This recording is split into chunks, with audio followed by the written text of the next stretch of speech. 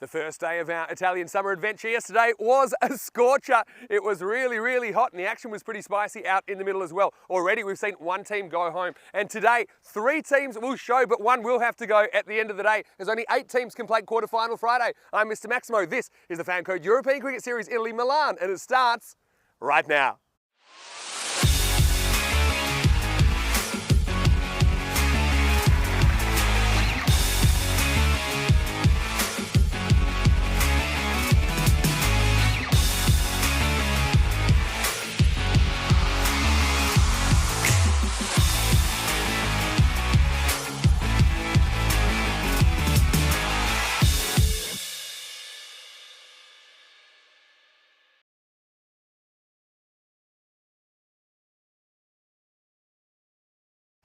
Good morning to you wherever you're watching from around the world and welcome to another big day in European cricket. Well, already we have had one day of our Italian summer adventure and already we've had our first casualty as Torino weren't able to make it through to the quarterfinals later on this week. Now it's Group B action. We'll have 3 more teams, 3 new teams joining us for this series. One of them will have to end their ECS journey at the end of the day. But we are starting with a couple of familiar teams. We have Albano versus Milan Kingsgrove in the first game of the day. It's match number 5 on the calendar, the first game of Group B. Let's go over to Stefan Gooch, who's with 2 captains for the coin toss.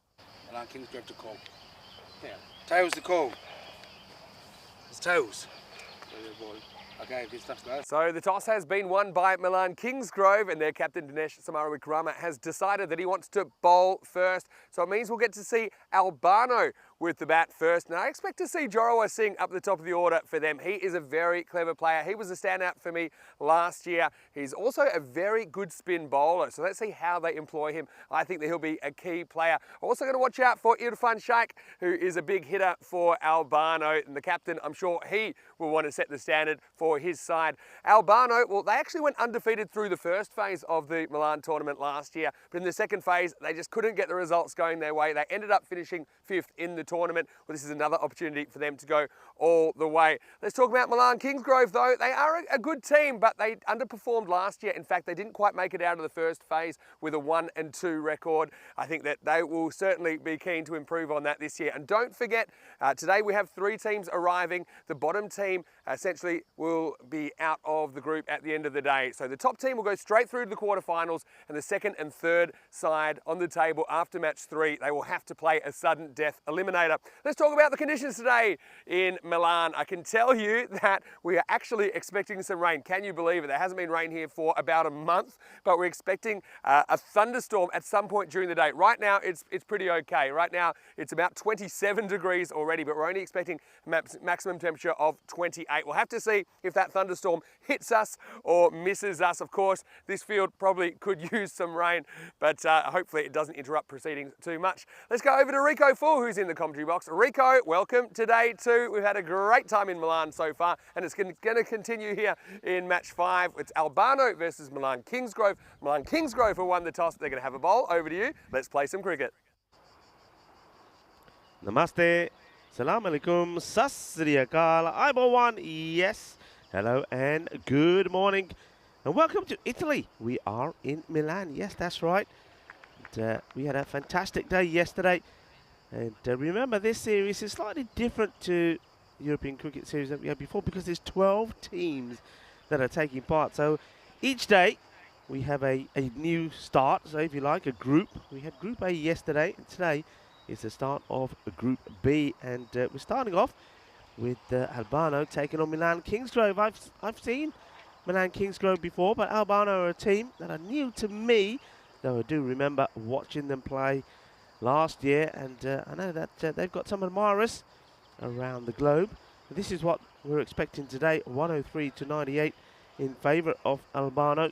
Milan Kingsgrove, they won the toss and they elected to have a field first. Albano are out there and we'll be hoping to maybe get that score, maybe a few more, just to give them a bit of a comfort zone. Yesterday was Group A, as I said, and the teams that qualified were Bergamo, CC. They won both their matches. First up was against Royal Bergamo. They won that 72 to 69. And Then they played Torino, a team making their debut in the FanCode European Cricket Series, and they won that 92-91, winning by 6 wickets. That booked their place in Friday's quarter-final. That then meant that Royal Bergamo and Torino had to play the eliminator every day. The day will finish with an eliminator, so it's almost like a final every day. And Torino, the team making their debut, though they performed well in their earlier matches, well, they were blown away by Royal Bergamo, 119-41. So Royal Bergamo also booked their place in the quarter-final. Which one of these two teams today? Albano, Milan Kingsgrove, and we'll see later, Kontu will also join them as we get ready for the start of the first ball here, match 5. Good morning to our umpires. Umpire Amal Pereira, who is standing at the bowler's end, and also umpire Silvio Lady. The umpires were absolutely fantastic yesterday. I know that the quality of the umpiring in Italy is top-notch, so I wouldn't expect it to be otherwise. Led here this week by Stefan Gooch, the tournament referee, and also the third umpire. Oh, got it. Plays it on, chops it onto his stumps. Nimathan gets the breakthrough, and that's a big wicket because it's a wicket off El Capitan, and Irfan Sheikh unfortunately has to make a painful and sorry departure. He goes without scoring. It's going to be a duck. And look, yeah, he just smashes this onto his stumps. And you see there, he's trying to push this away out on the off, but doesn't really open the face of the bat. And what he does, he gets the edge onto the stumps. Delight for the bowler. The wicket first up. What a start. And Albano, they lose one of their key players. A man that I've seen in Cardama, of course, and playing for Italy. But that is not the start that they wanted. It's certainly the start that Milan Kingsgrove wanted. They are now going to be up and about.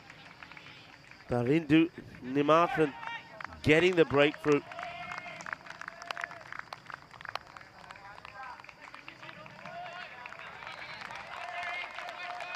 And as you'd expect, a lot of noise out there now from Milan Kingsgrove. A new batter taking his time to get set. Another man, another name recognised from Kartama, Jawar Singh. I know he's a very competent bowler.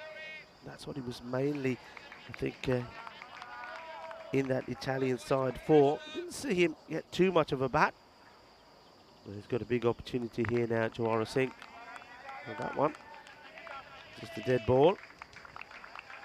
Nimanath just stopping as he comes through. So here we go. First ball now for Jawar Singh. He allows this to go. And, just playing around with that.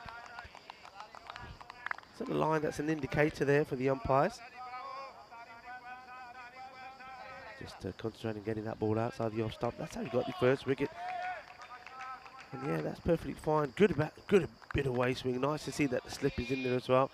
Just moving the third man a bit wider and pushing long off on the boundary. So long off and extra cover on the boundary at the moment.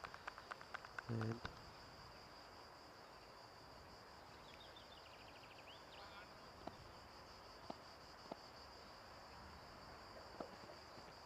she's down leg side and the wide call just straying a little bit. So be disappointed with that, Nimanath, because he just set the field for that offside attack. He's got the slip in there, and the third man, point, man that's in close as well in cover. And then he bowls down the leg side, but just going to be the one. Wasn't able to get any bat onto it. This one is right on the stumps, and it's a little nudge and a push. And they think about the two. But certainly Jawara Singh wanted it, but his partner, Munulal, wasn't as keen. I suppose that's understandable, bearing in mind that a wicket, and a key wicket, that was the captain, has gone early. Yeah, Irfan Sheikh is somebody, he gets going, can really hit the ball hard and grim it to all parts of the ground. So that's a good one to get out early. Lal to face his first. And he's gone. It's all it takes. Junk of the Hotte style. And Nimanath just knocks them over. Oh, this is an emphatic start for Milan Kingsgrove. What an over this is turning out to be. Monulal, well, he didn't fancy the second. He said, I'll take strike. He goes first ball. And there's a few around the ground today, but nowhere to put them. Well, we hear there may be a storm coming. Well, maybe that'll give an opportunity to store away some of these ducks. Well, that is as emphatic as it gets. Absolutely knocking them over. So Monulal goes for a 0 off his first ball. And he joins Irfan Sheikh, his captain, who lasted 2 deliveries. Well, the same score. So Jawara Singh has got 1 to his name, and that one wide. 2 for 2, a ball to go. Oh, and the new batter, Satwinder Ram, is thinking, well, what's happened this morning? Unbelievable stuff, it really is.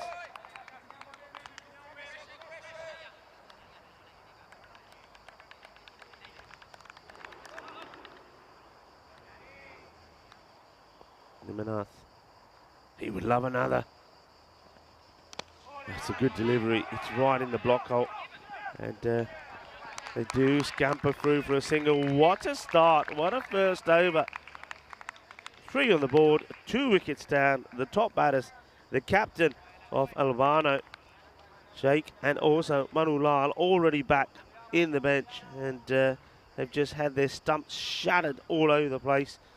And this is where we are with the run rate. Yesterday, finished on a 9 as the average overall, which is a bit low for here.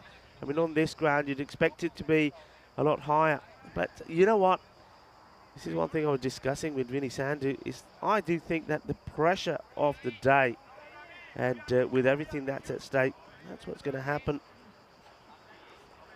And it wouldn't be helped with that score I told you about when Royal Bergamo tore into Torino. Poor Torino were 41 all out. So that certainly had a big knock-on effect on that. But up until that point, up until that last match, it was gained more or less at the average, just over 10. And this one, well, unless there's not a big recovery here from Albano, looks like it could be another low scorer.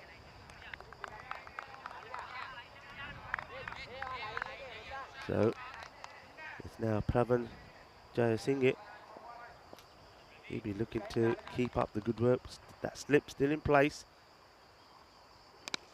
This well hit firmly in this. I don't think it's going to be stopped. It's 4 runs.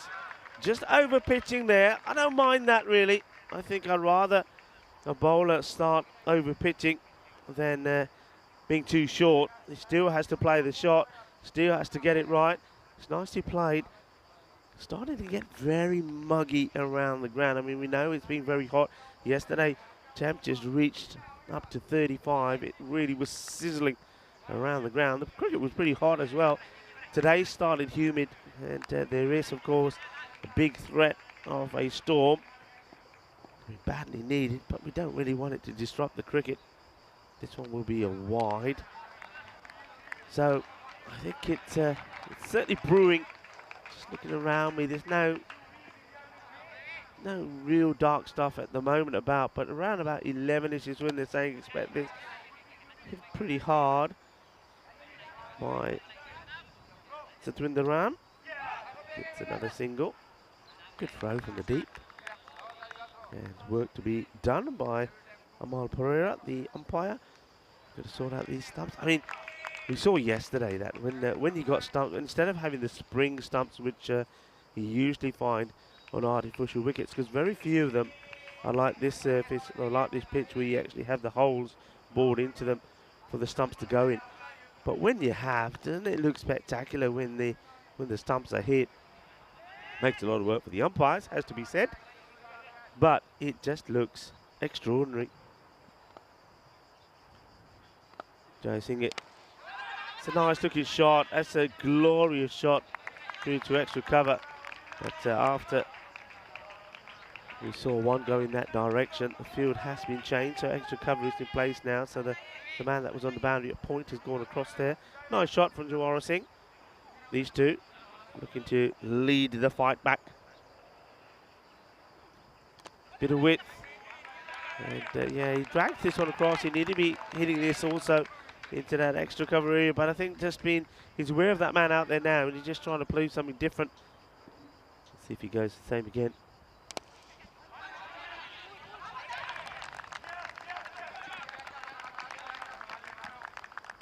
Takes a single.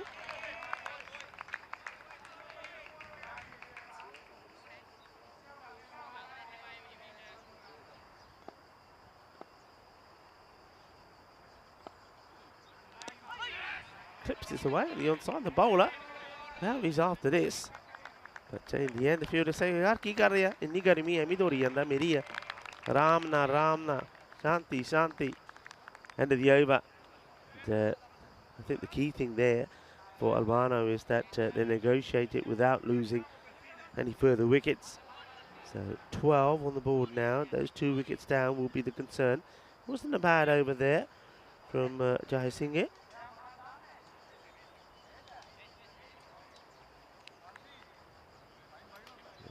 Well, these are the 3 teams you're going to see today.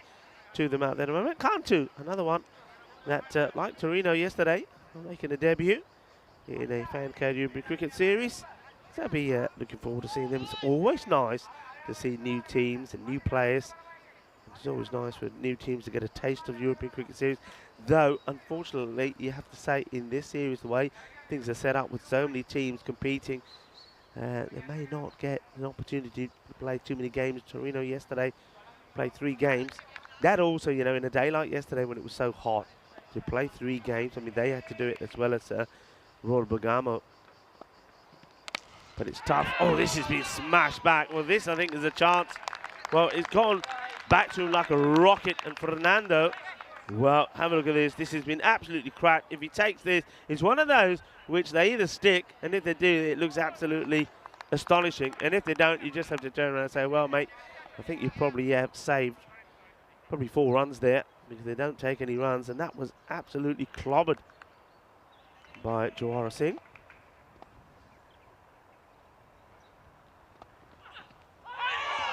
Oh, this is a beauty. This one doesn't really come up, I think, as much as Jawara is expecting. And it doesn't. Turns him inside out. Look, comes in, moves away. Yeah, you see the bounce on that one? So that would just create some doubt in the mind of Jawara.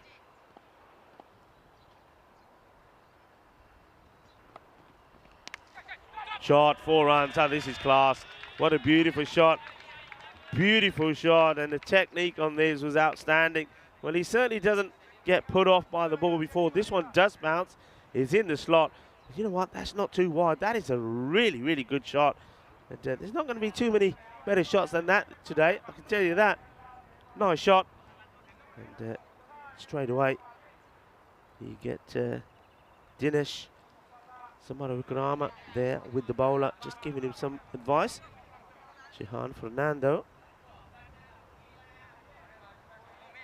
Just having a look at his field. I don't think you can set a field to that. It was just a really good shot. I think it was a good shot. Credit to the batter. Get on with it. This time it's straighter. I'm going to get into him. Trying to get that LBW appeal. Yeah, a lot of people were commenting about the ground yesterday, and it's one of those. You know, I come from Spain. We're also probably very similar to here in Italy, and particularly in Milan. We went through a period of I think we had some rain last week. The thunderstorms arrived last week in Spain. See this delivery. It's played out. Will be a single. Yeah, so certainly cooled the temperatures down a few degrees lower, but they're right up there again. But yeah, when you've got temperatures sort of 34, 35, and that sun is baking everything, I mean, you're going to get this. You're going to get the grass. It's just going to turn to hay, this yellowy colour, until the next time the rains come. And it's very dry on the surface as well. Good seed again there from Fernando. So it's to be expected. And yeah, it does look like we're playing somewhere maybe in the sub-Indian continent, or maybe even in the Caribbean. But I have to say it's played very well. It was very entertaining yesterday. The pitch played well. The outfield was really fast. End of the power play. So the second over was a productive one. That one there from Fernando. One boundary did come off it. A lovely shot from Jawar Singh. At 18 on the board now. 2 wickets down.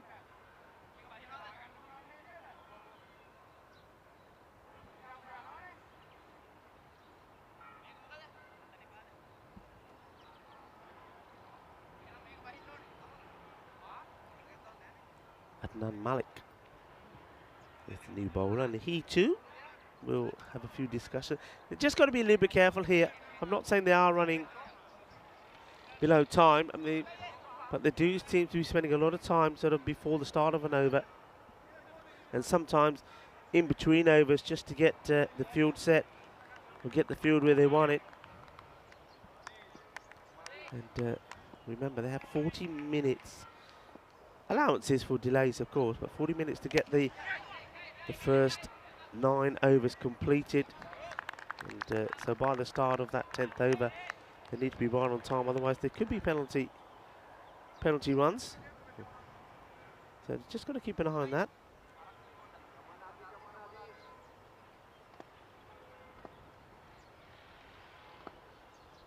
Slightly shorter, and once again an example of one that just staying a little bit lower than, once again, Jawar Singh expects. He's got to be careful with that. He's played that a few times, missed out on it. Maybe needs to just get his feet into play and be looking to hit this straight. Oh, he opts to go back. I think that's a dangerous move. I mean, they're probably inviting him to play that shot, the straight shot, because both the men straight are inside the circle.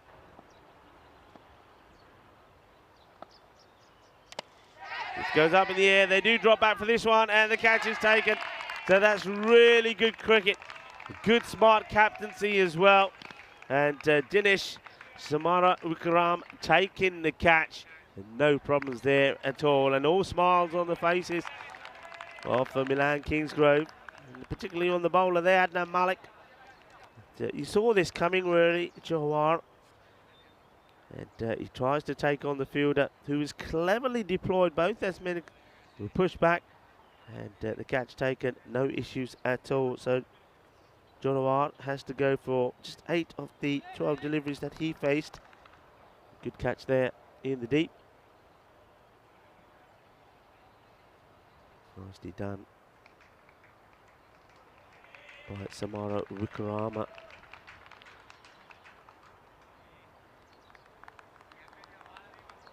So Malik gets in the wickets. New batter, as always, now, for a while, I suppose, in European cricket. Has to go to strike his hand. He's not able to pick this up cleanly. If he was, I think there definitely was an opportunity for run out. You see, it's hit to him, but I think he's under panic straight away, because he knows that the fielders are running, so the pressure is on him. This is well run. It was something I was saying yesterday, that I think the batters have to be prepared to take on the fielders. This bubbles a few times before it gets fielded and thrown in. And Praveen Singh gets the throw in. And that is the end of 4 overs. And this is a good time to welcome back my colleague. And it's Mr. Maximo Vinny Sandu. Good morning to you. Good morning to you, Rico. Good morning to all of our viewers, wherever you're watching around the world. Great to have your company. Interesting match so far. Wickets clattering in the very first over.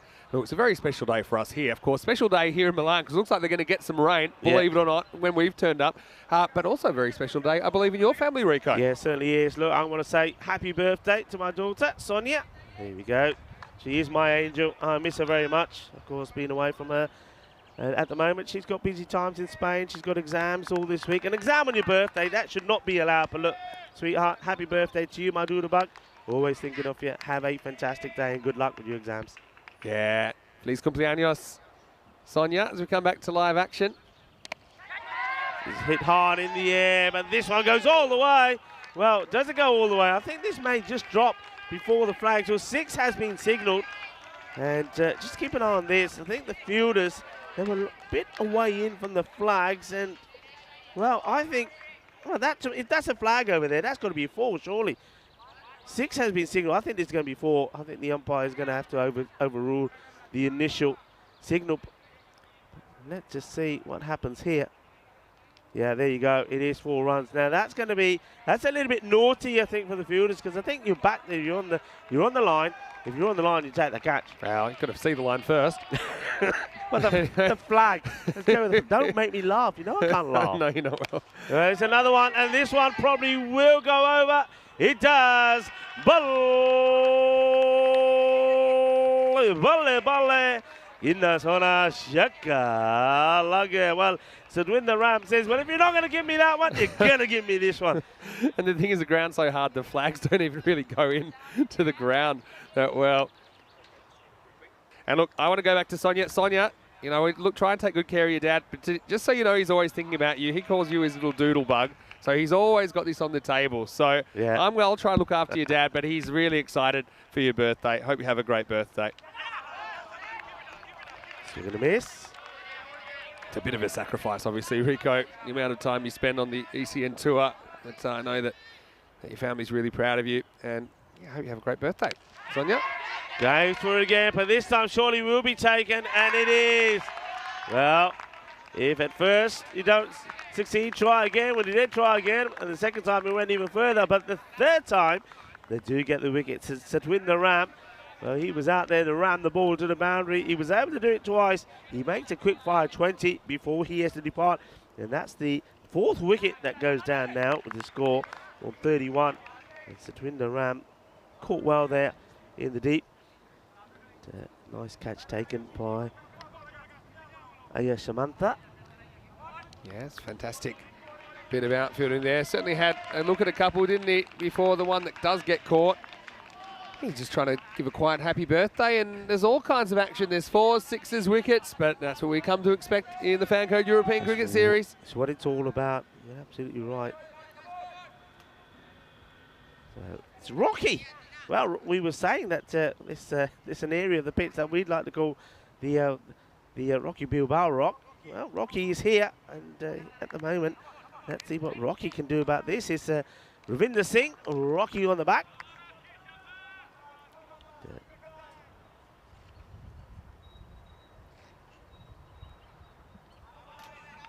Rocky coming up to the end of this halfway point.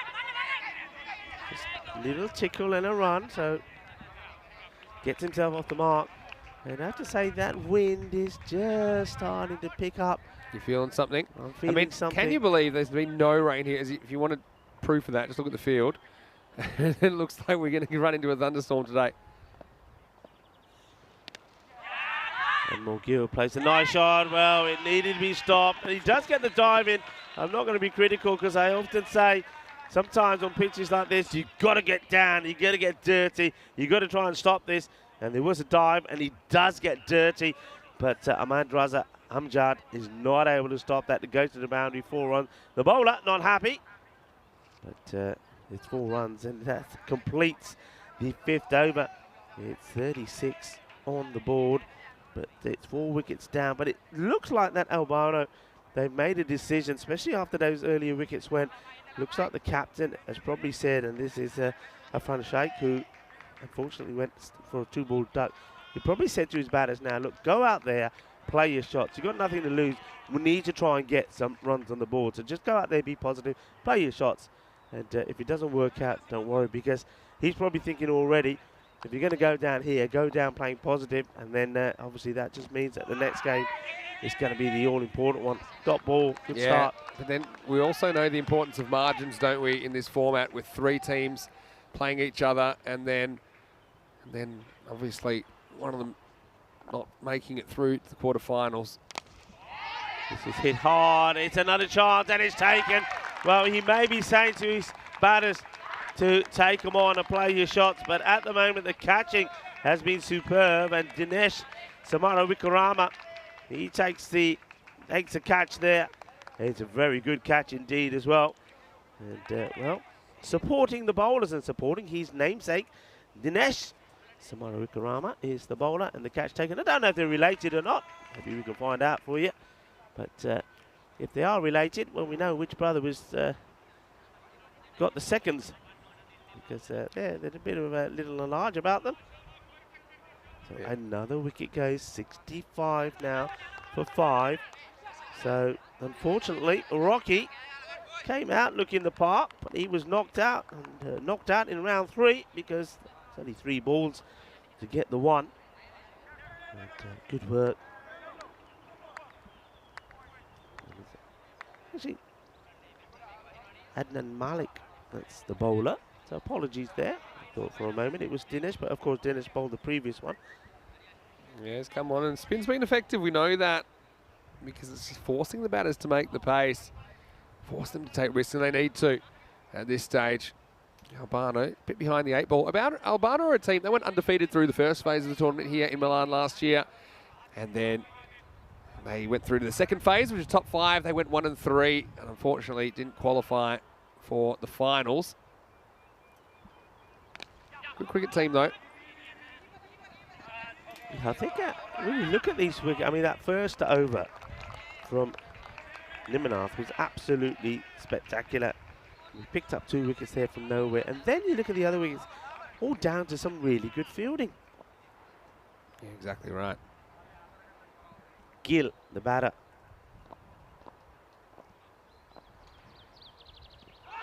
On the legs. I think this is drifting down the leg side. Here comes the throw. Well backed up. And Malik just checking with the umpire, having a little chat, say umps. And I think Silvio saying, nah, going down the legs. Yeah, I'd agree. Look, this is drifting way down the leg side. In fact, been missed out on by Gill. He plays this nice shot, and this is 4 runs. Nicely played by the left-hander. Hardeep Singh gets his first boundary. And that's what they need, don't they? Just need to keep picking up a few back. They need a flurry of runs. Get a flurry of runs in the remaining few overs. And all of a sudden, they're right up there, sort of knocking on the door of a score around 90 to 100. Need one partnership. That's what they've missed in this inning so far. Malik trying to finish well. And gets a little bit of bottom of the bat on this.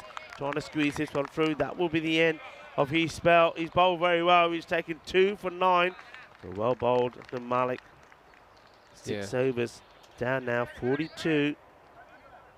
It's on the board. It's those 5 wickets down, which is a worry. But Albano, they seem and look like a team that no matter what number of batter comes in, they can make things happen.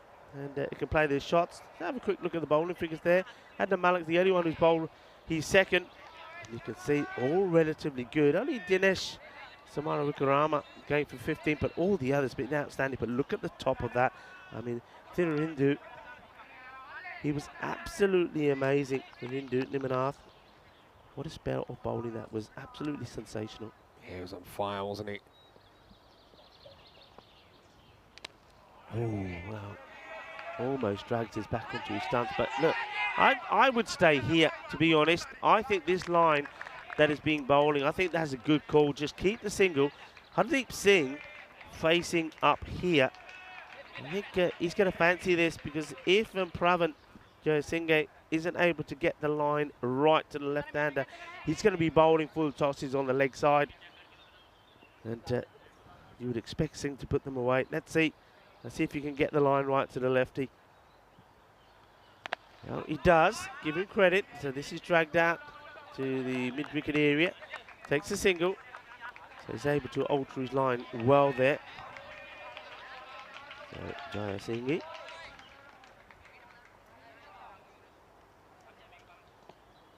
Need a big finish here, don't they? Albano, although we have seen some low-scoring games in opening games. Oh, this one's a big swing across the line. And that would encourage the bowler Pravin. He'll go for the same again.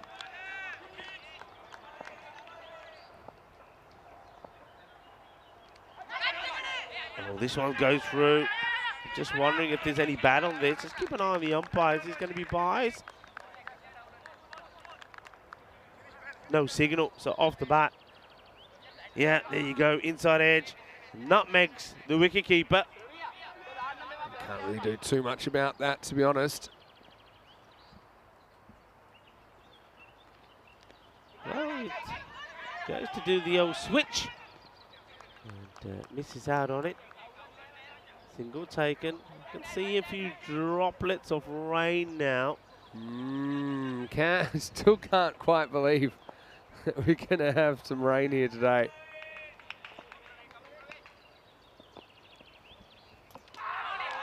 Got it. Swinging right across the line. You can see this coming with Gill. He was lucky a few times, but this time, well, Pravin Jaya Singh makes no mistakes. He gets the ball on the money and he finishes his bout with a wicket. He deserved that. Bowled very well. I like what I saw about him because he's not afraid to get the flight in. And he did that from the very first ball he bowled. He flighted it right up there. And I said at that time, I like that.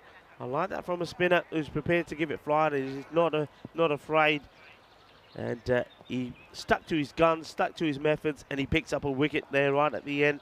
And it's the wicket of Gill. So Gill has to depart. So they keep losing these wickets pretty continuously. Yeah. We just have a look at the path to the Super Series. We know that Royal Bergamo and Bergamo CC yesterday, they were the two that qualified from Group A. And you now can see that we're into Group B. So that's what it's looking like. Gives you an idea. So first in Group B, we've got that down there, Royal Bergamo. And then we've also got Bergamo CC. So we've got the second quarter-final and the first quarter-final. Hit pretty well. The fielders have to be careful. Oh, well, both of them miss out on this. And look, there's a puff of dust on the ground. I'm just wondering if he just takes this away from the other fielder. It's Shannon Fernando who gets the initial dive in. It wasn't really hit that hard, but just, is there a touch on here? Yeah, there is. Oh, that's unfortunate. And the fielder doing the backing up saying, oh, yaar, tu kade aata maar dita, main pitch chasega. Hits this really well, shouts a catch, and oh, it's gone for 6. Well, there was an opportunity, and this one has hit Ajay Samantha really, really hard, and smashes his hands. He's not able to take the catch, but more, unfortunately for him, it goes over, and over that flag there, and goes for 6. And Ajay Samantha is... Well, he's not going to be replaced. They're just putting another man out there. So 3 men now on the leg side boundary to Hardeep Singh. And now he goes for the switch. And he's going to get enough on this. You can chase it and chase it and chase it, but you're not going to get there. So a little bit of showtime at the Milan cricket ground. The MCG, that's right. But this one is in Italy. And he chases after it. When you look at these fielders chasing after, I mean, when you look at this, doesn't it look like he's wearing a hard hat? You know, like he's like straight out of the construction site. But he's not. Nice shot. Good straight drive. Should only just get him the 1. It does. No mistakes from the fielder. Yeah, there you go, you see. Good. Oh, they want to take him on and decide not to because I think that was going absolute straight carnage. To the wicketkeeper. Absolute carnage, but yeah. Look at this. Takes a bit of a turn. There's the bail out of the screen. I know you love that, Rico. Yeah, I do like it. Do like it. Though I know that the umpires don't. The umpire says, yeah, give me your bat. And look, I know one thing yesterday a lot of people loved. We had a bit of a delay yesterday. And the umpires took the opportunity to have a bat and a bowl. That was absolutely fantastic. I know a lot of people loved that. Had a lot of people. I think the umpires actually might have sabotaged the power and just had left the power on that gave us the pictures and the sound and knocked out everything else. Dinesh did come. He was the, remember when we look at the bowling figures, he was probably the most expensive, and this one's been pretty expensive as well. In fact, he's gone for 30 already. I think his first over went for 15. So 15 have come off this one already. Ball to go in it, and I think for sure Hardeep Singh will be wanting to go after him. Oh, this is beautiful. This is exhibition stuff now from Hardeep Singh when all the other batters had struggled. And, well, Diana, you got that one? Well, there's one. That's worth putting in the album. And I'm sure Hardeep Singh will be all over your one in a picture of this. It was a good shot. There we go, Diana Horrors there. She's at the area where there was a house that once stood. But all the kookaburras went and knocked it down. So, well, they're going to maybe try and rebuild it again. But, I reckon there's a few other animals now that have taken up residence in that area at the behind square to the of that boundary to the right-hander. And be careful, Diana. There's could be a few snakes in there. As we have a look at this worm. Well, the worm is awake today. It has made its way out of the ground. We couldn't see it yesterday. He didn't want to come out to play because it was so hot. Well, because there's going to be maybe a bit of rain. We've had a few droplets. It comes out to play. But look, all the sixes. 66 for 6, 8 overs gone, so the recovery is on, and I still believe, I mean, I think it's going the way that he does, so another big over there. This is a huge over, all happens in the ninth, as we say. If he can get going here, certainly that 90 is on, and that would be a great achievement. I think they'd be happy with that, especially where they were. There's a couple of key players early. Ninth overtime. Swing and a miss, and Achima's got to do the right thing here. He's got to just push on this and try to get Singh back on strike. And the thing is, though, Milan Kingsgrove, give them credit. They know that's what they're playing. Look, this is really good. Sometimes I call for this and I don't see it. Got a man in close on the offside. They brought the man who was on the boundary on square up as well. They just want to try and keep Hardeep Singh off strike. Fernando, in he comes. Edge.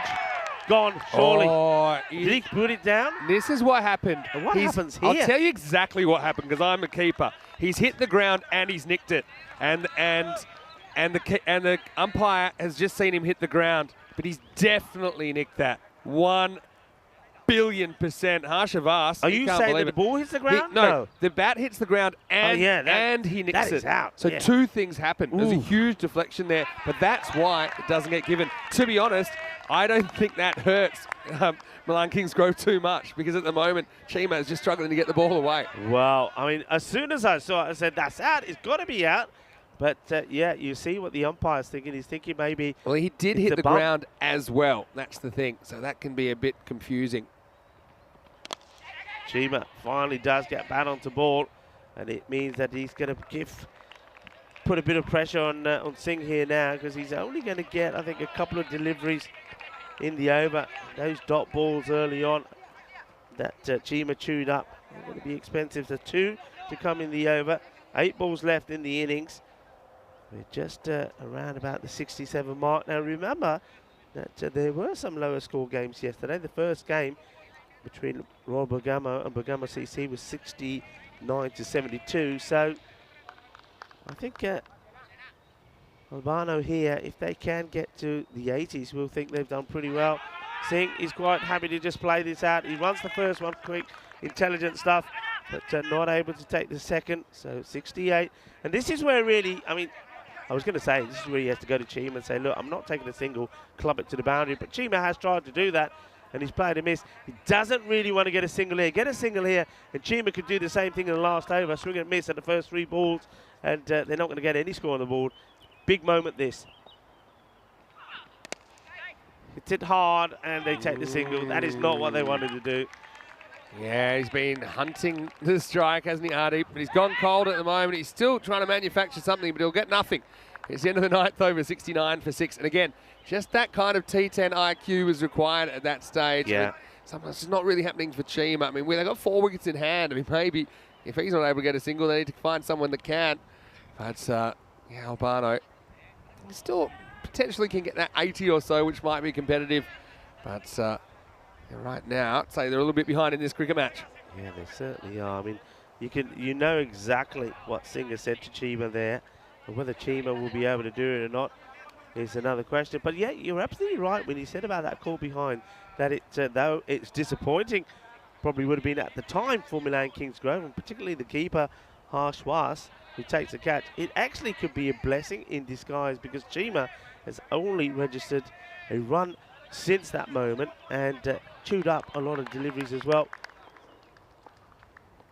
Well, this man made the explosive start, and it's up in the air. They'll take the 1, so they do. Well, surprising enough for me, he goes for 2. Well, maybe they're not reading the plot very well. Well, I guess he's improving slowly. But yeah, just look at the individual scores of the batters out there. Now, I want to say a quick hello to everyone in the chat. Has been super busy here at the grounds. I haven't really had a chance to pop my head in, but keep the questions and comments coming. Up in the air, shot to catch it, and it will be caught. So, Chima does go, and the worry of those balls being chewed up. Well, he did get 2 off the first. I was surprised that Singh came back for the second. Chima now the second ball is a dot. A new batter will go and strike. And it's all a question now what the new batter can deliver. And if the next batter creams the first ball for a 4 or a 6, and then you'll be thinking to yourself, well, okay, Milan Kingsgrove certainly were lucky that the umpire didn't give Chima out when he did edge it behind. So it looks like we've got Ajay Kumar. I mean, they're so rare, those hit the ground and hit the ball, that, I mean, you see, I don't know. I might have got one a season like that. But yeah, that's one that with the benefit of the replay, we could see what happened. I suppose what you could see there, it was actually quite a significant deflection as well. Anyway, no harm done really to the fielding team, Milan Kingsgrove. So a lot of talk there from a man who's picked up 3 wickets. He did have a 4 for yesterday.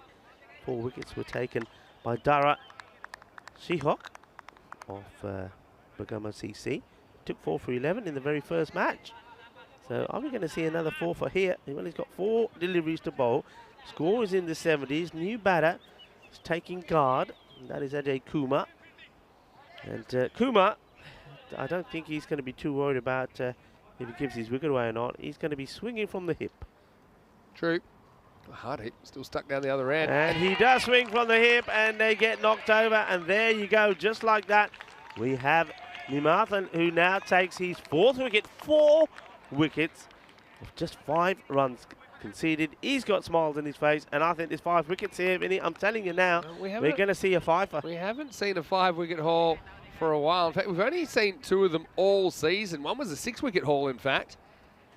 But what a good time this would be to add your name to the list. Well, it's another golden.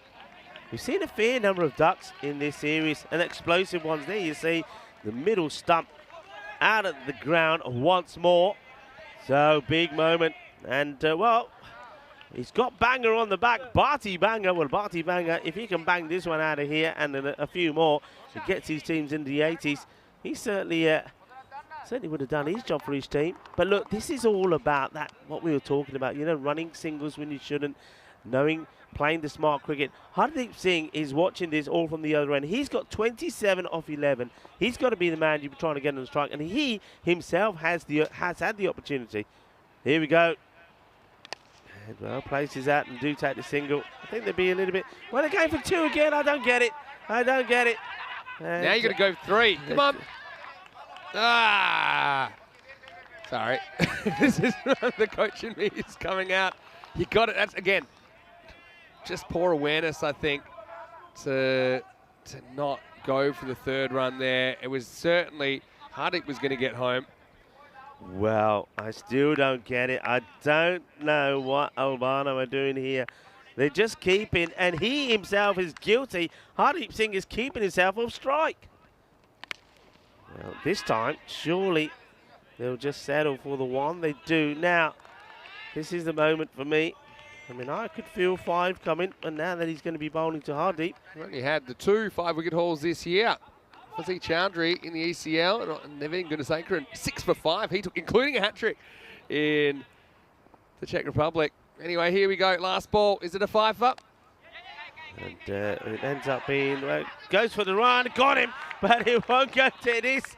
It is the 5th wicket, and is one that he's going to put his name to because he's run him out, but it won't go down on the bowling stats. Well, I'll tell you what, his radar is so good. You don't chance his arm for a quick single. This is good cricket. I think they have to go for it, and but I think he knows he's always running into trouble. And there's that throw. He does finally get himself on strike, does Hardeep Singh. But all he succeeds in doing is not getting the ball off the square this time and seeing the bowler pick up the ball and destroy the stumps at the other end for a change.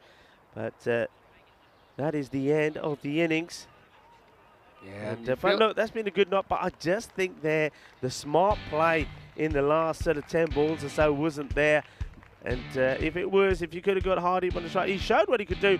Another man who showed what he could do is the bowler. Well, this was just sensational. What a start that was. That was Irfan Sheikh going for his second ball. And if that wasn't enough, he did it again. It was a superb start from the bowler there. He was absolutely in top form.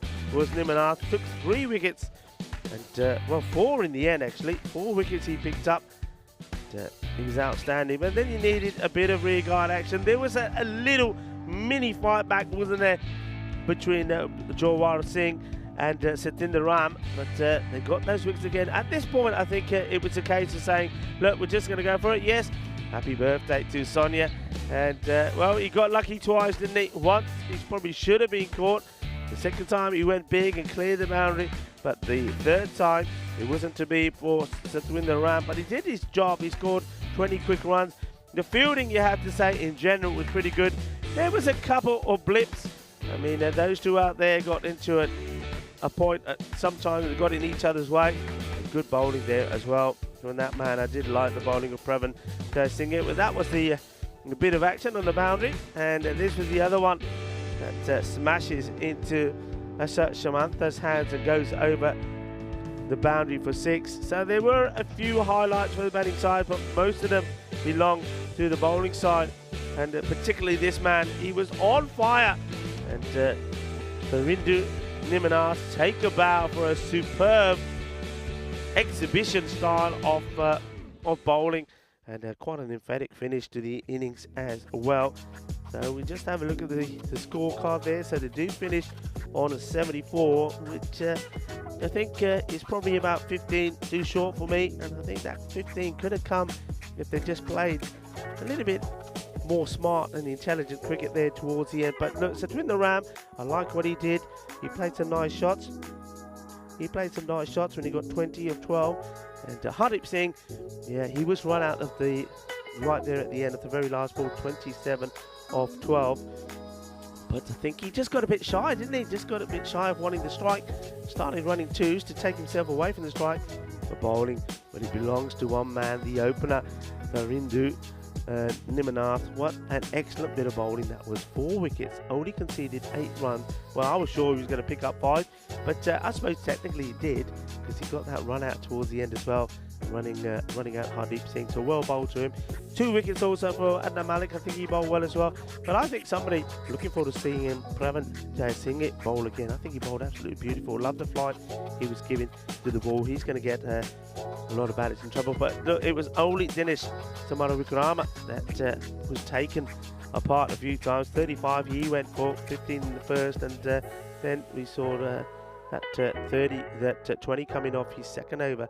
But other than that, all the other 4 bowlers, well, it was top notch from them, and they put themselves in a very, very good position, haven't they? Look, Albano, we know they're an aggressive side. We know they're a side that can score big runs. They've been held to 74 for 9, so 75 required for victory for Milan and Kingsgrove, and that's coming up, that inning, in about just about 10 minutes time. And remember, this is the start of Group B. All teams will play each other once. The winner of the group, now, so any team that wins 2 games will win the group. They will automatically qualify for the quarterfinals on Friday. The other 2, so second and third, then have to play an eliminator at the end of the day to see which one stays and which one goes. Exciting stuff. Join me, Rico Full and Billy Sandhu, as we return for the conclusion of match 5 in about, just under 10 minutes time. Volvemos in 10 minutos.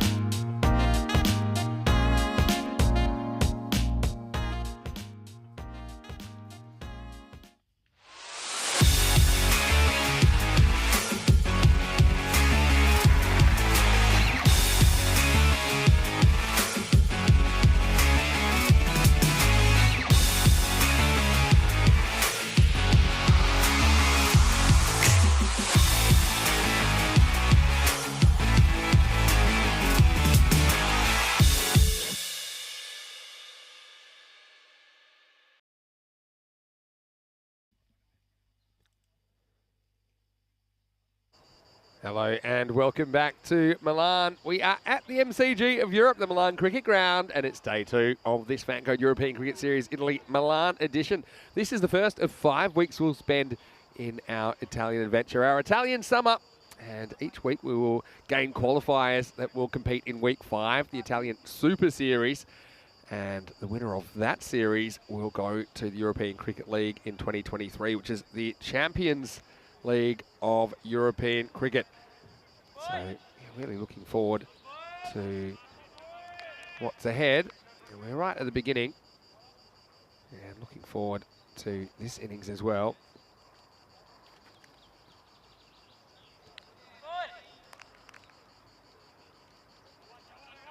Looks like we are ready to make a start. And in the first innings of this game, in case you missed it, it was Milan Kingsgrove who won the toss. They elected to bowl. Albano, they put 74 on the board. Now Milan Kingsgrove chasing 75, and it might start with a wicket here. The ball's very, very high and it's caught. So what a perfect start to the defence. It's Satwin Aram who goes back. And guess who? It's Bharti Banger. Well, one of the best names in European cricket. He comes on and it's a banger of a start for Milan Kingsgrove. And it's a big wicket to get as well. It's Adnan Malik who comes and goes. And what a start for Albano. It's none for one. Well, that's why you don't want to be late from your little tea break there. You come back, and the big man, he went big, but he just went high. Didn't get the distance. That's well taken under pressure from Satwin Aram. He knows that's a big moment in the game. And he holds the catch. So we'll bring Nimna de Silva to the crease, but man, where we go. Does not take long at all for the action to come. Again, like that attacking intent we've seen lately, teams going after these scores and being quite aggressive about it, not batting themselves into a hole. Vinny Sandhu here, Mr. Maximo for the European Cricket Network. I just want to welcome everyone to the telecast. And I would love to invite everyone into the live chat as well. ECN European Cricket Network. I have liked the comments I've been reading back from Sabir Upon. Nice to have you with us. To Keanu, who's just mentioning 6,000 until we have 300,000 subscribers on YouTube. So if you haven't already, smash that subscribe button. Turn on notifications, and we'll let you know when the cricket is. Little hint, it's all the time. 6 days a week at the moment. 4 games a day. Here's Bharti Banger to the new batter, De Silva. Pretty good location. They take it on, and now it's been misfielded. This may not even get to the boundary, but it might, and it does. Well, this is pressure from the batters that create this misfield, because there's a run-out chance for sure. It's just a little bit of a push from De Silva. Have a look at this. Just a little bit of a push. But the fielder, he's already thinking about throwing the stumps down, but he forgot the first element in the chain, which was to field the ball. That was Manu Lal. He's not having the greatest game so far. This is whipped away, and it's going to get over the fielder at mid-wicket. And this is going to be a long chase. In fact, this won't be caught either. So De Silva gets off the mark with back-to-back boundaries. And we've seen some good fielding and some not so good fielding. This one, the fielder had no chance. Again, you know, it's always a bit of an indicator, the first over, especially with this, I'd say slightly below par total, but certainly very defendable.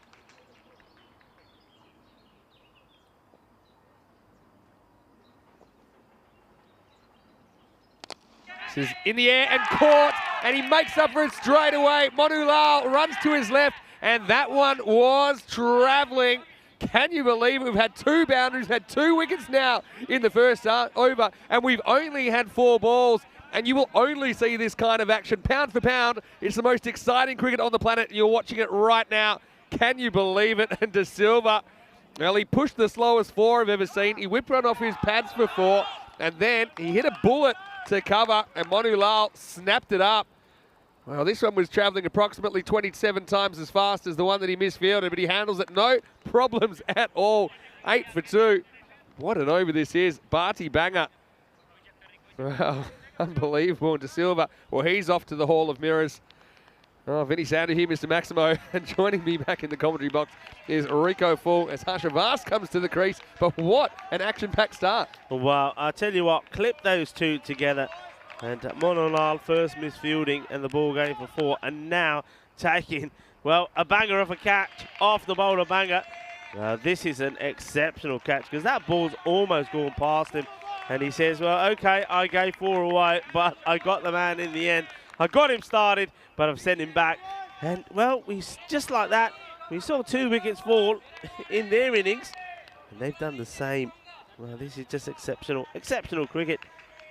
And the over is not done yet. There's still 2 balls to come. And Harsha is a player, you saw him behind the stumps in the first innings of this game. He's a player we saw last year in the Brescia series. And he has made the move to Milan Kingsgrove this year. He's coming into the key time at number 4. He's in the air, and this one is caught as well. 3 in the over. Joe Singh takes the catch, and Harsha has to go first ball. We've only had boundaries and wickets.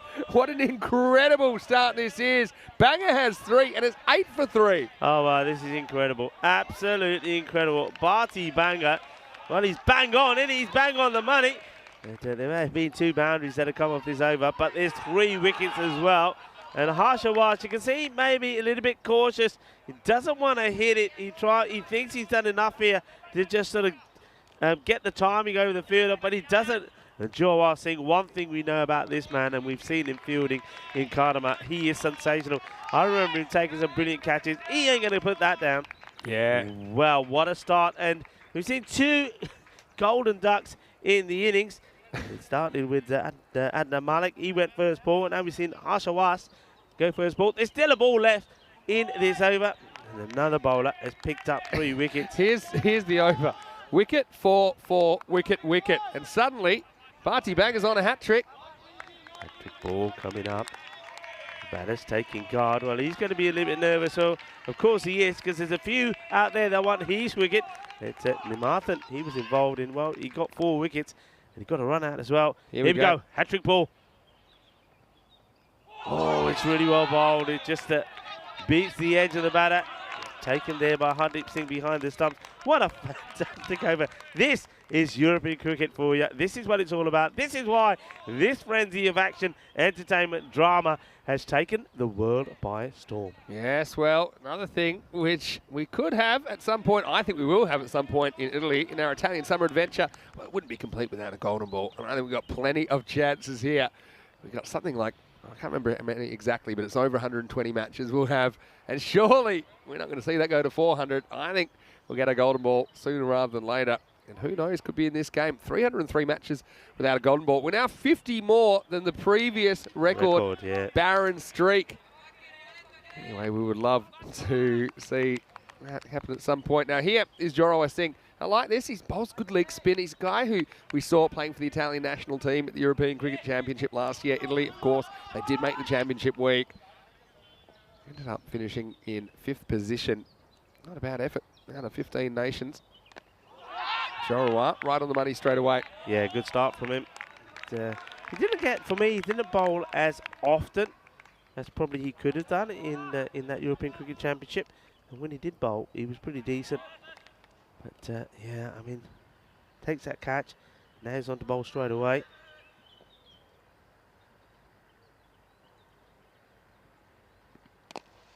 Nice looking shot. Fielder has to get down. Does enough. I mean, they may think about 2, but they decide against it. So, very similar start. I mean, they've got the advantage, I suppose, because they've taken a wicket more, even though they conceded a few more runs in that first. Yeah, in the first over, in the first innings, we had 3 for 2. Would you rather be 3 for 2 or 8 for 3? Bit of a full toss. This, oh, it's a wild throw. I think a better throw here, and there was a chance, and the batter's still in the 9, whether to go or not. Well, I think a good throw here, there was probably a chance. I mean, it's a good, clean pickup, but the throw goes wrong. Look, yeah, I think this is in the glove is trouble. Yeah, I mean, he's still probably 3 metres short when the ball sails over the keeper's head. Monulal. Bit of panic out there. Yeah. Oh, this is a beaut. Absolute beaut. He doesn't. Hook, line, and sinker. What a lovely ball. Yeah, this one, look at the way it just drifts in a bit and then leaves him. That's a perfect leg spinner. I think they're going to have to go after him. You've got to use your feet, come down the wicket. He makes that initial step. It's not a very authoritative one, but they still gets it past the bowler. They'll take the single. Yeah, this it's all about partnerships. I mean, we saw in a similar sort of position, we saw that partnership between Satinder Ram and Jawar Singh. That's what they need, something here now. They need this little partnership. Asking the question, and a quick shake of the head from the umpire, Silvio. The umpire's been very good so far as well, I have to say. One just didn't really turn back, did it? Kind of went on with the arm. Anyway, into the second over, the score 11 for 3. Went to Group B action today. Nobody has any results yet because this is the first game, but we just have these two teams and Cantu, who we'll see for the first time in matches 2 and 3 actually. And how it works, each team will play 2 matches. They'll play their opponents. And at the end of match 3, the top team goes through to quarterfinals. And the other 2 teams have to play an eliminator to find out who gets the other spot. And the team that loses that eliminator, they'll be out. Banger to continue. Good call for me, I think. You can see what Amjad is looking to do here. He's looking to go for the big shot straight away. So that will give Banger a bit of confidence. I think already as he walks back there, he's thinking, okay, do give him a couple of more outside the off, and then get that Yorker length delivery in, and do go for it straight away. So remember, we're in the power play, so only 2 men allowed out. Long on his back. Banger. Can he grab a couple more and grab a 5-wicket haul? He's hit well. Feel a good bit of fielding there. Really good stop. And that's the captain there, Irfan. What a top performer he is as well. Didn't quite get a chance to get going in this one. He was cleaned up. Second ball. Just saw this in the chat. Ninj, hello to you, Ninj. Hope you're well. Said just brought the dog back from a walk and I missed 3 wickets. Well, sod's law, isn't it? That's why I said you don't want to miss the start. Can have a big impact on the game as well. His banger. He's hit pretty well, and well, this time it gets past Irfan, and it was, well, this superb work out there in the field. You know, so many times we can be critical of fielders trying to use the feet to stop a ball and getting through, and I'm always saying, come on, you got to get down, you got to get dirty. This is what I'm talking about. This is exceptional. Yeah. Really good. Excellent bit of work. Proper sandstorm alert. Didn't see that one in the forecast, but good fielding. He's down the leg side. Won't be out. And wild throw in. And, well, I think this is here to somebody backing up without them knowing about it. It's Hardeep Singh is doing the diving. Here comes the throw. Hardeep Singh is all over the place. There's that sandstorm again. You're going to see it here in a minute. And good dive. I mean, probably needed to dive. Would have been close with the direct hit. Well, I've got some exciting news. Some exciting cricket equipment news. yeah. The boundary rope has arrived. Yeah. We will have a boundary rope, but a bit of negative cricket equipment news. What's It that? is tangled in so many ways that I don't know how long before we'll get it out there. Well, this is hit big, and this will go all the way. Balle, balle, balle, kinna sona, kinna bada shaka. Boom, shaka like a good shot. And he's certainly after probably a good innings here, good partnership with Nimathan. And Nimathan, if he can get going as well, well, don't forget him. 4 wickets he took. He's involved in a run out as well, direct hit. If he can get a few runs on the board here, he certainly would love to get the player of the match performance here. Yeah, for sure. That was a good hit. Good steadying one for Milan Kingsgrove. This one's gone astray. There's going to be 4 more runs. It's not a good delivery. It's a gunny ball. And I think he just gets no bat on it at all. Just all pad. And goes for his 4 leg byes. Gets his line wrong. And the batter, I think this is all about the batter attacking him. And so he sees the batter coming towards him. And that's enough to just throw him a little. So end of the over. So his second over doesn't end up being as productive as the first. And the recovery from Milan Kingsgrove continues. And if they keep scoring at this rate, a couple of boundaries and over, I think they'll get to that score pretty quickly. 25 now on the board. 3 wickets down. And you just have a look at the power play. So you see The last over was the productive one. And like for like, 18 for 2, 25 for 3. And they're going to go back to Jorawara. And he'll certainly want this to be a similar over to the first. It was tidy, but he didn't get a wicket, a couple of wickets. That's what they need. Cuts this away. And Monolal, they don't want to take him on. He's already sort of player who does a bit of brilliance. Sometimes follows it up by something not so brilliant, but then he'll come back again. So he's already had that wild throw. So next thing will be a bit of brilliance. Short, horrible, hit hard, straight to the fielder. In comes the throw. And just like that, it's just a single. A lot of action for a single. Hits this really well, but the fielder made no mistakes.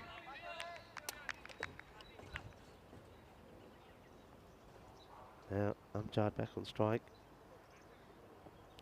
9 of 8 deliveries for him. Start moving the field. Man goes into the short mid-wicket position. Good bounce there. That's the line. Using a good bit of flight. Getting good turn as well. He's a really good bowler to watch.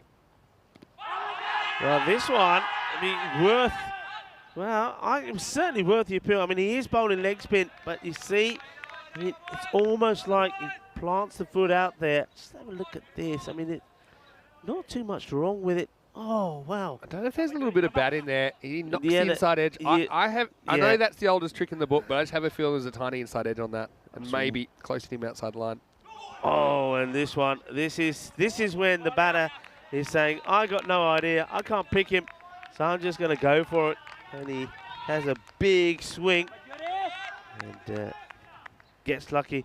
Jorawara once again, hands on head. Good over.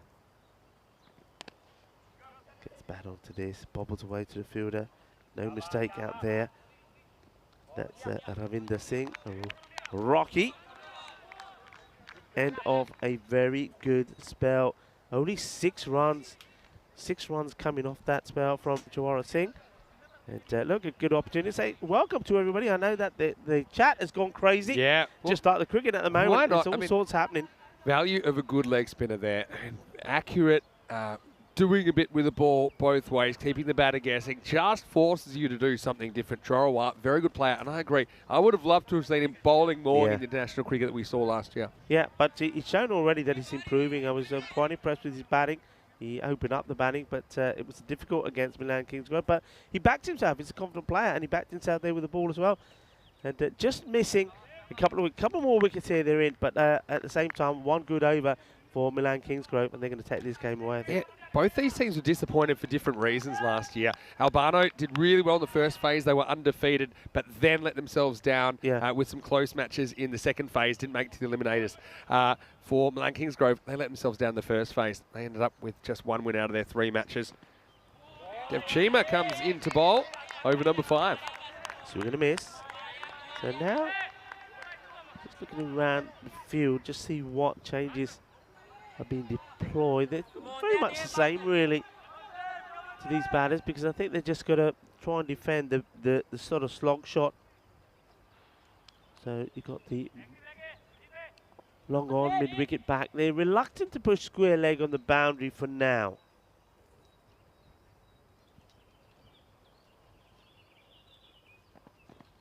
This has gone a long way up. Good luck catching this. You've got to get there first. And, oh, that is sensational. That is class. Well, that is the captain, Irfan Sheikh. What a catch this is. I mean, look, I tell you what, this is probably one of the most difficult boundary catches that you'll get. He has a long way to come. The ball goes a long way up in the air. The sun is shining brightly down on him. This is quality.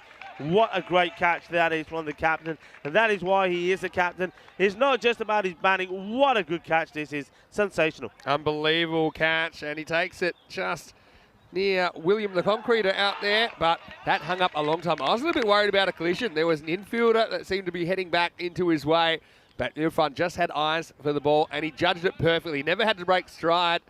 So that's the 4th wicket they were after. Breaks that mini partnership. It's 27 for 4. Yeah, well done. Absolutely. And well done to Chima as well. Comes on. I mean, this is the thing. There's so much action in ECN cricket that, I mean, that's the sort of catch you'd rarely see that at any level of cricket. The ball going that high, having to run that far. And so when you see those caught, I just think it's a magical moment. And Irfan Sheikh is leading from the front. Disappointed not to make any runs, but he certainly has made a valuable contribution there. Here's Chima, who's got a wicket now. He gets this one past the outside edge of the new batter. Yeah, that one really does move big. Chima, he's turned out to cause problems. Good delivery. See, this one, he sort of angles in to the right-hander and gets it to move away. There you go. See, good delivery. Just having a few problems behind the stumps there. Hardeep Singh just doesn't seem to be getting into good balance. I think he's struggling with the way the balls come. Sometimes it comes through to him, sometimes it don't. So he just quite hasn't got, not standing in a place where he's comfortable at the moment. That's probably the best way to describe it. Yeah, it's probably right. I mean, this pitch does do a little bit up and down, a bit sideways as well. It's a very good cricket pitch. It's a unique kind of artificial surface underneath. This one, it's a little high, and I think it's been called. It has been called well. And then watch this. Well, look at this, and this is where the batter has absolutely knocked the stumps over. Well, it's a no ball being called. Yeah. Have a look. That's too high. Yeah, so that's a good call. There's a call. They go for the single, so it's a one no ball, and they go for the run. And watch this. He just he throws the bat away. He sees that there's going to be an impact. And so the bat goes flying. So he's trying to push the bat. Well, that bat is now being used to put the stumps back together. Look, when he would have been, if this hits, he would have been out. You know, he would have been out because his bat is in the air, flying. The stumps are flying all over the place. But somehow he managed to get himself in. Well, there he is. He says, "I'm all right. Don't worry." Samara Wickrama. That's a bit of explosive action for you. Nimanath will get the opportunity to play the free hit. He hits it pretty well, but I don't think, unless there's a misfield, it will go to the boundary. It doesn't. We'll take the single.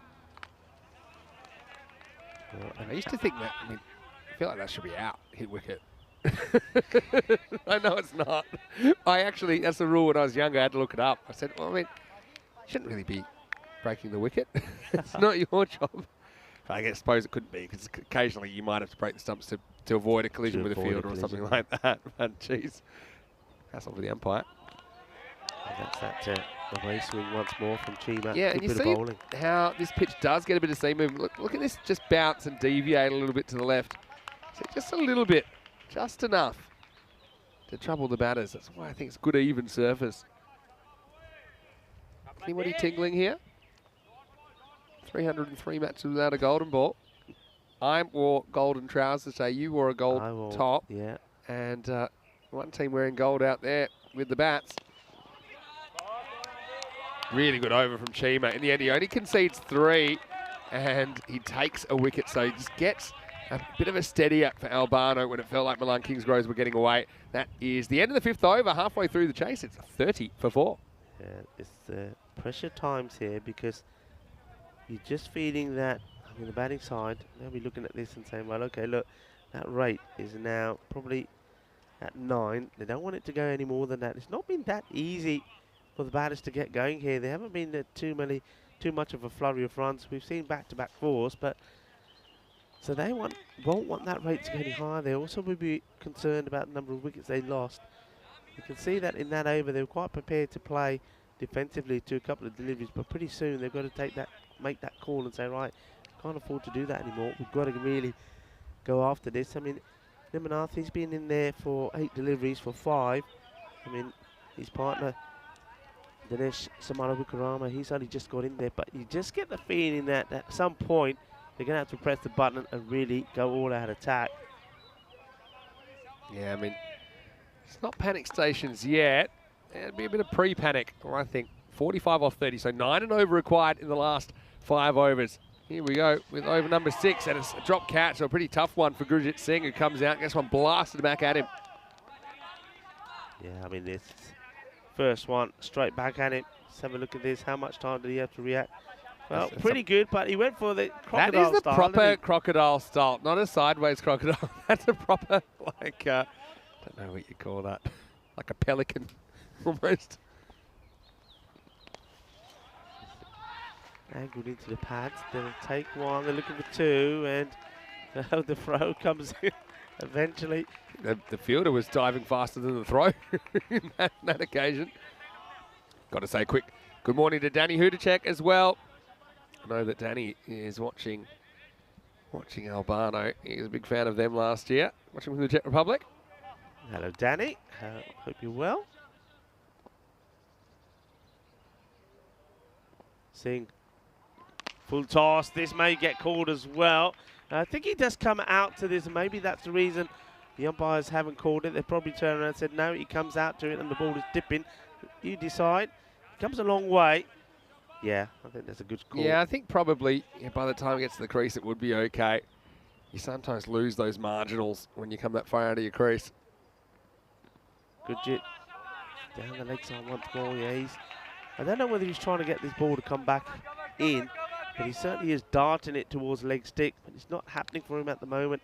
I think he just needs to change his line pretty quickly. I mean, that's just a wide, but once the batters get their eye in, that's a free hits to the boundary each time. Danny's just popped up in the chat saying hello to us. And once again, hello right back to you. Game in the balance here. It's another wide, so yeah, he's got to get this line right here, just drifting. I mean, this is where I think the captain, I know you don't, I'm not one for saying you set a field to bow bowling, but he probably needs to just have a look at this and say, right, okay, until he gets his line right, maybe I should play safe and put my fine leg back on the boundary and probably put him close to that first flag. He looks really wide to me. He gets this one in the right area. Fielder does well. Good pick up and throw. Really good fielding. That was an awkward one. And he knew if it was past him, it's gone. He knew if it's past him, it's 4. Now, there is a fielder out there. I don't think he was going to get there in time. I say good morning to Chris Smith. He's saying good morning to us and saying, hope you're on the hot honey and lemon for your voice and your throat there, Rico. I know that you've been you've been plodding on since Austria. Almost made you silent. Nicely played. Comes down. Yeah, did you get on the whiskey last night? Because you said that. Yeah, look, I mean, there's been a lot of people, and I have to say thank you to everybody that's been coming in with all of your sort of advice on what would be a good idea. Honey was mentioned a few times. Somebody didn't mention whiskey, and I thought, I like the sound of whiskey. So, whiskey and hot water, no ice, of course. And honey's come into play a few times as well. So thank you, everyone, for showing your concern. And thank you for all the advice. Some I have taken. And, yeah, popped a few pills. But I think, yeah, it will go. I mean, sometimes I think the other thing, of course, is in these very hot conditions, gets a little bit dusty as well. So all of those things contribute. But, yeah, I'm on the mend. I think I'm breathing mostly dust today so far. Well, if he got a fingertip on this, he would have been out. He doesn't. There's no appeal. Yeah, well, you got 2 stumps you can still knock out of the ground down the bowler's end. So they might have tried for a sneaky 2 there. Oh, he weren't that far away, you know. Yeah. Didn't get the fingertip he needed, did he? So it's the end of the 6th over. 40 for 4. 35 of 24 balls. 8.75 and over. And very, very close match at the moment. See, 3 for 17 banger. Took 3 wickets in the first 5 balls, and the other 2 balls in the first 5 balls went to the boundary. No, just had a bat change there for Dinesh Samarukrama. He had probably the most bats I've ever seen offered to him. I think he had 5 to choose from. It's probably because he was throwing it around. You're going to throw your bat around, it's going to break, isn't it? I remember, I mean, obviously didn't play at a level where they were giving me free stuff, but they were often giving my teammates free stuff in my team. So I remember when I broke my only bat in the game, I didn't have a backup. So I just yelled out somebody's name saying that's whose bat I wanted to be brought out. So, yeah, I think someone like Steve Smith carries about 17 bats with him. Anyway, here we go. And it's going to start with a wicket. So edged and taken. Dimantha has to go finally. And he will depart as the 5th wicket. He goes for 8 of 12 balls. And it's Monu Lal who comes into the attack. Well, I know that he didn't have a particularly good time with the bat in the first innings. He went first ball, but now he takes a wicket with his first ball. Yeah, Monulal, I mean, he's at the moment, could be the difference here. Good catch, actually, this Hardeep Singh. I was saying that he was having difficulty finding his right position, finding where he wanted to be. And certainly had no difficulty taking the catches. Well done to Monulal. And this is what Danny's just piped in. What we called Monulal last year was the enigma, because he will just pop up. He will be really kind of, yeah, he'll be unpredictable, I suppose. That's what I would say. But he is capable of that brilliance. He comes up with it there. And so this innings just teetering at the moment. It's 40 for 5. And so the Samawikaramas are united at the crease now as Dinook, the captain, comes out to meet Dinesh. Yeah, big moment. He just, I mean, 10 came off that last over. So you just knew that Albano needed to get something back to do. And it comes through Monulal. And now he's bowling to the captain of Milan Kingsgrove. Hit in the air, just dropping short, and they think about it, then don't think about it. It's a little bit of yes, no, Aja, chaliye, nahi chaliye, and in the end, it's nothing. Yeah, in the end, they decide against him. That was almost a mix-up. Well, we know when family members bat together, it can be disastrous. This is also in the air. Oh no, oh no, oh no. Well, Monulal did this earlier in the innings where one went through him. This is all about the pressure. He knows the fielder that the batters are going to try and get there. He knows he's got to be quick, get the frame quick, but he gets unlucky with the bounce. But it's always going to spin that way. I mean, Rocky knows that. He covered it earlier. It was always going to spin that way, especially on a dusty surface like this. It really does turn. And yeah, that's what beat him. Well, the enigma comes back and gets the next one past the bat. That's the kind of break they needed, though, Milan Kingsgrove. This game is just hanging in the balance. But as we've seen, this game has swung one way, then the other, then one way, then the other. And I still think it's got one or two twists left. Lal wants another. Well bowled. And both of these batters, you just have a look, when Monulal is coming into bowl, they're already taking little steps, little pigeon steps towards him. I think he needs to just sort of back himself and say, right, okay, I see what you're doing, and really try and get that radar full onto that off stump, because I think they're going to be swinging away from the stumps. There's that movement again, you see, that's where you don't want to be. That's what they're waiting for. They're waiting for the shorter one. No damage done this time. As the captain does the fielding. And don't forget the super catch he took. Yeah. Fun shake. Again, that might be important in the wash. It's the end of the 7th over now. And the score is 45 for 5. So you need 10s for the last 3 over. Coming up next, we've got Kantu making their ECS debut. They're led by Adil Akhtar, who's also listed at the top of the order for them. Milan Kingsgrove, no, they will want to win this. And if they do, then by beating Kantu, then they assure themselves a spot in quarterfinals Friday. So that's a big incentive for them, I suppose. But right now, the game is hanging in the balance. That game is the second game of the day.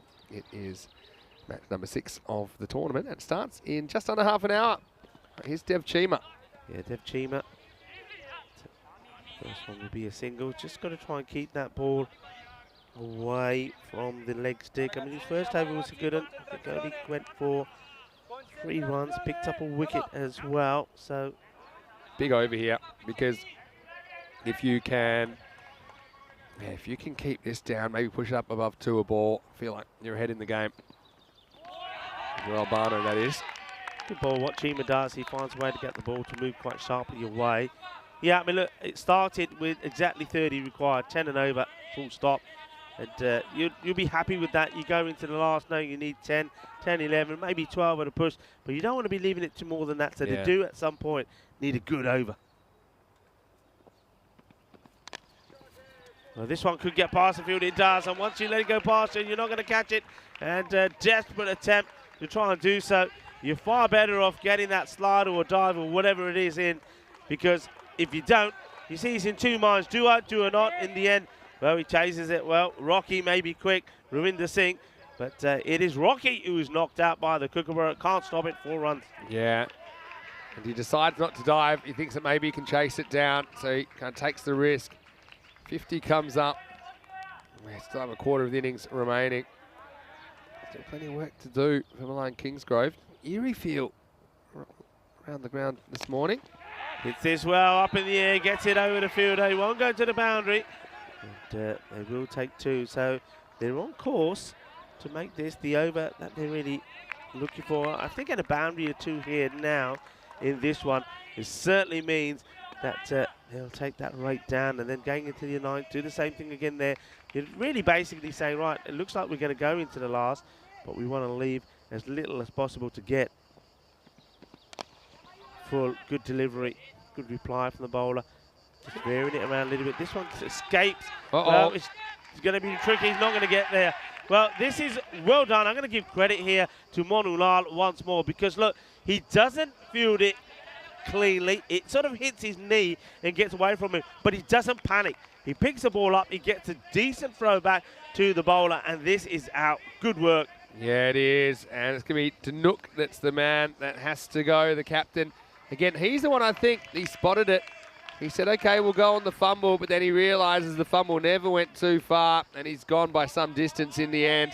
That's a nice bit of fielding in the end, at least to recover and throw it back to the bowler. So Dev Chima finishes the dismissal. So just once again, when you felt like Milan Kingsgrove were pulling away a little bit, it's Albano that bring it back with a wicket. This time, it's the fielding. It was a good fumble, I suppose. 53 for 6 becomes 50. Yeah, 53 for 6 with a ball remaining as Praveen Jayasinghe comes to the crease. He won't be facing. We'll beat Dinesh Samarukarama on strike. Yeah, look, this is what it's all about. He doesn't, when it happens, he doesn't throw his arms up in the air and start shaking his head. He has a quick look. He sees the batters have taken him on, keeps his cool. He doesn't go wild with the throw either. He backs himself to get the throw into the bowler. And he goes for an early throw instead of a hard throw, which made it easier for the bowler. Last ball, the over. This one, Monulal will be racing in again. And, this time they're not, look, and this is what then happens. What happens then, you think, oh, it's Monulal. No, we're not going to take the overthrows because we know what he can do. Well, Monulal, he's not able to field it. Wow. And the fielder was doing the backing up for him as well. Jordan Singh could have fielded it. There, they should have taken it. Yeah, well, that's why he's the enigma. I mean, he creates a run out of a fumble, then almost deliberately fumbling to get another run out. So in the end, it's 54 for 6 after 8. There were 9 runs off that over. Remember I was talking about the fact they need 10, 10, 10. They get 9. They're pretty much what they needed, but there's one they'll have to make up at least. So let's see what happens in this over. And this becomes the biggest over of the match. I mean, it all happens in the 9th, as Rico always likes to say. And whatever you make in the 9th, you don't need in the 10th. Yeah. Whatever you don't make in the 9th, you do need in the 10th. So that's why it's the biggest over of the game. And Gurjit, who bowled some good deliveries but did struggle a little bit with his control. Yeah, I think he'll need protection. I think if I was a skipper here, I would give him protection on the leg side. I would have, and they've got square leg behind back, but I would have my fine leg back on the boundary because that's where he had issues. He was just straying a little bit on the leg. Still only went for 10 though. You can afford that in this one. Starts well, that's a good cracking shot, and well, that is outstanding. That is superb. I tell you what, the fielding in this this match has been sensational from both sides, but that will take a bow. That is class from Dev Chima. That was 4 off the bat, for sure, and Chima just goes and he gets it clean as well into the left hand. Dev Chima has had an excellent game. His 2 overs went for 3 and 9, and then that one, that saved 3, and that could be a crucial stop. Jayasinghe is on strike now for the first time. His first ball. Gurjit should bowl well to the lefty. Yeah, not bad at all. It gets past him. It'll be not too disappointed with that, just a single. Just still, he would have felt he could stop that and then keep Jayasinghe on strike. Yeah. It wasn't hit that hard, but did get through the bowler, Gurjit Singh. What a game this is. I'm tingling bad. You're tingling bad? Well, you know where the toilets are. I know it's a bit of a walk to the toilet, but anyway. Gurjit Singh hit nicely, and this time it gets past 1, it gets past 2. Oh, well, I think this is, these two have done this earlier. I think this one again is a little touch on this, which takes it the wrong side of Chima. Chima is backing it up. I think the first fielder, just a little hand on this, which then takes it away. Look, there you go, you see. And Chima then is wrong-footed, can't stop it, 4 runs. Every time They think they're out. They pull them back in. Famous quote.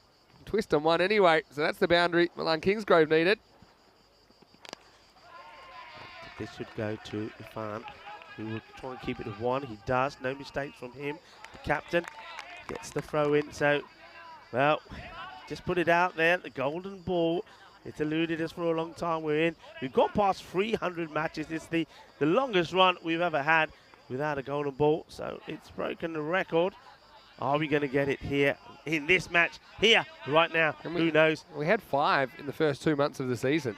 And then the 3 months in then, we've had none. So bold. I just think that he is the ideal bowler. Seeing the line that he's bowled already to be bowling to a left-hander, and that's why he gets the ball there without too much trouble. I think we're looking to do the same again to finish it. 14 off 7. If this goes to the boundary, then it leaves it to 10. I mean, that's what they will be after. 14, maybe just a little bit too far. Who knows? Hits it well. They will take 1, and that's all it will be. In comes the throw. Well, I say it's all it will be, but fortunately, good backing up. Seeing that the fielder's alert. And does really well there, and that time it's Satwinder Ram who does the backing up. So they get 1, so we're going to go to 13. 13 is probably the score. Nah, you know what I'm going to say? Yeah, 13 off the last over, I think is the most common amount you need off the last over for it to result in a golden ball. So how's the pressure? Now you've got the enigma to come back on, Monu Lal.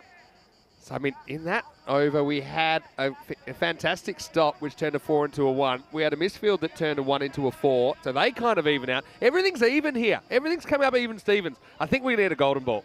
It just is a lot of little things coming up.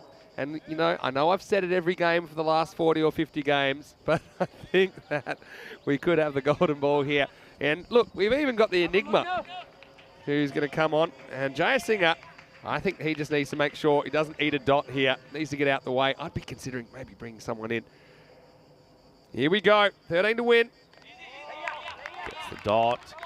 And good work there also from Hardeep Singh. I mean, he's going to be key here behind the stumps as well. So now we go to 13 or 5. Just remember how huge this game is, because, I mean, one of these teams that wins, they'll have the opportunity to win their next game against Cantu and then go straight to the quarterfinals. The other one's going to have to fight.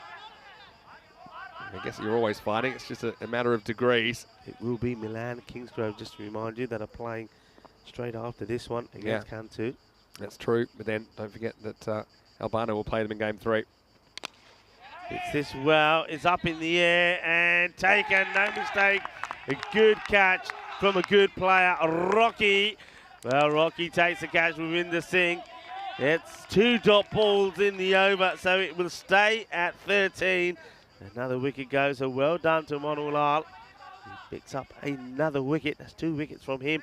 Yeah, fantastic catch. I mean, you fumble that, it'll also give away a run, maybe 2.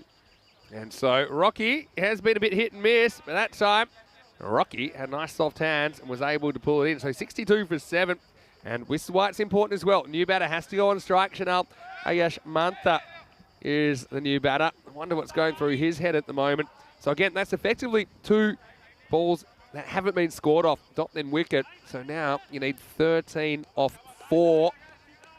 And Dinesh is probably saying, look, just get me down there. Don't miss it. He looks like a guy that can hit the ball pretty far, doesn't he?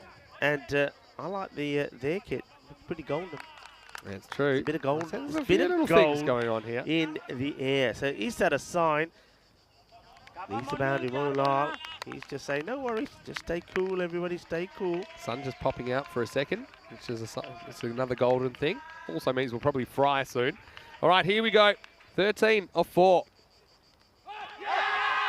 And they're asking if this is out. There's a shake from the umpire. The batters now think we'll take a... Oh, well, there will be a run. Iba. And, well, there is a wicket in the end.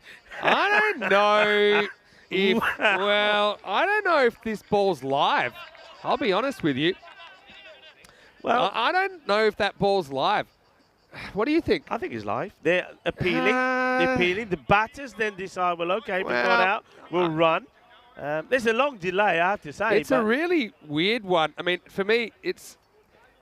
For the fielders think the play's dead. But look, see, Dinesh turns around. See, the fact that Dinesh turns around and goes back to his crease. Yeah. I think there's a case for a dead ball there, to be honest. Well, I love it, this. And then I think that's Hardeep Singh. Kidhar ja rahi hai? Nathana, aajo, nathiye, nata, bhaj. Well, Hardeep Singh saying, you're not catching, you're not beating me. That was weird. That was so weird.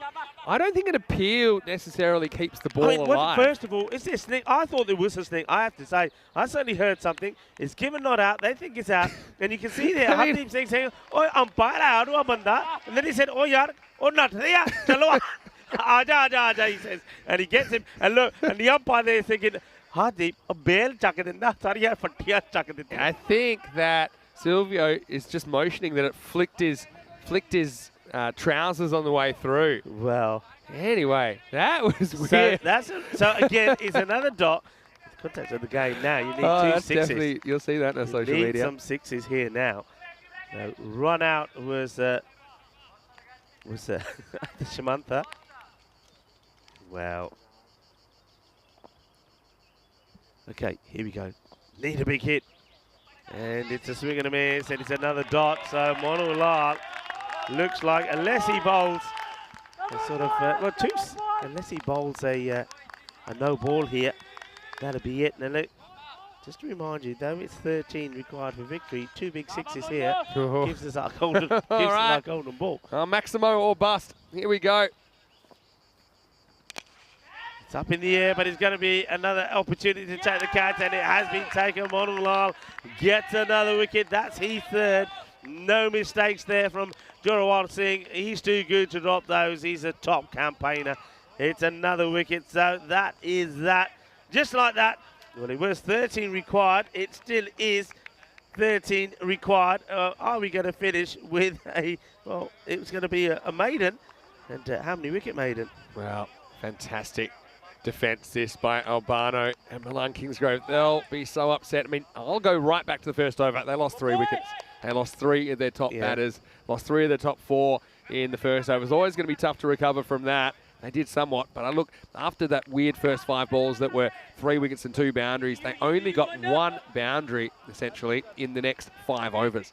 So they just didn't do enough in the first half, and they've left too much for this man to do, Roshan Kurukulasaria.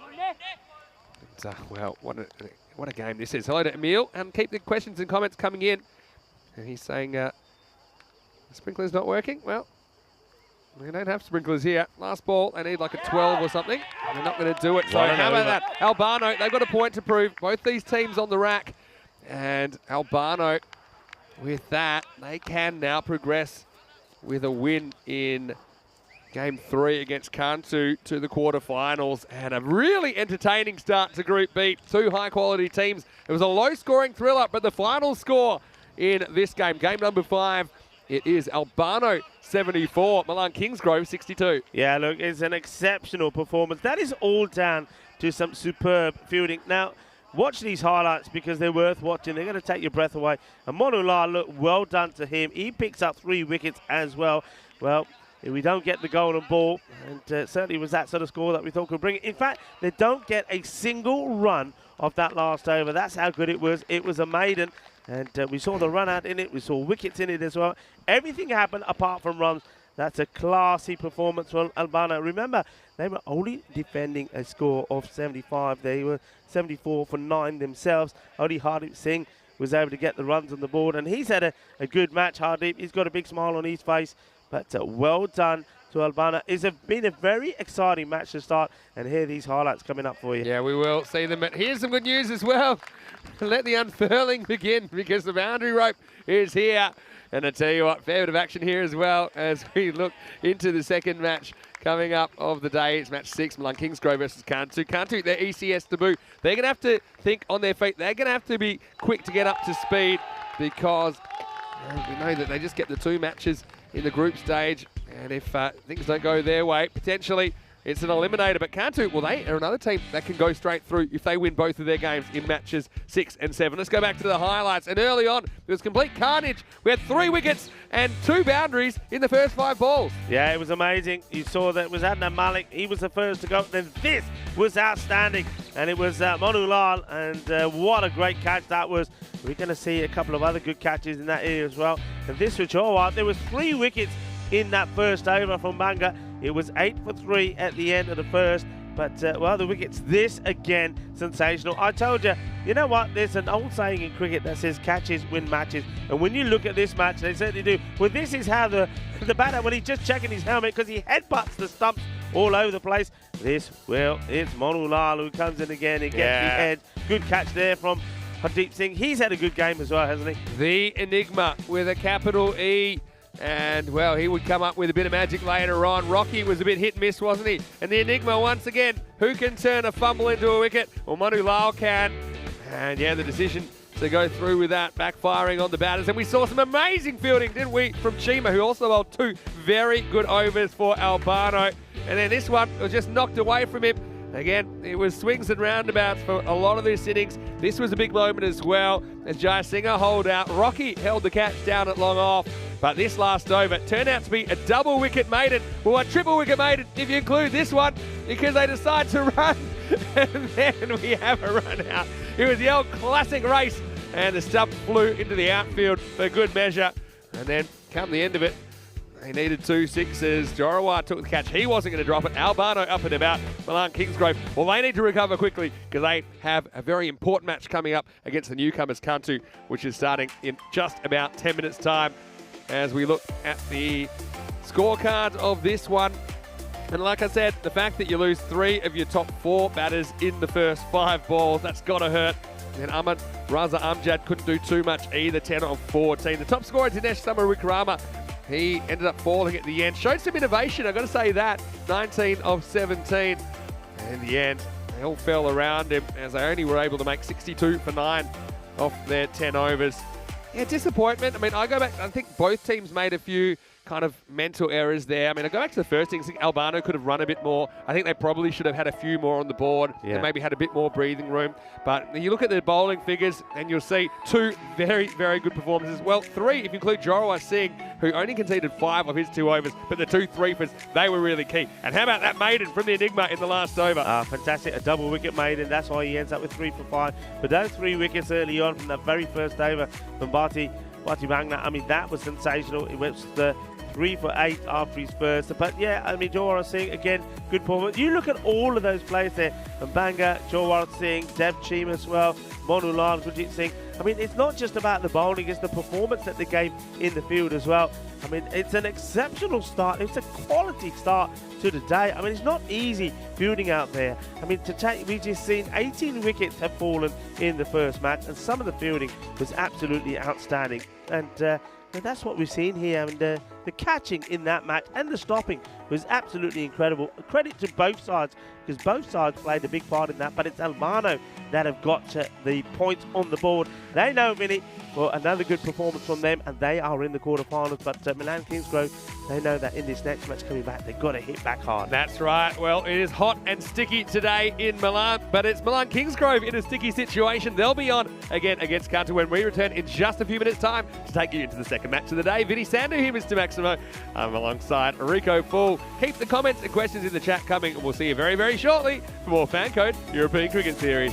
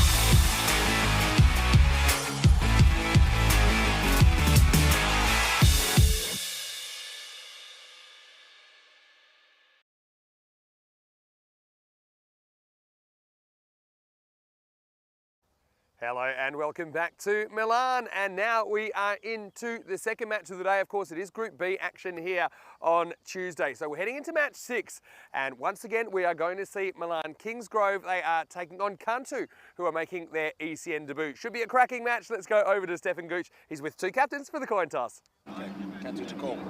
Heads. Heads to call. It's heads. Okay. So it is Cantu that have won the toss on their first ECN match, and they have decided to bat first. Well, I do think that's a pretty confident move from their captain, Adil Akhtar. Watch out for him. I think he'll be a key player for Cantu.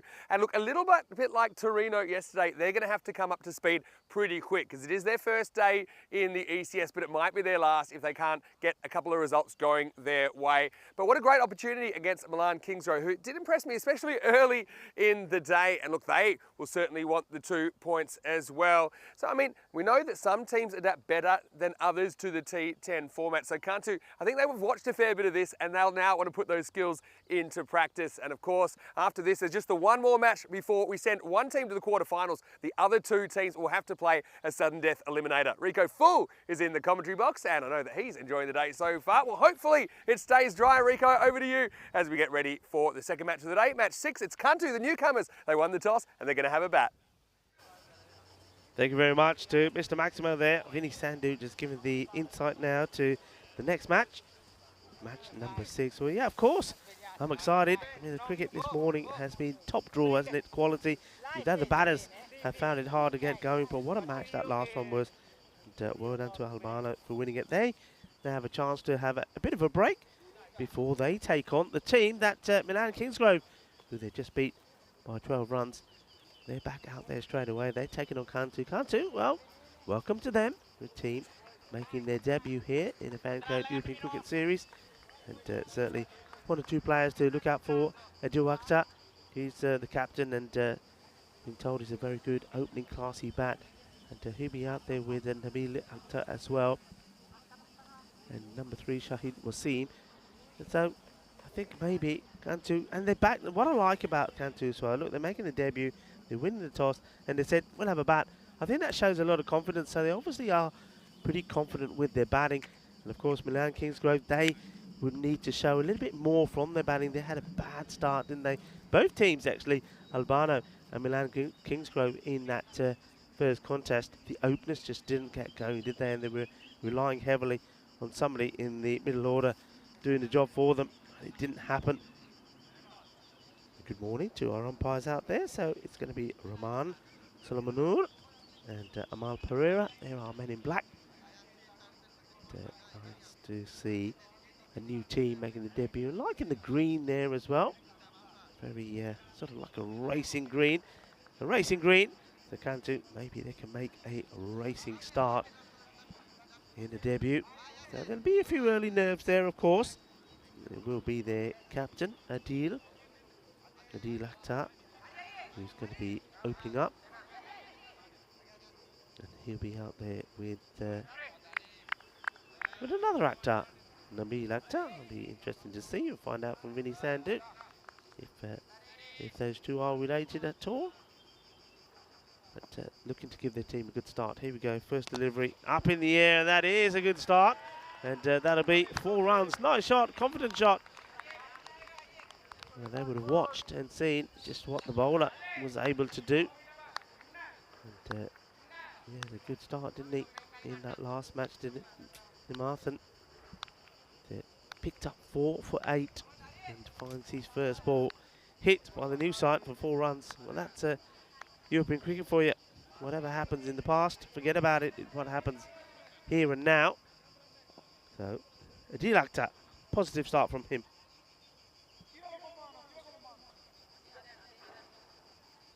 Just a slight delay here. The fielder is well deciding that he's going to just sort out the rope.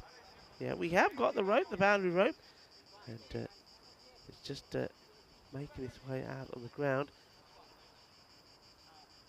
It's nice to have the rope there. I know quite a few people, including ourselves, found it quite difficult on day 1 when we didn't have the rope there, because you're just relying on sort of an imaginary line between the flags. It wasn't ideal, but the rope has arrived a little bit later than it was scheduled to do, but not an issue. This one, they're still going to miss. And goes through the batter. Nimithan wants the breakthrough. Well, he was certainly knocking the stumps over in the last match. Can he do the same here? Dilakta once again taking him on. He's trying to loft this into that vacant area on the leg side. No mid wicket back, no long on back, so he's just got the 3 men on the leg side, and he's looking to take him on. Nimithan is saying, fine, you can try. Well, this one is out of the middle. Well, he's missed a couple. This is big. He goes all the way. Balle, balle, balle. Gidna sona shaka lagyan. Gives you the first time to have a look at the rope. And there it is. Looking very pretty, I must say. Big hit. And, well, that's not bad, is it? He's got the first 4. And now also the first maximum for his team. And this one, if it's not stopped, would have been boundary ridden, but it was stopped well, and a good throw in as well. And I think the batter was going to be struggling to make his ground. Let's have a look. If this is a direct hit, here comes the throw. And yeah, I think that would have been out.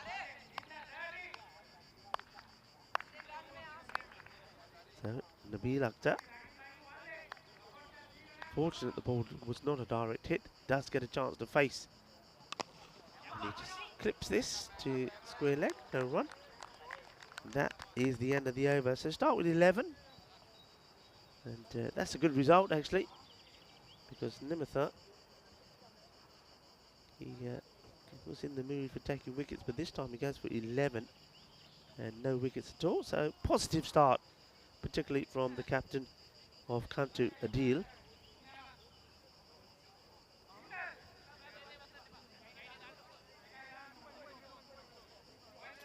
Sun is really now starting to bake us again. And, is forecast for some thundery showers today. It doesn't surprise me at all, to be honest. I mean, the amount of heat that has scorched this part of Italy the last few months. Desperate for some rain. And this is a good delivery. I think he takes himself away from the shot. I'm not sure why. I think if he hits this, there's nobody out there, nobody out on sort of at extra cover. They've got the man at point on the boundary. I don't think he'll hold back this time. Adil. And he doesn't, and he gets a little touch, and credit to the batter, the captain. He knows he's got a touch on it. He goes, yeah, a bit positive about this. The ball that he should have gone for, ball before he allows to go by. This one is a lot wider. I wonder if it would have probably been quarter wide. I'd like to see it again, but good work behind the stumps there. A nice catch taken by Was. Just have a look at this. No, it wouldn't have been. It would have been okay, but this is just swinging from the hip, not getting any footwork involved at all. And that is why Adil goes. But credit to the captain. He knows he's got a bit of a snick on this. He doesn't wait for the umpire to give him out, and he's on his way. And he's made a lively contribution. 11 of 7 deliveries. But yeah, he was still, I think he'd be asking himself why he chose to lose the ball before, which probably was closer to him and better in the hitting zone. Fernando gets the breakthrough though. Had to wait a little bit longer to get the first wicket in this match, did Milan Kingsgrove, but they've got one. They're up and running. Fernando does the damage this time. In he comes to the new batter. Not a good ball down leg side, but it's a very, very good take. That is awesome work from Harshwas. I mean, you have to say he doesn't look the most athletic, does he? But when he has to get there, he does. Really good stop. One-handed as well. And I think the batter has just reminded the umpire, just pointing to the batter. Batter has no idea what is being pointed at. He's looking around him. And what the umpire is saying is, hey, your graffiti on the back of your shirt is coming apart. Well, he says, okay, thank you. So, Wasim, ready to continue.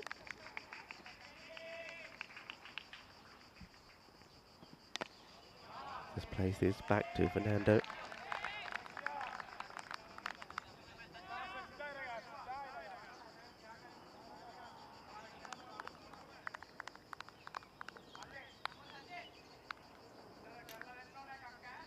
Shahid Wasim, the new batter.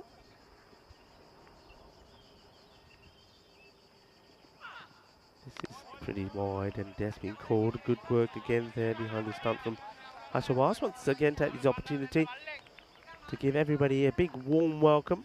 Thank you to everyone on the chat. A lot of good chat and activity happening there. We do absolutely love it. Thank you all very much.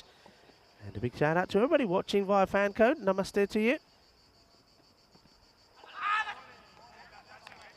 Toying with the offside line at the moment. And Wasim is just playing and missing. So after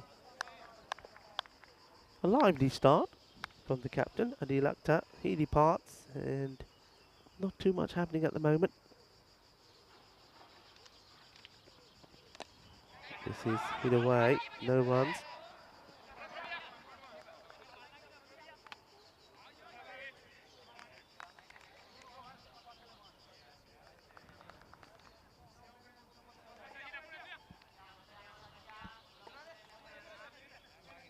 Fernando, been a good over.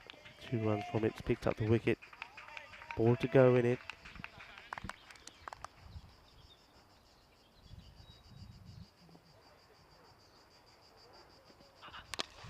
Up in the air, chance, and oh, just out of reach for the man who makes a valiant effort. The ball just slows up, so you can see he wasn't really hit with that too much might.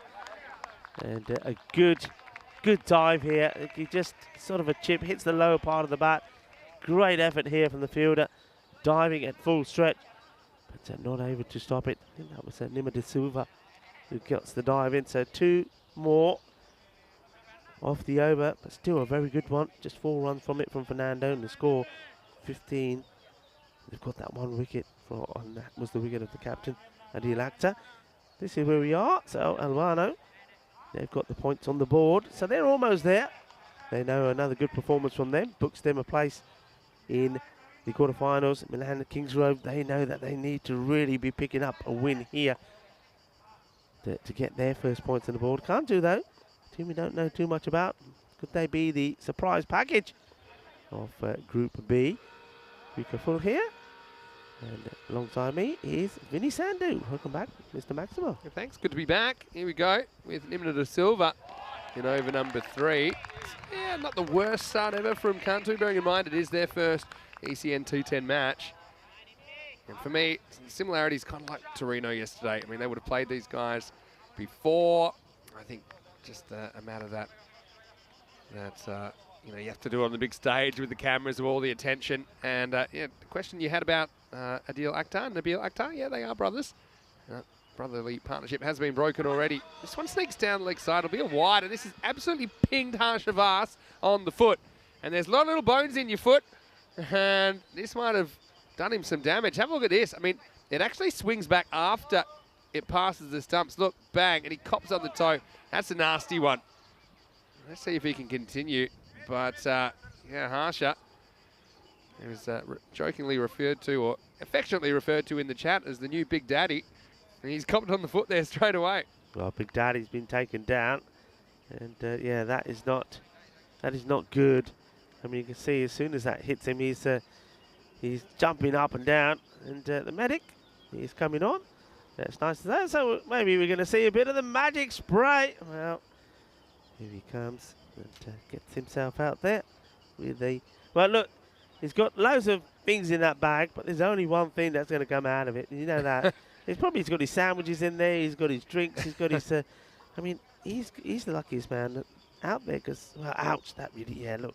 He does... You got to say, I mean, they do take the one, but he saves 4 there because if he doesn't hit his foot, that's going all the way to the boundary. There you go. Might only have 4 good toes on that foot, though, after that. There's the magic Let's spray. see, because, I mean, obviously, if you have that kind of an issue, keeping is the kind of spot where you need to be able to be light on your feet. Well, where's Mary? We've got the magic spray. Where's Mary? How are you, Mary? Is Mary watching? Magic Spray Mary is from still the most famous.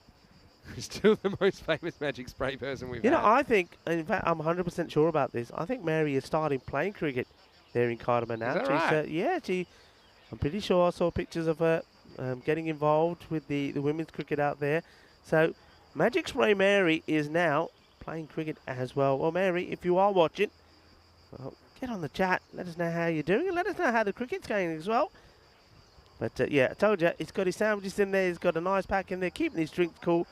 And also, he's got the magic spray. That's all that you need. You don't need anything else. And it'll just help Harsha get his pumps back on. Get him up. And still going to be hobbling a little, I think. It's going to take a while for that pain to go down. And he's probably never had so many people put a shoe on for him. Well, they've dressed him now. Yeah, he's okay. Look, look, nothing happened. He's thinking, yeah, it's almost like nothing happened. Oh, well, get on with the game then. Ouch. There you go. See it again. And we've all been there. That's why we say don't try and stop the ball with your foot because if you get it wrong, it hurts. Yeah, and that was just hit him full on into the toe, like was squashed his toes back into his foot.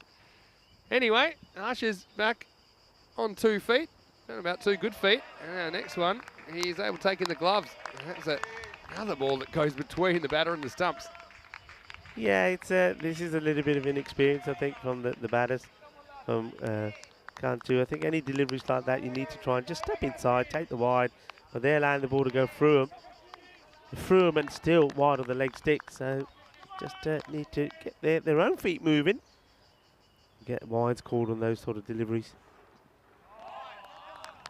And it's more swinging than missing. In fact, there's very little footwork at all. I mean, we saw Ajay Kumar, though he did score some runs. We didn't see any movement off the feet from him.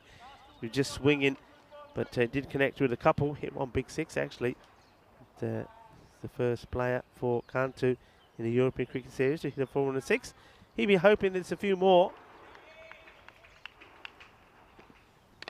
This one's lifted up and just gets over the infield. This will go straight past Crocodile Rock, and it will pull up just inside the rope. Gotta say, thanks to all the rope mongers. I mean, you needed like a university degree in rope untying if you saw what this rope looked like. It looked like the classic ball of yarn that you give a cat, but just a lot thicker. I spent a fair bit of time this morning unraveling it, but now it's good to see the rope in play. Places away to third man and do the fielding. Yeah, I think they might. I mean, once they've got the rope in place, it looks like it is in place now. Maybe a few corners need tidying up. They'll probably do that in between innings. But once it's down, you'll probably see the flags will probably be taken away. I know there seems to be a big push in cricket now not to have the flags. I think it's all to do with safety of players again, just in case somebody could fall on them and injure themselves. So uppish, chance, easy, taken. There's another wicket, and De Silva finishes with a wicket with the last ball of his first over, and it's quite an easy one as well. So Akhtar, who came out there as the opener, Nabil Akhtar, didn't have too many deliveries, as to say. That was only his 3rd, but he's not able to get off the mark. And once again, we see another duck. But this is very similar to some of the wickets we have seen today, where batters are not really hitting the ball. They're sort of relying on just their timing. And I'm surprised to see that. Seems to be they swing hard for anything that they're trying to hit on the leg side. But anything straight, they're just not getting any power in the shot. And that's going to be a fairly sad and dismal dismissal for Nabil Akhtar. Hasn't had too much of the strike, but the 3 balls he does get, he's not able to score. Yeah, it's disappointment. Both Akhtars have departed, 20 for 2. It's the end of the power play as well. Milan Kingsgrove, they still potentially can get that automatic qualifying spot. What they need to do here is beat Cantu and then hope that Cantu beat Albano in match 3 and to have a superior net run rate. So right now, I suppose a few clouds around, been threatening to rain, which is something they haven't had a lot of here over the last couple of months, and they've had a very, very dry spell here in Milan. He's Adnan Malik, left arm spinner, and his first ball's cut to the offside and will be fielded in the ring. I like this because still got that fairly strong infield offside field. They've got 4 in the circle there. Have put 5 outfielders out. I wouldn't have been in a rush to do that, I think, just judging by that last over we had. They haven't really been going large. And now he's just going to have to go. So I think Malik is just so accurate with what he's doing. This time he gets Wasim to swing all around one. So a 3rd wicket falls for Cantu, and it's 20 for 3. Yeah, no, Malik. I mean, I did like his bowling in the first match. He picked up 2 wickets, just gave away 9 runs. And that's really well bowled. Just backs himself, doesn't he? Just gets the ball right up there. And there we go. Just teasing the batter, saying, here we go. It's there. If you want it, take it. And he tries to take it, doesn't get it. And Adnan, he's happy with what he's done. Well, 100 on his back. Well, we haven't seen 100 in a while as well. Maybe Milan can bring us 100 as well. I know that there's some very, very good batters in Italy. Of course, one of those hundreds was scored by an Italian, and it was a great one as well, wasn't it, from Ali in Khartoum. Bashir Ali was a fantastic knock. So maybe, well, he's got the 100 on his back. Maybe it'll be him. He wouldn't mind that. He says there's a reason why he's got 100 on his back, Adnan Malik. It wasn't today, though. I've got to say, I like those pad covers. The Cantu Cricket Club on there. First time I've seen the badge on the pads. Played out. Yeah, it's always a thing, though. I was just talking to Vinny. Adnan Malik got 100 on his back. Thought maybe it's to do with his batting. Would love to get 100, but I think you have to take the 1 off today because he went very first ball. But maybe it's gone. Yeah, he's all the way back on his stumps. There's no way he's going to survive that. And it's another duck, and they're certainly growing. So unfortunately, it's going to be another batter. This time it's Malik Farhad. Adnan Malik had no pity really for the namesake. Malik to Malik, and it's Malik the bowler that gets the man. Well done to Adnan, and it's another duck. Yeah. More duck. He just is late on this. You see, he might have cut it, except the pad gets in the way. See? And it hits him right in front of off stump. Has to go. And so, well, right now, Adnan Malik, he's on a double wicket maiden. If he can get a dot in this ball, potentially a triple wicket maiden. I know Maiden Waters was pretty excited. She's always excited.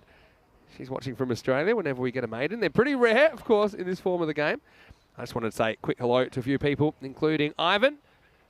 Saying, yeah, leg stump looking a bit leaning. I think one of the issues here is that the dust that the stumps are being put in, not particularly easy to get them in straight. And I've got to say, it's nice to see them flying all around the place. But I said we need that Khartoum formulation to keep the stumps in the ground unless they're really whacked out. Speaking of Khartoum, I know that Jay Wild is in the chat as well.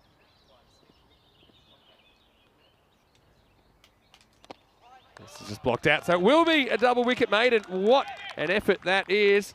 So you mentioned the 100 on his back, but the zeros are pretty relevant because he's taken 2 wickets and no runs off the 4th over. It is 20 for 4. Vinny Sandu here, Mr. Maximo. Alongside me is Rico Full. Great to have your company wherever you're watching from around the world. Nice to see a few people in the chat. I think Andrew Batchelor just popped into the chat. I was looking at your Instagram, Andrew. Looks like you're having a bit of fun family time. And I mentioned it's your daughter Sonia's birthday today. So once again, happy birthday to you, Sonia.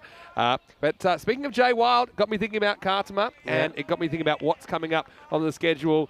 And at the end of our Italian summer adventure, we are going to go to Germany. So through August, we have 2 weeks in Dresden, 2 weeks in Krefeld. So 2 weeks in the east, 2 weeks in the west. Then Belgium for the first time on the calendar.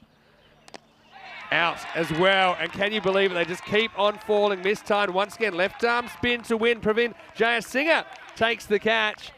And so this innings just falling apart. I mean, that is 4 wickets that they have lost now without a run being scored. They've gone from 20 to 1, 20 for 1, I should say. Now they're 20 for 5, and this is just a drive which is on the up. It's too close to the bowler. He reins in the catch. Jai Singer throws it away with delight. 20 for 5, and this innings quickly going off the rails for Cantu. Yeah, I mean, look, this is going to have remnants of what happened yesterday. Remember, yesterday we saw in that match, we saw a 1-wicket maiden, and then we saw a 2-wicket maiden, and it's sort of going to be similar to that here. And that was in that match when Roy Bergamo bowled out Torino for 41. The bowlers there was Atisham Javid, he took 2 for 5, and Mukhtar Mohammed 2 for 13. This is going to be similar to that. These batters are coming in. They're playing, I mean, they're hitting the ball straight, but they're getting no power into it. Well, Jimmy 19, and let's see what he can do. See if he can get a good amount of power in the shot. Yeah, Kazim Mohammed, a.k.a. Jimmy. What did I say? I was going to say that he might fix it, but then I realised probably don't want to talk about that particular television program anymore. But see if Jimmy can turn things around. Number 7 coming in the 5th over, a bit earlier than he was imagining. Wide down the leg side. Yeah, just strays the line a little bit. Just starting to get a little bit overcast now. Now, I mentioned that after Belgium, and we're talking about Jay Wild, look at that, European Cricket Championship is coming up. So starting on the 12th of September, T10 International Cricket over 5 weeks. Can't wait for that. Should be huge. This is just going to be knocked down to long on for 1. Yeah, so hello to you, Jay, and everyone at Costa del Sol. I dug into my suitcase last night, and I found my Costa del Sol cap. I've played for them in a couple of friendlies while we were there for our commitments. The marquee tournaments of the year on ECN. And this is going to be more extras, and it's going to be 5 wides. Well, they need some help, and they get some help from Jaya Singer. They lose this down the leg side. And I think that Vas is on less than 2 good feet, as you can see there, as he hops away. He can't block the line down the leg side. It does go for 5 extras. Well, valuable runs. They badly needed them from somewhere, didn't they? Jai Singer just straying down the leg side. This is better. Clever bowler. And he gets it right. Just a couple haven't turned back for him. But I want to say hello to Neville as well in the chat. Saying good morning to us from Harvey Bay. Paradise, he says, in Australia. Well, this one, if Jai Singer was the size of Mirza Hassan from last week, then he might have been able to catch it. But instead, it goes over his head. I want to ask Jay. Jay will know. Jay, tell us. And Magic Spray Mary, she is playing cricket there in Costa del Sol. That's a good question. I'm sure she is. Well, I hope she is. Tell us. Yeah, I hope she is. I'm pretty sure she is. I think she's involved with the women's cricket there, which is great. This is hit pretty well, but it's going to go straight to the fielder. It's another catch, and it's Qasim Mohammed that, well, both these batters, at least they do get off the mark. Ullah's on 1, and Qasim Mohammed, he gets himself to 1 of 1, and then the second ball he faces, he puts it into the hands of the fielder. So Jimmy, well, Jimmy 19. Well, he didn't give 19, he gave us 1 as he has to go. Yeah. Jimmy 19 didn't stick around as long as COVID-19, that's for sure. And a good catch taken out there by Tarindu Nimantha. This will bring Ali Nawaz to the crease. So yeah, Cantu, baptism by fire here at the moment. Where can they get to from here? That's the question. I mean, Milan Kingsgrove had some issues with the bat earlier, but they lost a bunch of early wickets. If they don't do that, then you know, the plan for Milan Kingsgrove here is win and win really well, so that if there's an upset in the next game, if Albano do drop a game to Cantu, then potentially Milan Kingsgrove could be top of the table after 3 matches and go straight through to the quarterfinals. Oh, plays all around this one. What an over that is. So we had 8 off that over. 6 of them were in wides, 2 singles, and at the halfway point is 28 for 6. And it's a bit hard to believe when you consider that at one point they were 20 for 1, and they find themselves here 28 for 6. Yeah, it's going to be a hard lesson, a big learning process for them. I mean, they've come out. I'd like them being positive, Vinny. Nothing wrong with that. Like they winning the toss and wanted to have a bat. And it looked like it was going to be good when Adil had to hit those first 2 boundaries. But then since then, nobody's really been able to. I mean, they've played the shots, but just haven't got enough power in them. Be a test for the old hoof for Harsha. Anyway, Yeah, no, you're right. And look, here's the thing. Again, you don't have to be Einstein to work out you're going to get 2 more overs of left arm spin here. And the way things are going, they might fancy their chances of finishing this innings off in the next couple of overs. Turn around the corner and more work for Harsha. He's getting his steps in here. 2 chases in a row. Well, I feel like Harsha, they could probably afford to have someone just standing next to Harsha to chase any balls from behind the stumps. And so, Adnan Malik, a slightly different spinner. I think he uses his height a lot more. Ajay Kumar kind of will float the ball up a little bit more. Gone straight through, and it's going to be another wicket.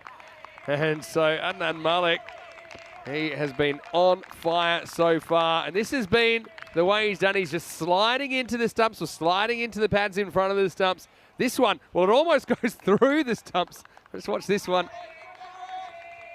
And you see, this one just almost finds a gap, but the good news is it does knock him over. Well, good news for Milan Kingsgrove. This is when, I mean, if you're out there and you can bowl a bit, you're saying to the captain, hey, captain, look at me, I'm warming up. Look at me warming my shoulders up. Then he'll probably say, are you a left-arm spinner? I don't mind a bowl because I think it's getting to that stage here, Vinny. You have to say, look, okay, I'm taking nothing away from Adnan Malik, but I think this is just the case of getting the ball up there and the batters playing right across it and giving themselves out. It's not good batting. But in terms of bowling, take nothing away from Adnan Malik. He's doing the right thing, getting up there, and that's what we want to do here as well. He's just going to put the ball on the stumps and hope the batter makes a mistake. Liam Day saying left-arm tweaks are a cheat code here in Milan. Well, it seems so here in match 6. A little bit of rain starts to fall. Hopefully it stays little. Another dot ball. Well, Michael Buckland has a question in the chat as well. What's the lowest score ever in the ECS? Well, you know the answer. Tell us, Rico. I know the answer, and it was... well, you see what you got there at the moment, 30. We'll take off 24. And I'm not lying, 6 runs. And they're already, here's the good news, they're already 5 times as much as lowest score ever. Which was 6, Gozo all out for 6. And here's the thing about Gozo, they won a game the next day. They did. That was their first game though, as well. Keeps this out, 3 for 2. Pretty good figures for Adnan Malik, end of 6, 30 for 7. Yeah, Adnan Malik has picked up 5 wickets today. 3 in this one. We got 2 in the earlier match, 2 for 9 against Albano. So he's had a good day. And just have a look at the bowling figures there. So really, it's strangely enough, it's Namatha who was the top bowler in the first one. He's been the most expensive. Goes straight back. Seems to be a good amount of support for both the teams here. They've got plenty to play for here. Milan Kingsgrove, like I said, the margins matter. So they really need to try and put the foot down here. Kind of go no mercy. Now this one, there is some bat on it. It's going to find the fielder. He camps under it and takes it. So that's another wicket. This is Dinesh Samawikrama that will take the catch. And so Jaya Singer says, whatever you can do, Adnan, I can do. You took 3 wickets, I'll take 3 wickets. And well, we're not mucking about. The left-arm spin twins doing the job. And so Ali Nawaz is the man that's got to go. And he's the 8th wicket to fall. It's 30 for 8. Yeah, it's all falling apart. We did see a low score yesterday by a team that were making their debut. It was Torino. And Torino, well, main scores are 106, chasing 120. And then they set 91, which Bergamo CC chased down and win that by 6 wickets. But then against Royal Bergamo in the last match, they were all out for 41, chasing 120 for victory. So I think, again, you're seeing that the new teams, they are struggling a little bit when they go out there. Yeah, and look, often depth is the thing as well. At this level, they might have a top 2 or 3 that will feel comfortable. But right now, it's looking tough. And it's hard to know where to go next. Can't do for sure. If they go down like this, they almost certainly, even if they were to beat Albano in the next game, feel like the net run rate would not be good enough to get them through. This is in the air. This will be in the gap though. And it's a nice bit of fielding out there. Adnan Malik goes to his preferred side. And a bit of left arm and a left armour action. So 2 runs. That's a nice shot by Asad Raja. He has his first runs in ECN cricket, and yeah, something that some of his teammates haven't been able to do so far. Jay Singer, if he wants a 4th, he's got 2 chances. Oh, it's pretty close, maybe just missing. I think that was just drifting down. Didn't really turn back that one. Strange weather at the moment, Finn. I mean, we get a little bit of, you can't even call it rain, bit of water in the air, call it that. And then a little breeze that goes, and now the sun is back baking us. But there are some darker clouds forming, so this one's up in the air, he's in those clouds. This may go all the way, and oh, that is sensational. Well, where are his feet here? I say sensational. Does his feet stay inside? Well, if he saved this is just magical. This really is magical. I think he does save it. This is extraordinary. Yeah, let's have a look. And finally, decent chunk of bat on this, and he's just stepping on the rope, so it'll be 6. But 6 really runs. good effort. You see, takes off from the rope. And as soon as you do that, it will be 6. So fantastic effort, but it will be 6 in the end. Yeah, the foot touches the rope. That's what I was wanting to see.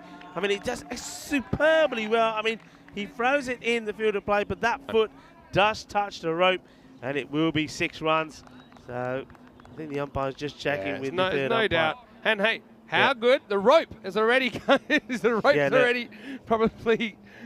If there was there's no rope there, you've got to give point. the fielder the benefit. Great point, Vinny. Yeah, no rope there, and that would have been, well, you would have said that was a save because there's no way you can say either way.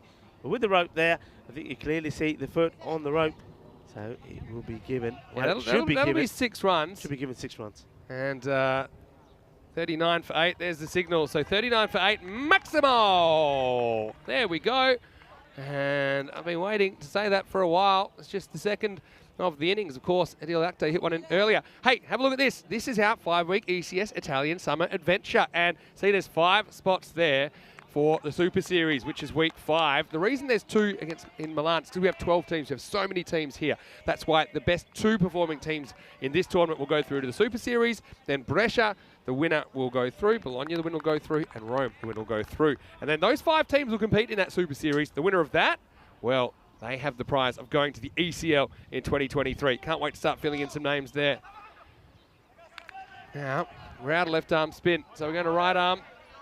And good running there. Hustling back for 2. No ball call. So that was a no ball for having 6 outfielders.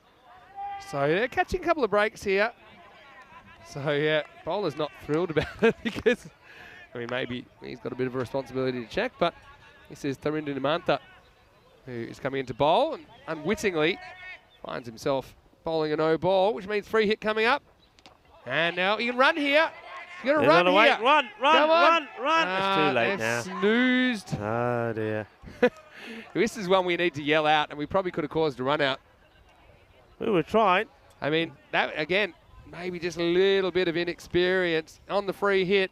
You got to spot the ball. See, the stump goes one way, the ball goes another, and you can see the non-striker. He probably didn't even realise that was a free hit. Yeah, the non-striker thinks he's lost Raja, and that was Habib thinking, oh, there's another one that's out, but it wasn't out. They should definitely have run there, so missed the opportunity. Well, it looks like they are going to do one better than Torino yesterday. So Torino have got the lowest score in this series so far. That was yesterday, 41. So they'll be pleased to get past that score, whatever happens in this match. But it does look like Milan Kingsgrove are going to do it. But the other thing is they've got a good opportunity to do it to do it big. And net run rate can be a massive, massive factor in these group stages. Yeah, so now there's a slight hold up here, but it's nice to see him getting a bit of a kick along. I was worried this innings wouldn't get out of the 30s at one point.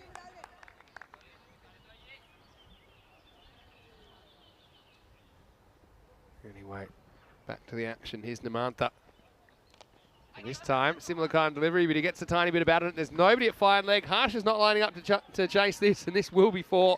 just runs away. And this field, rain hasn't come yet, still extremely fast. So Asad Raja grabs 4 for his team. Yeah, well, Nimnath, he's probably thinking, what's happened here? He was the one taking all the wickets in the first match, a match that they would end up losing to Albano by 12 runs. And he picked up 4 for 8.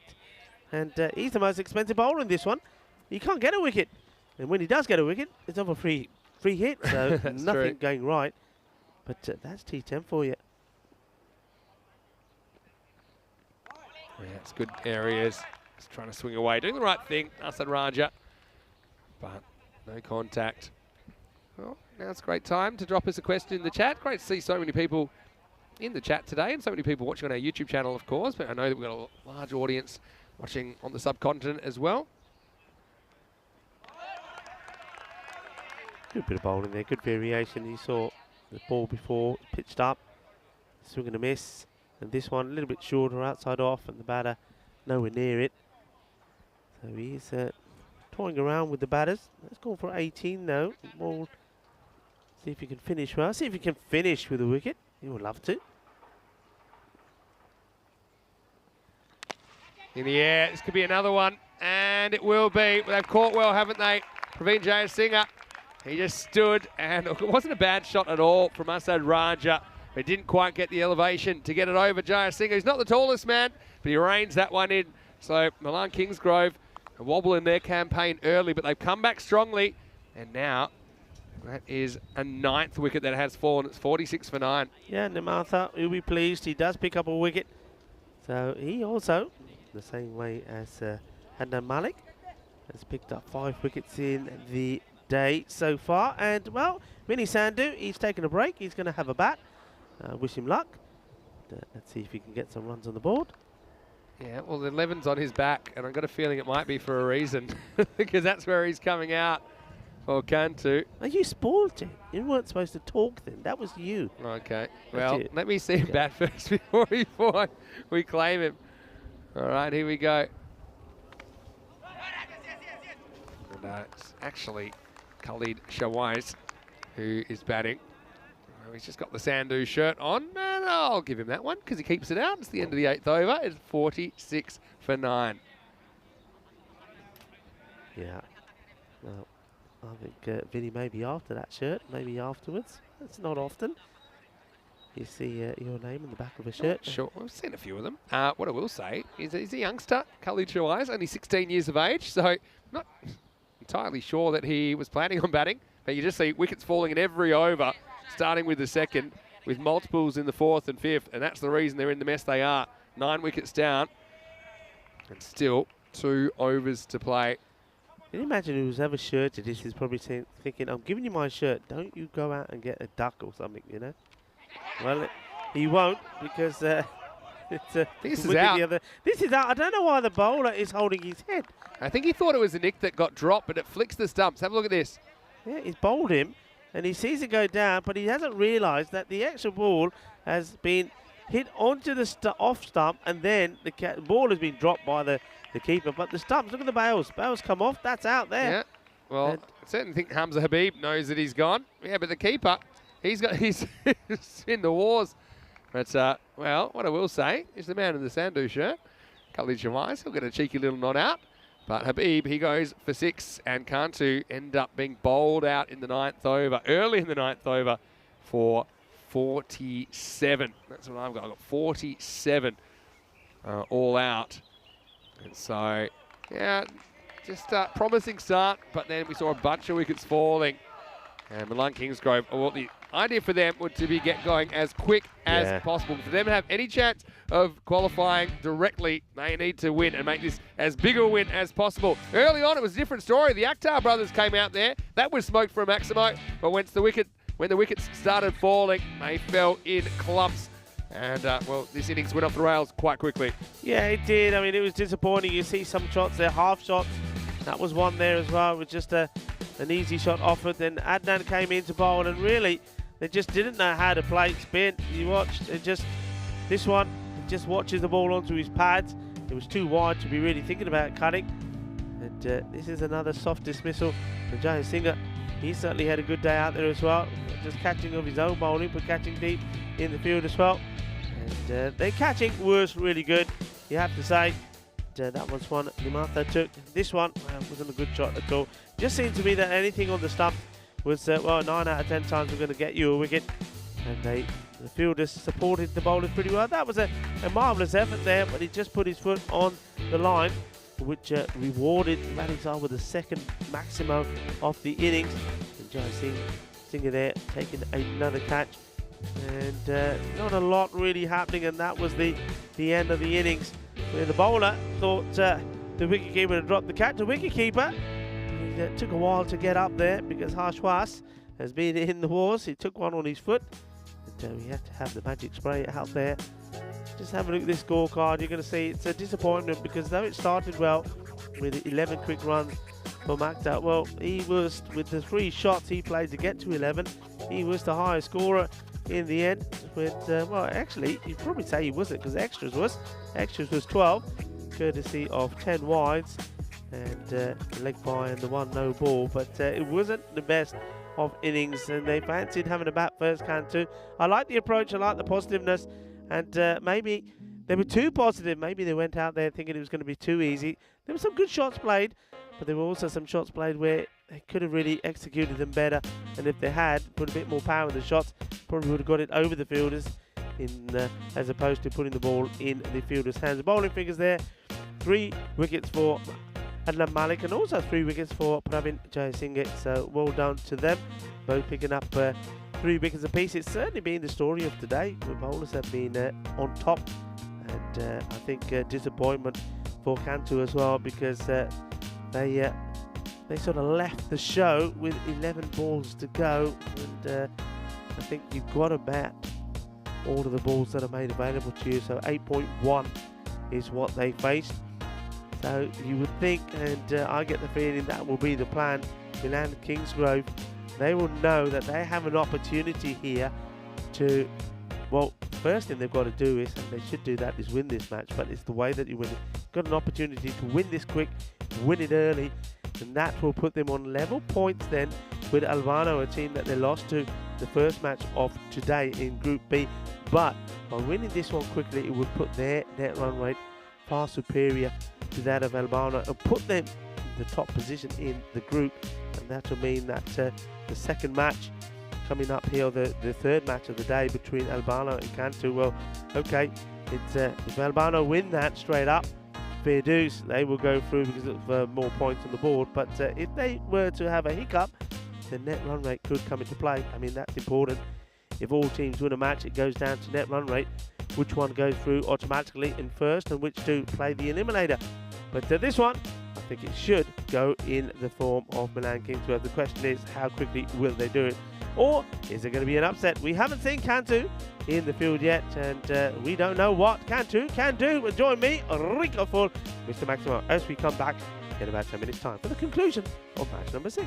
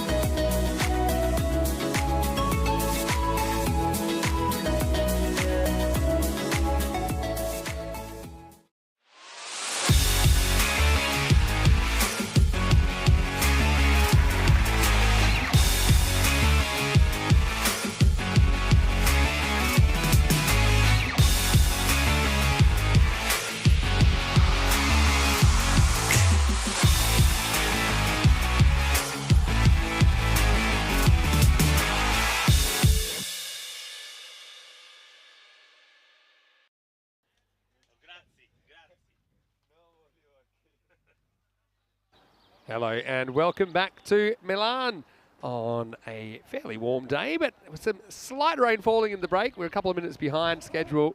I don't think there's been any reductions or anything like that. We are going to get into the second innings of this. It's match 6 of this FanCode European Cricket Series Italy Milan edition. It's the first week of 5 here in Italy. We are searching for 5 clubs from around the nation to compete in the Italy Super Series in Rome. That's going to be starting on the 25th of July. So a little bit of time away from that, but we certainly are excited about it because the winner of that Super Series will go to the European Cricket League as the champion club of Italy.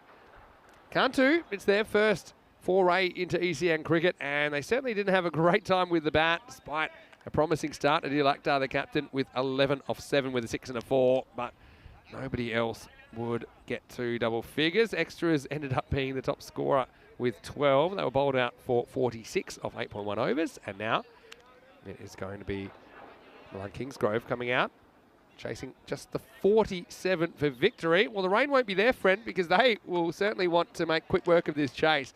If they do that, then potentially they could still finish top and get the automatic qualifying spot if there was an upset in match 3. So the rain sorely needed in this area, but we don't really need it for the cricket. Here's Adnan Malik, who's going to start with the top edge, and this could be out very first ball, and it will be. So Adnan Malik, well, he gets a pair, and can you believe it? That is twice that we have seen him go without scoring today. And Milan Kingsgrove, well, they'll be wondering what's going on with their opener, because that's the second time he's got out, not just for a duck, but off the very first ball of the innings, and he knew it straight away. So delight for Jimmy Qazi Muhammad. He takes the wicket, and the catch is taken by Shahid Wasim. And poor Adnan Malik, let's just say, there's been wickets happening all around today. A lot of them when he's been bowling, but also a couple when he's been batting.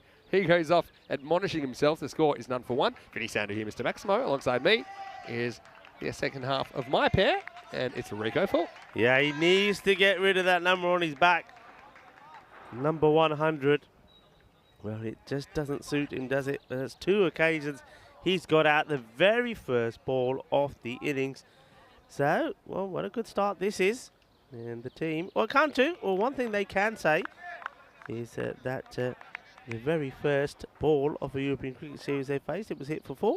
And the very first ball they bowled, they've taken a wicket. That's not bad. Well, if this wasn't a 10-over match, if it was a 1-ball match, they've thrashed them. But problem is what happened next. Not a bad ball here at all from Qasim Muhammad. Not picked up cleanly, maybe half chance for a run out there. Yeah, that was picked up cleanly. I think the batter was running into trouble.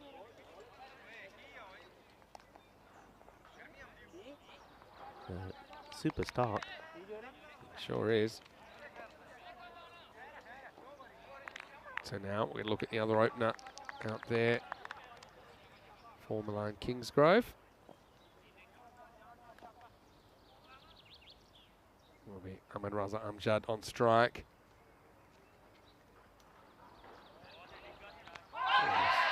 Comes in a long way, but probably a bit high for me. Yeah, it's a good delivery. Cuts back into him as well, but I think it's the height. And I think the ball, yeah, that's all about the height, but it's a good delivery. Does a lot. That's what I'm talking about, this pitch. Now, I remember what they said. When this pitch gets wet, it actually gets harder. That's what we found out last year. We had a lot of information about this Calchestra base. It's very, very unique, and it's a very good cricket pitch. This is whipped away off the pads, just near William the Concreter. So, yeah, it's a very interesting surface. And, of course, I grew up in Australia thinking, you know, artificial pitches are artificial pitches. They're concrete. You stick some carpet over the top and that's it. But there are different compositions of artificial surfaces here in Europe, and some of them do different things. Some of them are fairly flat and easy to bat on. This one has a few tricks in it, and the bowlers can get some seam movement. And they can get a bit of extra bounce sometimes, especially with a new ball. Right now, Qasim Muhammad's using it well. Yeah. Jimmy, if you go, Jimmy.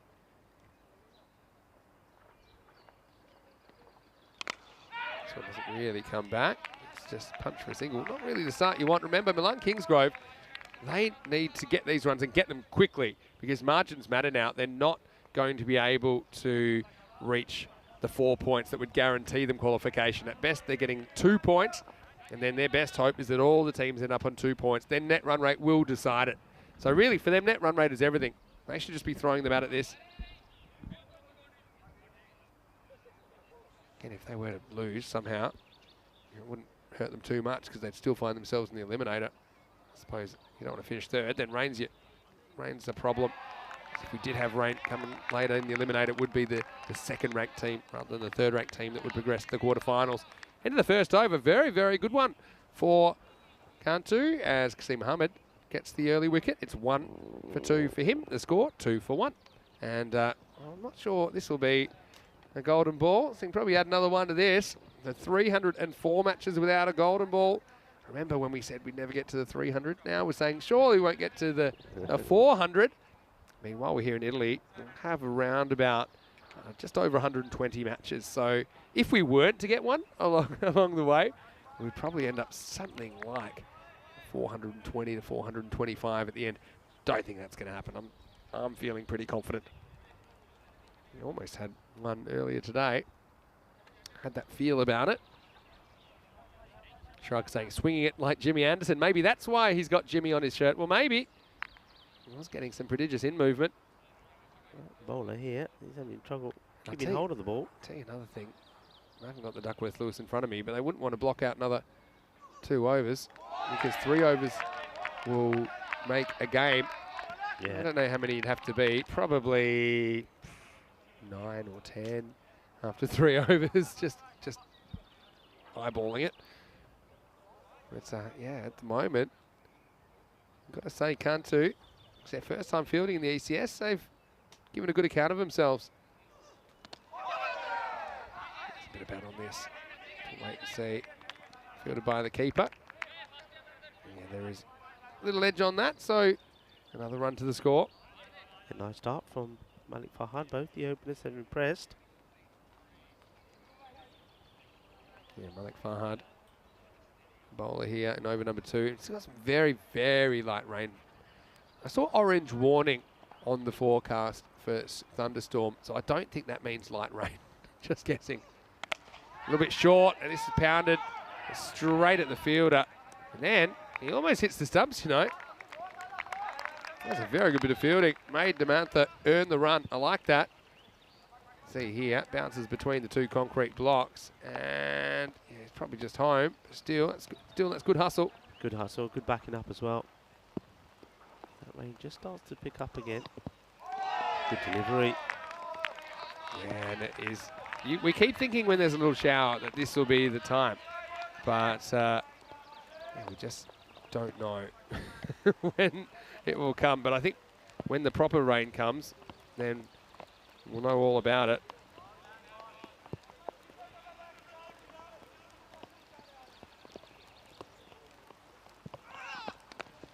Full. Swept away. More work for the fielder down there. Sami Ullah. Done well, wasn't he? He's on his own there, Sami Ullah. There's nobody else there at all. Got Sami Ullah there at square leg. You got long on. And one man who's on the 45 on the leg side. That is it. And so far, all the balls that have been hitting that way have found their way to that fielder. So he's doing his job pretty well. Down the ground. This should just be a single to finish the over. So still pretty pedestrian stuff from Milan Kingsgrove. They're 6 for 1 after 2 overs, and 2 pretty good overs for Cantu, starting their fielding journey in European Cricket Network cricket. Yeah, it's bowled well. I've been impressed with the bowling of Qasim Mohammed. And Malik Fahad has backed him up really well. I think I would go straight back to Qasim. I wouldn't change anything. Looks like they are. So Jimmy is going to continue. Yeah, I think it's a good move. The only move, really. I mean, here's the best case scenario for Cantu. If this was to get washed out in the next over, which I don't think will happen, then this whole game is wiped from the records. So the net run rate doesn't move at all. That leg side. Have a think about it. Big and appeal. He says he's gone. So, well, the battle looks nonplussed, but it will be another wicket, and we'll have a look at this on the replay. Well, what an appeal. They all go up, and look, they're lifting up the wicketkeeper. That was a good take from Ali Niwaz. Yeah, does take it down the leg side, but let's have a look what we can pick up on the replays. On the walk, yeah, to me, more often than not, they just flick off the pad. You can see the batter saying straight away. And look, sometimes it's better the batter just doesn't do anything. Let the umpire make the decision. This, to me, I mean, looking at it first time, is nowhere near the bat. If anything, break. it takes a little bit off the pad. That's really unfortunate. Everybody goes up for the appeal. They would, because they hear something, they see deviation. But of course, behind the stump, the wicketkeeper has no idea what it's touched. Yeah, normally you have a bit of an idea.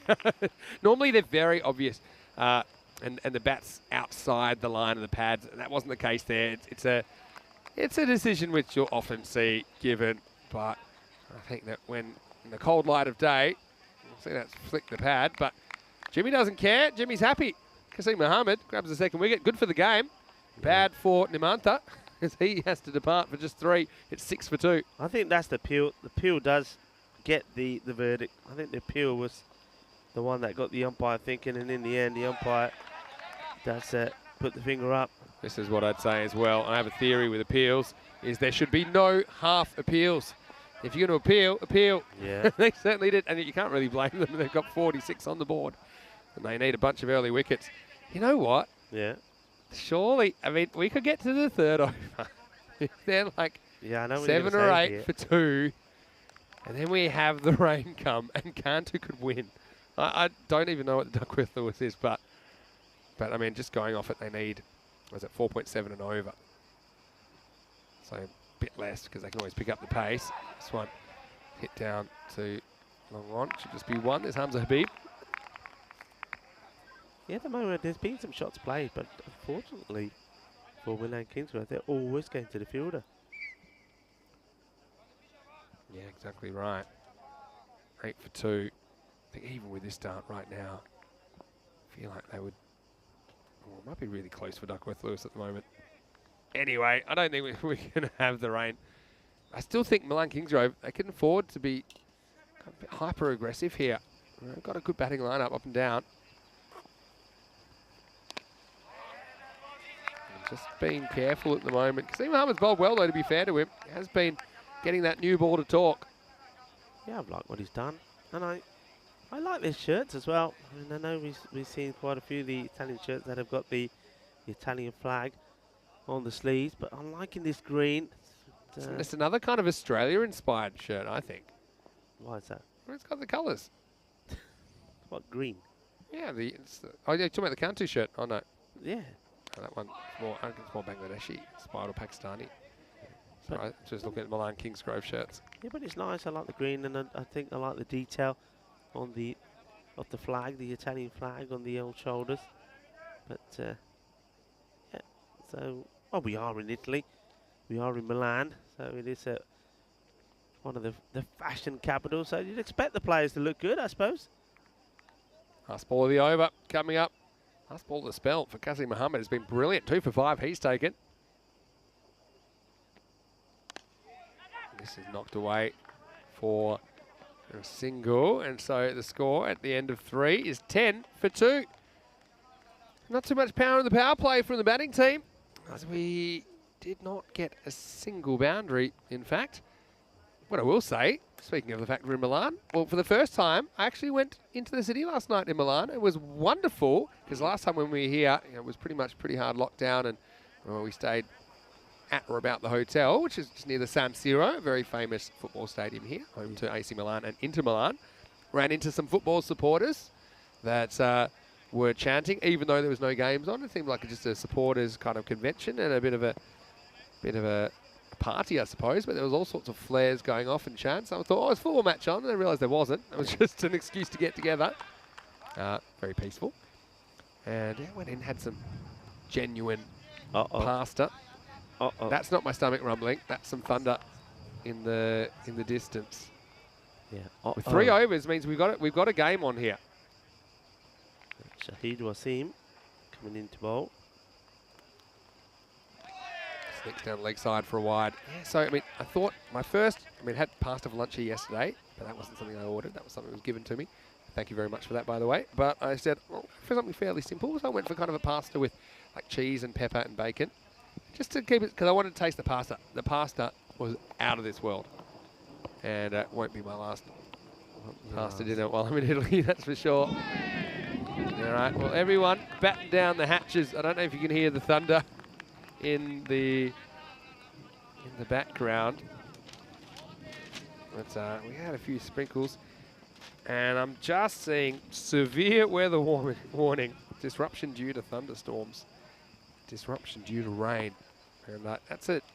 That's for the local transport network, but I think it could equally apply to cricket. Yeah. It's coming now, for sure. I mean, the rumble is all around us. And, I still want to know, I mean, I don't think anyone's really bothered looking at Duckworth Lewis because you just think it's going to be such a one-sided game, but... I don't, you know, you may be surprised. They need 4.7 and over, which is 19.8 off 4. Okay, you take off a few because they've only lost 2 wickets and they can accelerate a bit, but you only take off a few. Come on, Kingsgrove batting themselves into a bit of a hole here. And if they lose a 3rd wicket now, it could be trouble. Will this one go to the boundary? He's got to make the stop, and he doesn't. So that could be an important one in the end. And Samaru Karama just turns it around the corner. And Dinesh, who helped their batting together in the first innings of their tournament. He gets their first boundary of the innings, and it came all the way in the 4th over. Yeah, I mean, if Raja could have stopped this, because, yeah, you're right. I mean, with the rain that's coming and the thunder that we can hear that's coming this way, they may not be on there too much longer. And Duckworth Lewis will come into the fold. And if it comes down to just a handful of runs, you look back at that misjudgment, and that could be crucial. I'm now also going to turn my attention to cube preservation. Because the ground's so hard, they haven't really been able to dig it in too far with the pegs. Nah. I think we could be exposed here. We could be decubed. Well, we know we were decubed once already at the start of the day yesterday. Well, you and me will be holding down 2 pillars. We'll have to find some people that are willing to hold down the other 2.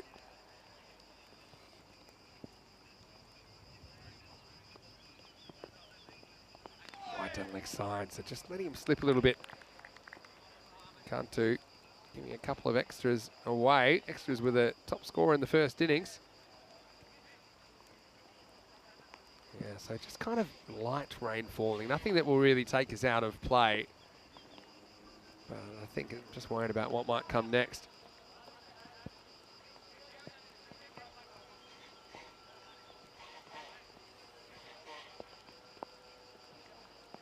And having a bit of a word there to the captain. Not sure what that was about. Kind of an eerie. This is literally calm before the storm that we're in the middle of right now. Yeah, absolutely, without fail. Another one down the leg side. This would have been another tactic, is in the 2nd over or 3rd over, you just keep bowling wide so they can never finish it, and then if the rain comes, it gets washed out. What do you think about that? All right, it's just me trying to game the system. Probably unfair play if they thought you were deliberately doing it. No, just, I mean, it could be one of those when that passes us by, because I know that all the action I think is probably happening behind us in terms of the weather. This is shot, but it's going to be picked out. Picked out the fielder there, so we'll just get one. Yeah, that's so important. That one goes straight to the field. I think anywhere a couple of metres either side of him, he would have done well to try and stop that. Absolutely whacked that. It's another one that got smashed at the fielder. There's weather warning. It's not going to stop me going out for pasta or maybe a pizza in Milan tonight. Just bring my umbrella. Just one this time. So it's the end of the over. And the score is 21 for 2. Vinny Sandu here, Mr. Maximo. Alongside me is Rico Full. And, well, I will say we've had a very helter-skelter couple of weeks. Oh, 2 or 3 weeks. I know that you joined me in Hungary. That was a crazy series of balls flying everywhere. Austria likewise. Then we have 86 sixes in a day, I think, on day 5 there. And we've had some pretty exciting games so far. Right now, it's just kind of a weird vibe. And this is going to happen when you do over 1,000 matches of cricket a year. Right now, this one's just kind of floating along, isn't it, Rico? It's sort of been, I mean, today has very much been a day that has belonged to the bowling side. I mean, we started today, as you know, because of that low-scoring match yesterday. That the average scores of the day went to about 9. Now we've said that 2 low-scoring ones to start off today with. So in terms of the average scores, it's going in the wrong direction at the moment. But we've seen some very good bowling and fielding. It's really got to be said that these the players that we've seen here today, and Cantu, shout out to them as well. I mean, they're making their debut here. Didn't go well with the bat, of course, we saw that. But with the ball, they're certainly not letting themselves down. So Yeah, for sure. I mean, you can see the decision to bat first, couldn't you? Because they really do. They back themselves to be able to defend it. But you need to get something on the board, and really, off those early wickets was big trouble. So, I mean, maybe if bowling's their strength, then maybe lead with bowling. Especially in the first game, you often see new teams wanting to bowl first. Just gets everyone out there on the cameras. Everyone can settle a little bit as a team. And so, then you know exactly how you need to approach your batting innings. Uh-oh, that's ominous. Gonna go check my last will and testament. Swing and a miss. They try and be aggressive. Doesn't work out. Raza Amjad just struggling to get moving here. He's 6 off 11. Chris is saying that Milanese will have forgotten what rain is. They probably will have.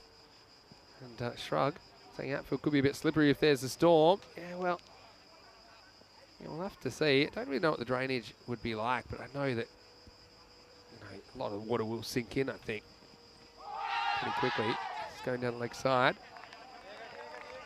So, I mean, you can't defend 46, can you? Can you? Yeah.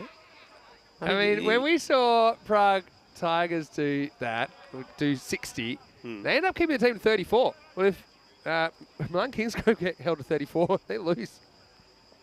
I mean, they are bowling really well at the moment. I do say there's kind of distinct lack of urgency from the batters as well. It's almost like they're waiting for a ball with their name on it. Well, that one's a full toss, and it's going to disappear, but how far? Well, it's going to be fielded on Crocodile Rock.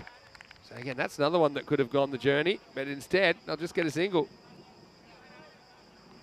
Yeah, it's thrown everything at it. It's a slow full toss, isn't it? Slices it up in the air. And it's probably just as well he doesn't get good timing on it, because may have carried all the way to the field. That man is now come inside to the circle because they want to bring him in from long on and push long off back. Ninja asking what the drainage is like, but I don't think anyone remembers, to be honest. This one worked away, gets past the short mid wicket. It's a good fielding position. Just trying to turn it into a dot, but can't deal with that. With the end of the over. And again, another pretty quiet one. And the score at the halfway point is 24 for 2. Well, I suppose you could argue they're pacing it perfectly, but the overs so far, 2, 4, 4, 11, and 3. Look, if you take out Shahid Wazim's over, then you've just got 13 or 4 overs. Yeah. He's went for 11. But like I say, they are ahead of the rate. But yeah, Yuvraj Singh saying the bowling's been really good, and let's give credit to the bowlers as well. I mean, they obviously didn't bat well. Cantu. And that left arm spinners essentially smash the stumps over time and time again. But right now, they're stretching Milan Kingsgrove. Time for the 6th over though. And let's see, we're going to get, they are kind of having a few issues with getting their bowlers and getting their fielders set in time. Of course, there's still the time penalties potentially. But, I mean, you just can't see the game going that deep. But at the moment, I mean, they still need that 5 and over or so, just under 5. The run rate required hasn't really moved.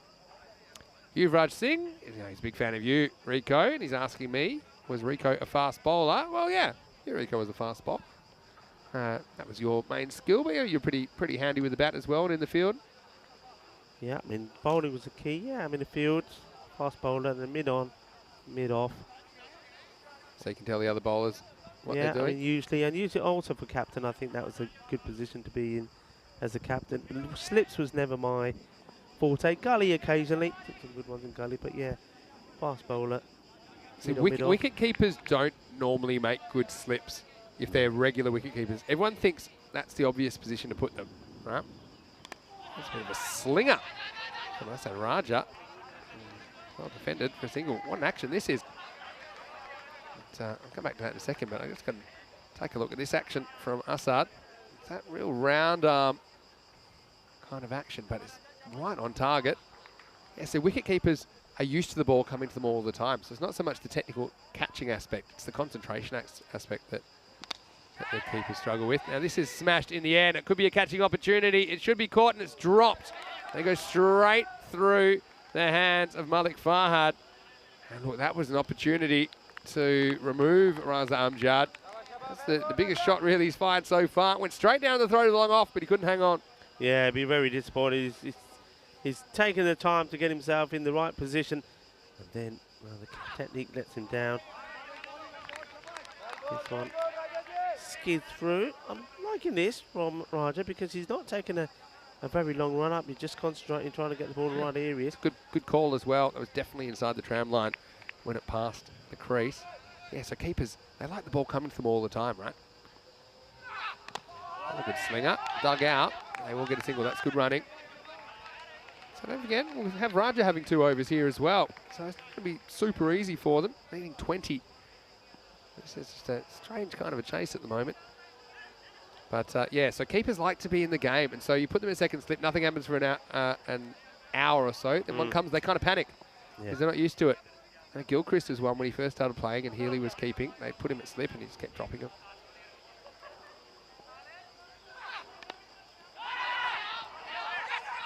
Oh, throws this pretty hard. Yeah, there was a lot of screaming and shouting coming his way. I think it was the non-striker that had committed. And the throw, if it had gone to the non-strikers then, it would have been interesting. So once again, an over where not much is going on.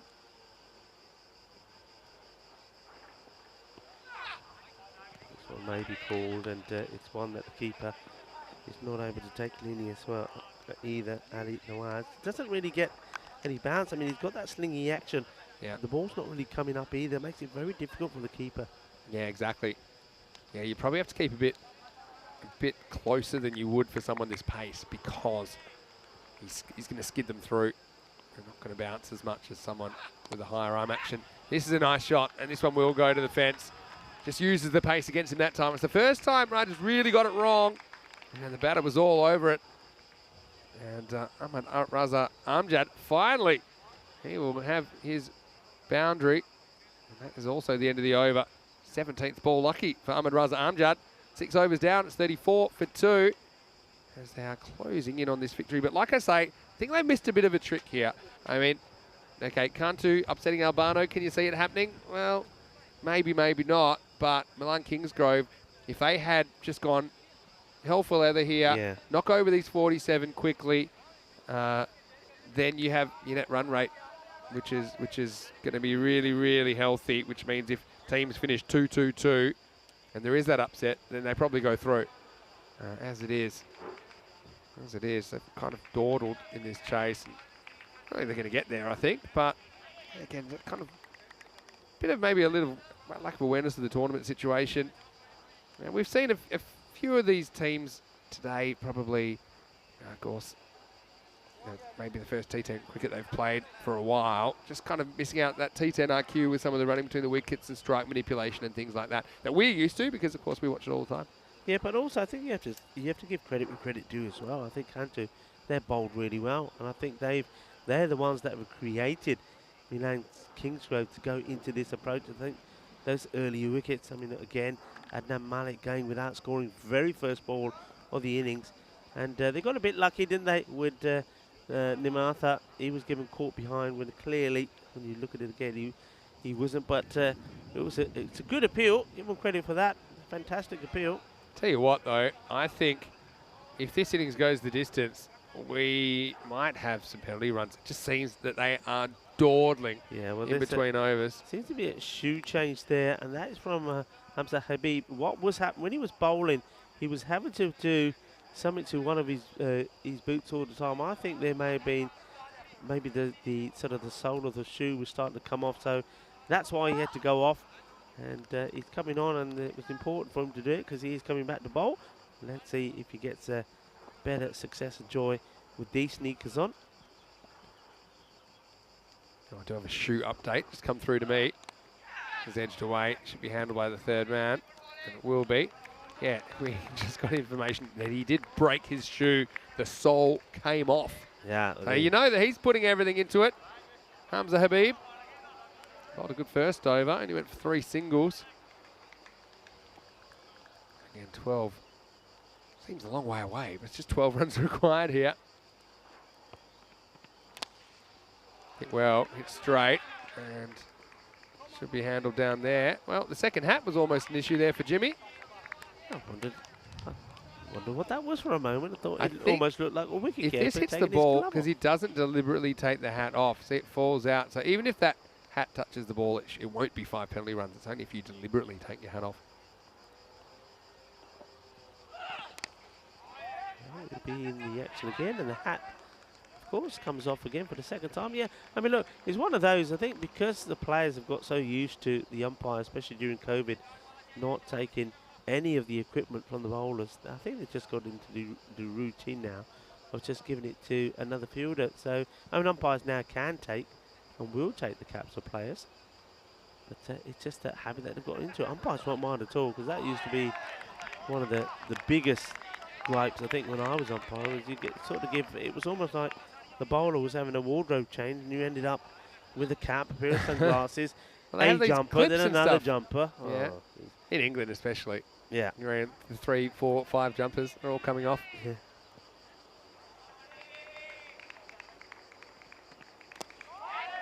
Bunted down the field.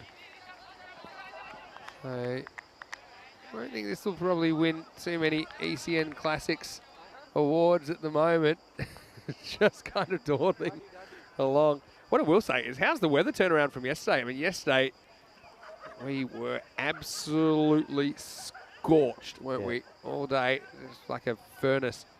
Heat coming from above, heat coming from below. Well, finally, this one's going to go, and it's going to go the journey. Maximo! Dinesh Samarawikrama. Well, finally, we see a bit of intent. That's a nice bit of batting. Goes over the offside. And that is actually the first Maximo of the innings. Yeah, it's a bit of a shot, isn't it? Just uses his feet beautifully, gets to the pitch, and he pumps this exactly where he wants to go. Nice shot. And just showing that once he gets his eye in, he can make things happen. What a lovely shot that was. Sure was. Amjad plays it, and we have a look at the match coming up next. Of course, we know that there was a victory for Albano, that they're looking to come back now against a team that's out there making their debut, Cantu. So Albano, remember, winning by 12 runs in the first match here in Group B against Milan Kingsgrove. Looks like Kingsgrove are going to get their first win. So they're going to be level with points, but they've played both their matches. So we know that if Albano can get the win against Cantu, then they automatically will be qualifying for the quarterfinals. And that means that Cantu and Milan Kingsgrove, the two teams out there now, will do it all again later in the eliminator. Exactly right. So, the question about the toss. You can see the Albano won the toss and fielding first. I think they're hoping to do a similar kind of number on Cantu that Milan Kingsgrove done, at least in the first half of the game. Almost there now.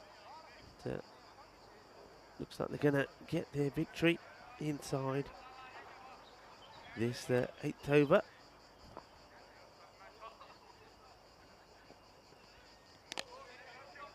All time scores. No, they decide not to take it. So let's see if the rain holds off. Of course, that next game is scheduled to start in about 25 minutes' time.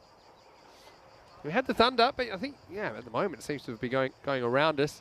Yeah, very dark conditions, kind of eerie conditions at the moment for this one. Yeah, very murky as well. This one's in the air, fielder coming across, and well, he does extremely well to get his hands to that, actually.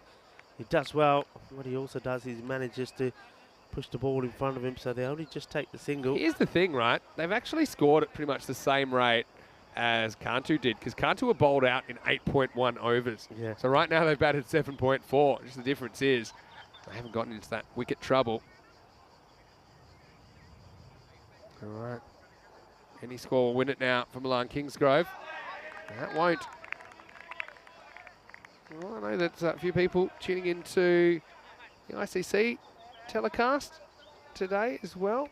I know that a lot of our European cricket friends are over there, on and off the field. And so we'll be keeping an eye on those matches, of course, as well. All right, will this be it? Last ball of the 8th over.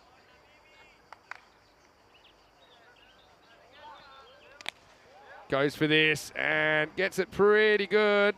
This one will go to the boundary, and so they will bring up the 50, and they bring up the win off the last ball of the 8th over.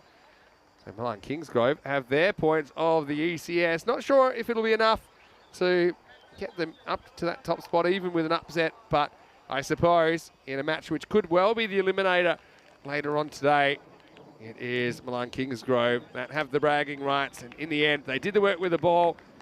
They were able to just wander their way to the target in the end, taking 8 overs to score 50. But congratulations to Milan Kingsgrove. I mean, last year, they were just so disappointed not to get past the first phase of the competition, finishing with a 1-2 record. Right now, they have their first win in ECS 22. And so, just a reminder, I had questions about toss news and a few other things. That we will have match 7. This is the final match of Group B before we send one team through to the quarterfinals. The other 2 teams will play the eliminator, and it's Albano who've sent in Cantu.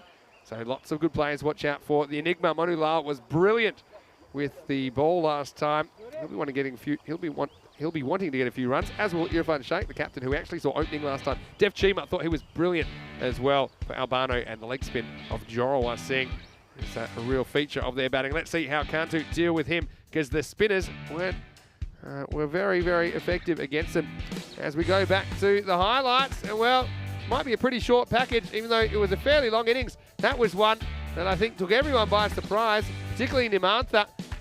The fall down appeal got the call, and ultimately you felt surely there's no way they couldn't chase down 47. And I guess we were right, because they did in the end, even though we saw drop catch at the end. The umpire had to be on his wits as well to get out of the way of that. That's the big Maximo, which eventually came, and they did it with a boundary, Rico. They get to 50 in 8 overs, but hardly the convincing innings with the bat that Milan Kingsgrove would have wanted. Yeah, I mean, I think this is all about the focus was on getting that victory. I think they wanted to get the victory under their belt. I think it was an opportunity taken for the likes of the 2 batters out there, and Dinesh and Ahmad, just to get in the runs, because I think they know, they'll feel confident that well, they're expecting, I suppose, that they will be playing that elimination game against Cantu again.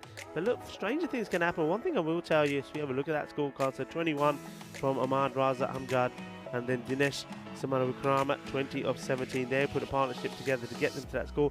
But from what I saw from Cantu, look, they want to have Cantu batting first, do Albano. I can understand that they're looking for Cantu to maybe be skittled out for a low score again, but they did show signs, especially their captain Adil Akhtar, that they can go on and score bigger runs. I think if they could get, and you're right, Minnie, they got the 50 there in the 8 overs, and when you think about it, when they were batting, they were 46 all out at that point. So if they could have gone on to use up the 11 remaining deliveries that they had and got to a score, I don't know, maybe 65, 70, they would have tested Milan Kingsgrove here. So if they can get to a higher score, maybe push on to the 80 and 90, I don't think it will be easy for Albano. I mean, they do look like they're a good bowling team.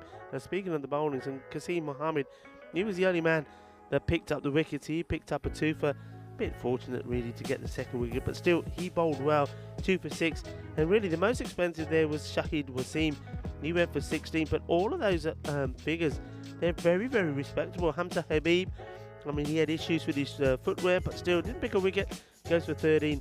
They've got some quality bowlers in there. They can cause trouble, but the thing is, can they get enough runs on the ball? Yeah, that's the question. Anyway, we'll find out when we return in 20 minutes. In the meantime, you can always go to our website, europeancricket.com, and also our social media at European Cricket. A great place to get your news and views on the whole ECN universe. But we'll see you soon, and hopefully the rain stays off. I'm not going to say bye for now yet, but bye just in case. But we should have some cricket on very, very shortly. It'll be match 7 and the final Group B match. Albano sending in Cantu. See you shortly. Vinny Sandy, Mr. Maximo, alongside Rico Full. Back soon with more FanCode European Cricket Series.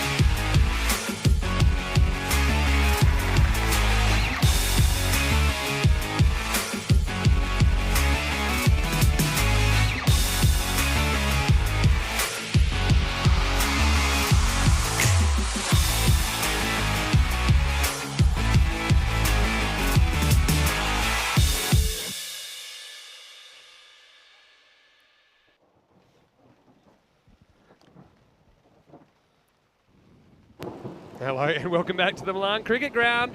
Well, 24 hours is a long time as the earth spins around, and you can see this time yesterday we had a lot of sunshine. At the moment, we've got the first rain in a long time in Milan. Of course, it takes a European Cricket Series to bring this kind of rain. Vinny Sandu here, Mr. Maximo. Alongside me is Rico Full. It was predicted. We thought we'd get a storm sometime today. We had little signs of false starts, but then the rain really did come just after the finish of that match. Absolutely hammered it down, and I tell you what, some of the lightning, you saw it on the camera there, I see it before you came to us. It's pretty close. The thing is that, I mean, you've seen some more bolts there, but I just think that maybe, because that rain has just eased off a little bit, maybe it's one that's passing us by, and it all depends what's following it. But if it does pass us by here now, I think we can just only hope that it goes.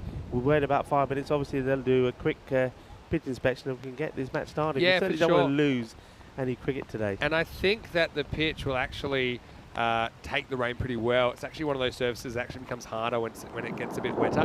But you can probably hear right now, I don't know if you can hear that in the effects mics, but there's thunder rolling out of the clouds at the moment, preventing any play. Now what we're waiting for is match number 7, of course, between Albano and Cantu. And the news from the toss, Albano won the toss, elected to bowl first. Now, the situation is, if this match for some reason had to be abandoned, then Albano would get the point, which would see them through as the second quarter finalist. Cantu would be destined for the eliminator at the end of the day. Look, we are hoping that it is going to pass, and I would say at the moment the rain has eased off somewhat. And so, yeah, it's one of those things we're just going to have to keep an eye on during the day. Rick, it always is frustrating when rain intervenes. I mean, I know the silver lining, I suppose, it is welcome for a lot of people in this area because there's been very, very little rain. Obviously, you can tell from the outfield and the surrounds that the ground could probably do with the rain, right? It certainly can do. The one thing it won't help with is that when it rains, like it does in Spain, when you haven't had rain in a long time, you get a lot of mosquitoes, and there's a few that are spinning around you. A few are just coming around. Anyway, I'm glad that you're happy about that. Mosquitoes are here. I tell you what, I'm happy because we're not going to leave you without any cricket. I know that we'd love to show you a game now, and I'm going to take us back to a classic match, and it is actually Group C of the... Are you right there? It's from the 20... He's been picked. Are you right? Get me. All right, so we're going to go back to the 29th of September, and it's Group C match 11. It is England versus Italy. So that's what we're going to watch now. And the Italian captain, Baljit Singh, who we saw yesterday for Bergamo CC, he won the toss. He elected to bowl first. So Mohammed Imran has the ball. The batter on strike is our very own Harrison Ward. He's opening the batting with Luke Webb for England. So we're going to go and take you to Khartoum. We'll be back with an update very, very shortly. You can also look in the live chat, ECN European Cricket Network. And in addition to that, our website, europeancricket.com, for any info. As soon as we have any play or any news, we will come back to you. But for now, the next voice you hear will be Michael McCann's as we take you back in time to the ECC match 11. And it is England batting first against Italy. Enjoy this classic match and see you soon here in Italy. Competition, must be said, it's not a full strength Italian team. They've got their eyes on the ICC Europe qualifiers that are coming the week after the Stream 11 European Cricket Championship finishes. So vast majority of these players are playing in Italian colours for the first time. England triumphed in the first meeting between this pair. Those are your team sheets. Nana Kavas and Ravi Paul miss out for Italy. Both were players that didn't have the best games when they faced England 11 the first time around. Two bowlers that got hit all over the place. Alex Mellor, the ex-Warwickshire left-handed bat, misses out for the England 11. As does Rich Edwards, who's been impressive opening bowler for them, but rest and rotation very much the name of the game for this England 11, so he misses out. Mohammed Imran to get us going. Just jabbed away by Harrison Ward, who's been a star for the England 11 with the bat. He's top scored in 3 of their 4 innings so far. 41 not out off 18 balls against Germany, 40 off just 12 balls against Finland, and then 37 off 13 against the Italians yesterday. Lovely bowling from Imran. Just got Ward pushing at that one outside the off stump. It's a really nice spot to be in. And in that fixture, the 7th match of Group C on Tuesday morning, England put 127 for 3 on the board and kept the Italians to 94 for 6, winning by 33 runs. Down the ground from Ward, thought of a single, turned it down in the end. Fielded by Amir Sharif, who is Italy's best bowler, and we'll see him very shortly. He's giving that ball a good dry because there is a lot of dew here. And actually, despite the early morning sun, it's pretty cold and nippy.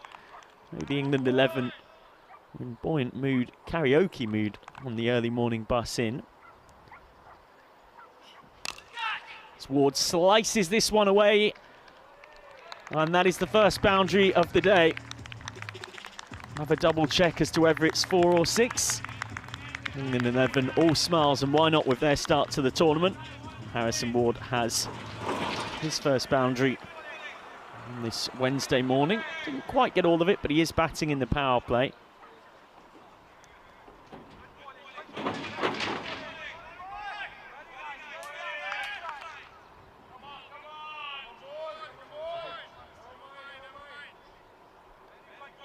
I think the umpire's just maybe double checking with the third umpire as to whether it is 4 or 6. So on we go. Short, and no doubt about this one. That is out. Superbly caught by Jasprit Singh. Such an important breakthrough. It's Harrison Ward who's been the England 11's most destructive batter in the tournament so far, but he is gone. And the England 11 are 4 for 1 early on. Well, if Italy are going to spring an upset and needed a bit of inspiration early, Jasprit Singh, who's normally so important for them with the ball in hand bowling, has taken a great catch out there. It wasn't an easy one. So Ward is gone, passes on a bit of advice to Ewan Woods, who heads out. Just 1-4 for Harrison Ward, who is a regular for Sussex in all 3 formats this summer just gone.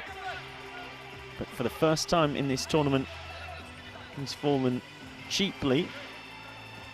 So Woods heading out now, man nicknamed Jingu, due to references to his ginger hair and also the fact that he talks a little bit like Pingu, the children's cartoon character. And Woods is not quite fired yet with the bat in this tournament. As that is a wide. Umpire's using that blue guideline, so I'll have to re-bowl that one, Imran. And Woods is 21 years old, one of 4 players in this team who plays his national counties cricket for Berkshire.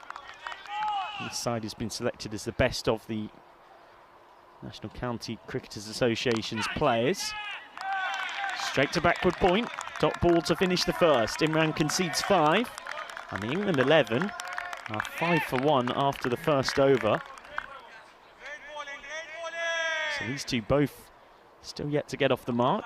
It will be interesting to see how the England 11 cope here without the big hitting prowess of Ward out there early on. He's really set the tone for them often with the bat. Luke Webb and Ewan Woods out there. Webb now facing up and taking guard. Up hit 49 off 23 yesterday against Germany. Was to fall just short of the half-century mark, but it was an impressive knock that put them in a position to go on and win that game by 46 runs. In the early morning sun here at the glorious Cartama Oval on the Spanish south coast.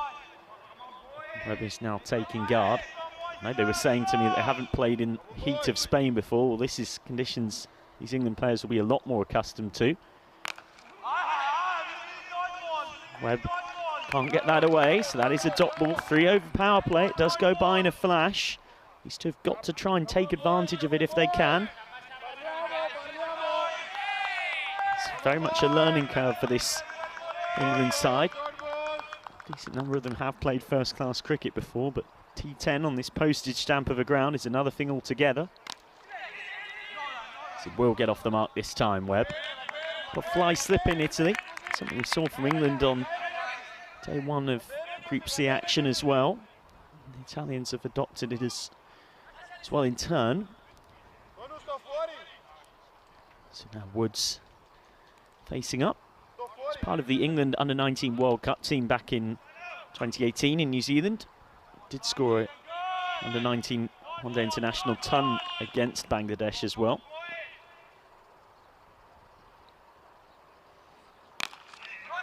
And they'll get off the mark here with a quick single to short mid-wicket. He's on to strike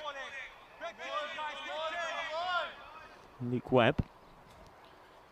Webb, who's seen as somewhat the father figure of this team, the sensible one. He's also a bit of a leader. He's captain of Dorset, one of a handful of players in this squad who actually are captains of their national counties. He's not really got all of this, and it's caught on the juggle. It's a second one. Irfan Sheikh takes the catch, and the England 11 is 7 for 2. Luke Webb, who struck them so well in the victory over Germany yesterday, has to perish. And it's a wicket for Baljit Singh. Both opening bowlers have a wicket. He's just on it a bit early and didn't really time it at all. Got a bit fortunate there, Irfan Sheikh, because the way the ball bounced off his body and came up fortuitously for him to catch. So that's the end of Webb for 1 off 3. If you're of a persuasion towards England in any way, shape or form, maybe watching on BT Sport, I imagine that you're a bit nervous right now.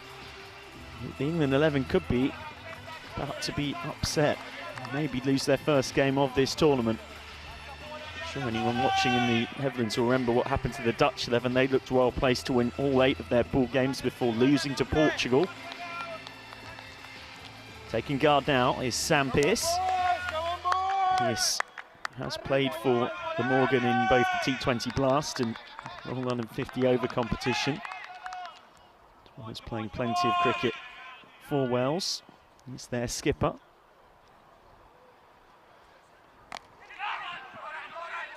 Straight 2-point. Pearce led Wales to the semi-final of the National Counties Cricket Association 50 over competition this summer. And much like many of this England 11, some aspiring professional cricketer for whom this tournament might be something of a handy shot window.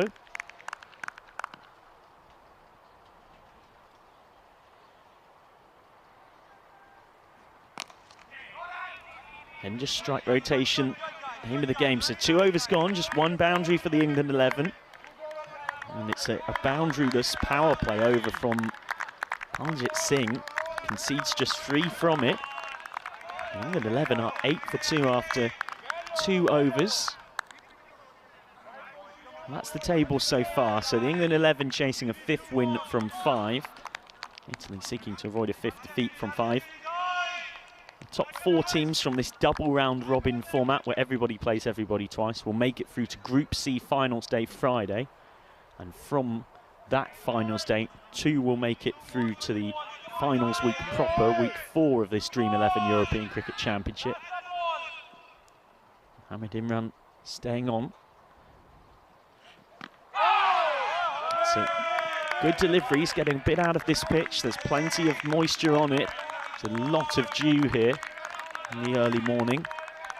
A very, very good time to bowl. We rarely see sides on the European Cricket Network do anything else from winning the toss in the first game of the day. And Italy were delighted that the coin came down in their favour.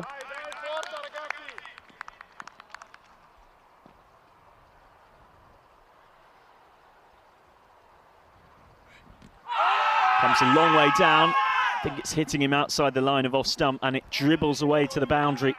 It's a bit of fortune for the England 11. Testing stuff from Imran.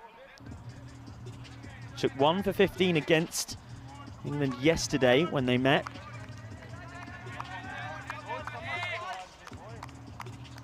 He also actually bowled the second maiden in T10 international cricket history. Of course, this is the first ever T10 international competition. 2 overs, 1 maiden, 5 for 1 against Germany in the first match of Group C on Monday morning.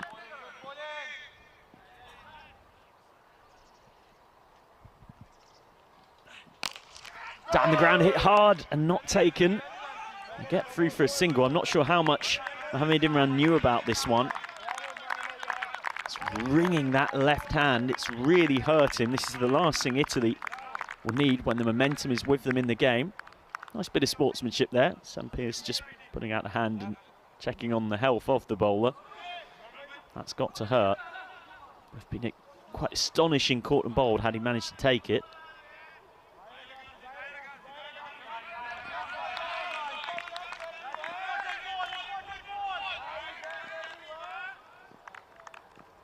Are they going to go hard in these last three balls of the power play or just consolidate?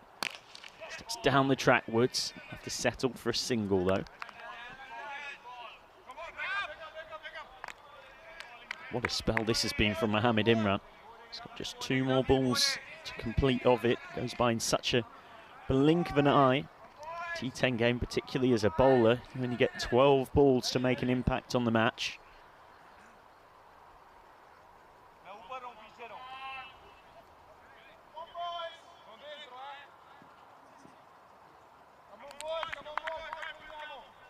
Long off and third out. Only 2 allowed out, of course, in this power play. It's another big LBW shout, and again umpire Croucher turns it down. Wonder whether it's hit him outside line of off stump whilst playing a shot. Has been given as a leg bye. It's also fair way down the pitch too. So those are the factors in favour of Sam Pearce. He's 1 of 3 as you play their national counties cricket for Wales.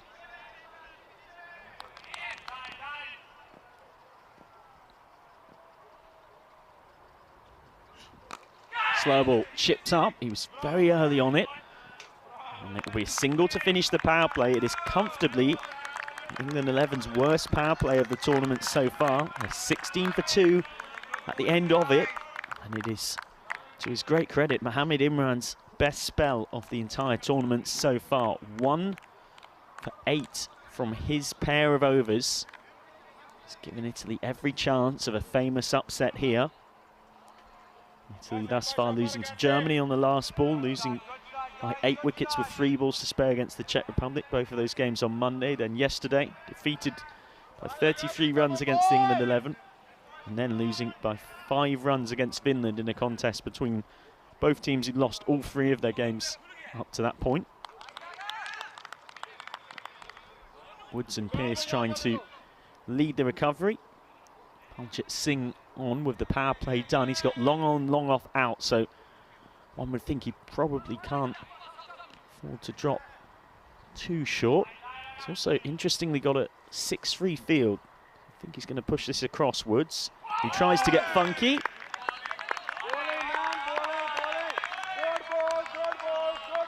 We're waiting on a possible wide call from the umpire, but not given, so it's a valuable dot for Paljit. Bold gamble this from Italy. They're bowling out both of their opening bowlers. Sense they're on a run of momentum here, but the problem is then it can be difficult for those that follow in behind to keep up that momentum. Low full toss. Hard down to long off from Woods. Still going at below a run a ball.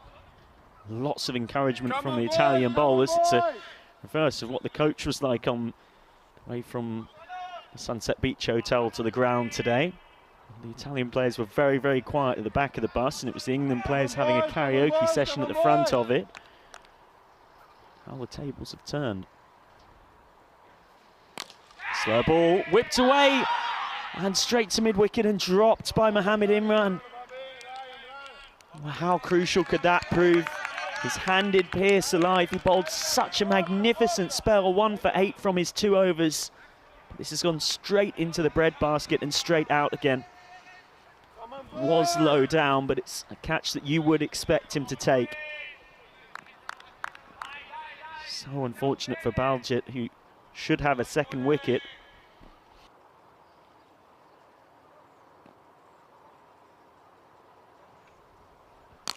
Steps down and out towards long on, and that's dropped as well. A much, much tougher chance, and Woods gets a boundary that somewhat releases the pressure on the England 11. He will be feeling it right now. Woods trying to hit his way out of trouble. It was Amir Sharif diving forward at long on. It would have been one of the catches of the tournament with this hard Kookaburra ball in the early morning where it is pretty cold, in truth, despite the sun. Turned away again by Woods. That's like that whip through long on. Ewan Woods, who plays his club cricket from a young age at Walgrove Cricket Club just outside Reading. Jokingly told me pretty much lives there. His dad Martin has been the groundsman for a long time. His brother Alex has followed in the groundskeeping tradition, works at New Road and with Worcestershire County Cricket Club.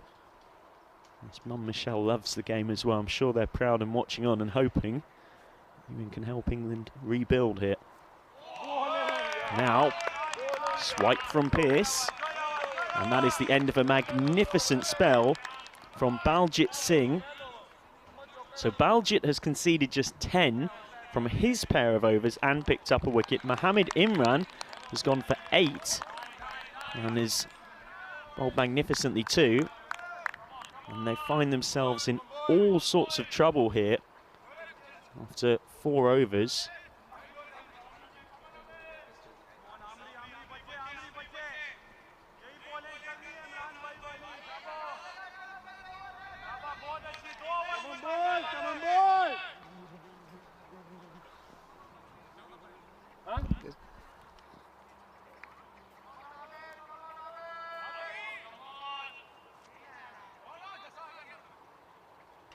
So 4 overs gone. And the England 11 are in a spot of bother here. 23 for 2. Short, hit hard by Woods. There's a sweeper out there. And it's taken this time. 2 catches dropped in the previous over. But Sharif, Italy's top wicket taker in the tournament, has done it again for them. The golden arm, Amir Sharif, leaves the England 11 23 for 3. And it's the end of Ewan Woods. So it goes from bad to worse for the tournament favourites, who are really being tested here.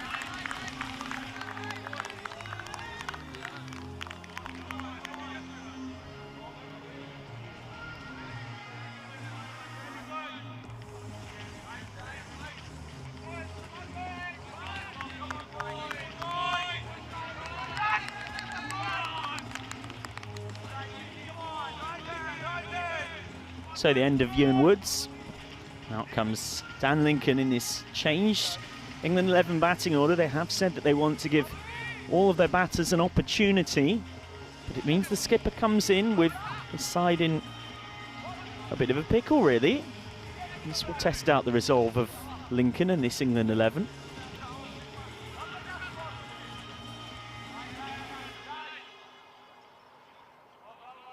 Come on, boys!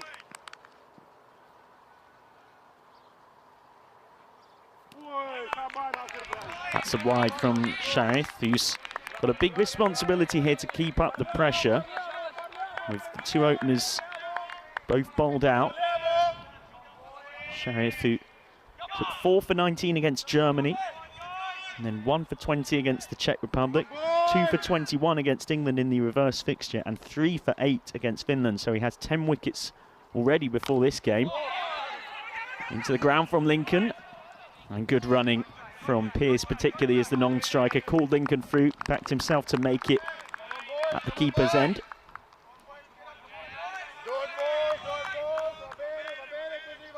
It is tough to bat in these early morning conditions. We've seen that across this Dream 11 European Cricket Championship.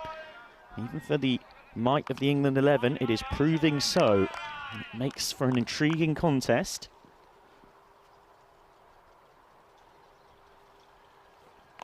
Short. Nice shot from Pearce. Down to 3rd. Sam Pearce, one of the 3 players in this side who represent Wales in national amateur counties cricket.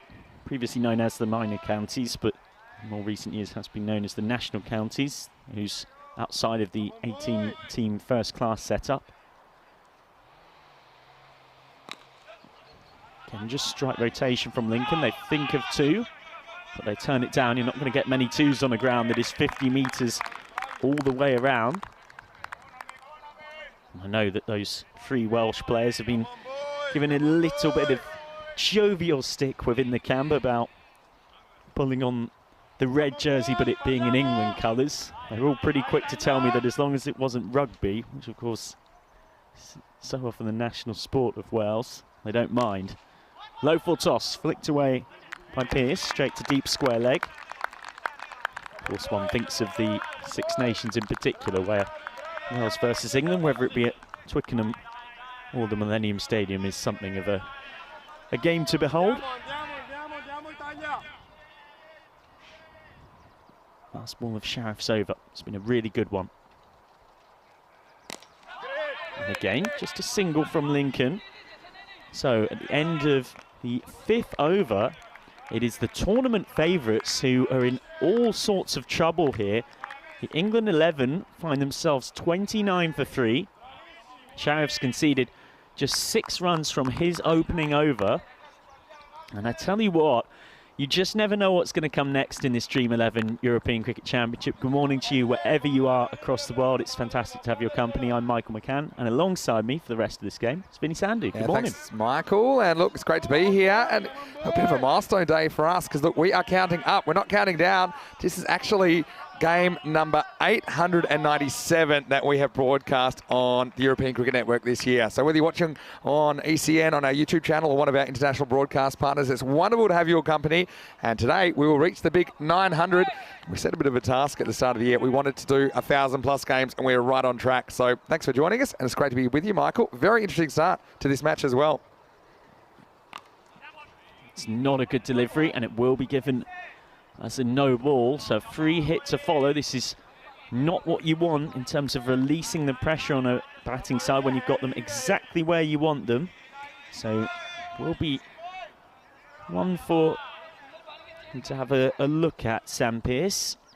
Have a look at with little to no consequences. Of course, he can still be run out off a free hit for obvious reasons. What about this start, though, from Italy? A team that hasn't got a win against a team that hasn't looked like losing, really. But England, they're so dangerous. They're so dangerous, even if they're on the ropes. You saw them bounce back yesterday. Straight to deep cover. And a free hit, of course. Michael, it's all right. You're not the first. And you won't be the last. That one had me as well. But, yeah, of course, the ball following a no ball is a free hit. But, I mean, we saw it yesterday, didn't we, with England, the way they bounced back. You know, they looked to be heading for something like 100. They ended up still scoring in excess of 130. So, a big task for Italy. No. That's a full toss, and that gets the treatment from Dan Lincoln. Dropped down the order and having to come in during a batting collapse. He's put the bad ball away. I hope to get the England 11 off into a better direction. It is the first 6 of the innings, not coming until the second half of it. Yeah, exactly right. And it's been a long time coming, hasn't it? Full toss, so it hasn't been a good over so far. And Jasprit, you'll want to improve.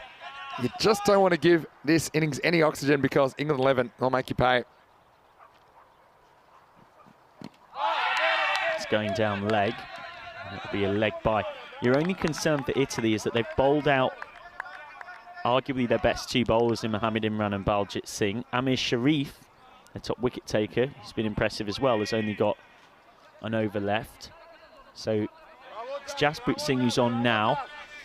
They've then got to find a 5th bowler from somewhere. They do have the spin of Adnan Mohammed and Jorwar Singh. I know that for this first game they primarily want to stick to their seam attack where possible. They've dropped Ravi Paul and Yannick Avas, who've both struggled thus far.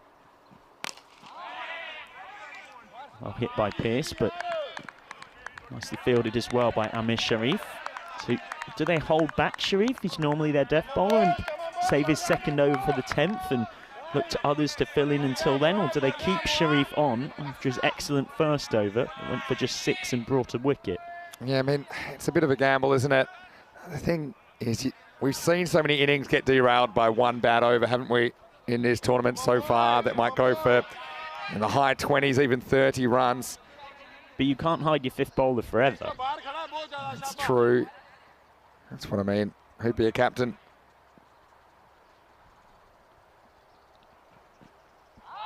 Left alone, hoping for the wide maybe Lincoln, but not given. And Lincoln, who had quite the journey to get here, former professional goalkeeper of Reading, has had a few seasons with Middlesex until last season, where he played county championship game and 2 T20s at Kent. Gave up cricket at 16 and restarted 6 years later and hasn't looked back since. And he's got a decent chunk of this, 4 through wide long on. Well, Lincoln starting to get the England 11 motoring finally, belatedly. And it's 14 that comes off that 6th over, 44 for 3. Now it's a really good shot, really good bit of placement, the way he manipulated his wrists there. He wanted to get it a little bit square up, but that has inherent risks when you're hitting across the line slightly. But he just did that one to perfection.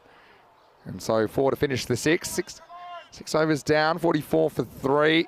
I mean, from here, I normally work with a two-a ball kind of projection. It takes us to 92.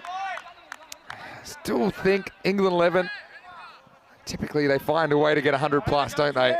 And you back them to defend it, but next 4 overs are huge. Probably the biggest 4 overs of the Italians tournament so far, because they're 0-4. This is a real opportunity for them. And they're giving the ball to Ahmad Khan here in the 7th. Giving themselves a chance here though, Italy. England 11 got 127 for 3 against them yesterday. I imagine they're not going to get near 127 here.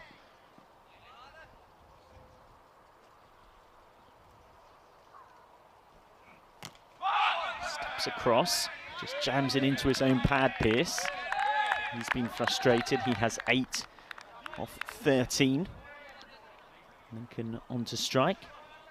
Mentioned giving up cricket at 16 and restarting 6 years later. Credible story as to how that happened. When he was 22, he played in a game involving the Middlesex second team and a lot of very good amateur cricketers in that part of the world, and he scored 130 off 35 balls in a T20, and then thought, well, maybe I should be playing cricket after all. Full toss, and he's absolutely smashed that. It sounded so good off the bat. The crack of lever on willow was a delightful noise, as long as you're not Italian or your name's not Ahmad Khan. 4 more for Lincoln. Well, Lincoln has got out the right side of the bed, that's for sure. And whereas teammates have struggled to get going, down Lincoln has hit everything in the middle of the bat so far, really. Once again, though, it's not a good delivery, is it, from Ahmad Khan? He's got to get it right. Cannot let this England 11 get away, because they will be ruthless with you, especially if they've got wickets in hand towards the back end of this innings. He's leading with his bat right now, Dan Lincoln. He's so key in the field because he's not just the England 11's keeper, but of course their skipper. Short. Just turns that one away for 4 through backward square leg. Well, Lincoln's making this look easy. He's playing a different ball game to everybody else out here. He's on to 22 off just 10 balls. Yeah, this is sensational batting because he knows that the fine leg was up in the circle. He didn't have to hit it hard. He just maneuvers it around the corner. Once again, it's all about the placement from Lincoln, and he's looking the goods here. 22 off only 10 balls.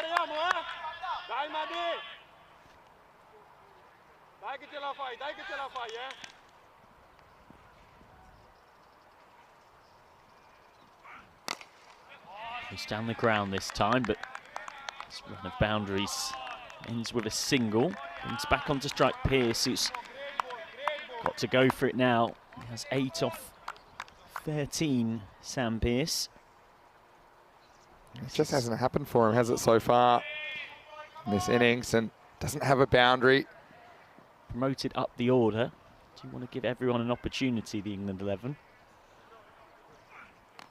Goes to scoop, and that sort of sums up Sam Pearce's innings. Nothing's quite going right for him, and this has dribbled its way through to the wicket-keeper, Nisar Ahmed.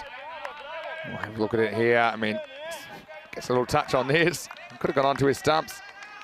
It's fine, but there's 2 fine as well. But, yeah, it's... Just looking at last time these 2 teams played, it was 127 to 94. England getting over the line. So Italy did score 94 against them. Looks at the moment to be the kind of score they might be having to chase. Swipe and a miss from Pearce, who has 8 off 15. That is the end of the over, 10 from it. And that's a very good recovery from the first 3 balls went for 9. So 7 overs gone. Italy will be very, very happy. The tournament favourites, arguably, are under big pressure, 54 for 3. Yeah, it was a bit of a strange shot, that last one. Probably a shot of frustration from Pearce. It was a shot where he kind of lost his shape, and he's looking frustrated out there. Just a reminder of where we are as far as this tournament goes. It's a 4-week tournament. We have 3 group weeks, and the best 2 performers from each of the groups going through to the championship week, which starts on Monday. And so 2 of the teams in Group C will join Belgium, Spain, the Netherlands, Lebanon, and Austria in that 6-team championship week. So still well over a week to go here in Spain. We're loving it, and we're loving that so many people are enjoying it as well. So it's great to have your company, as always, here on the 3rd day of the 3rd week of the first ever Dream 11 European Cricket Championship. All eyes on Lincoln here. He's been batting brilliantly. He's got to dig his side out of something of a hole.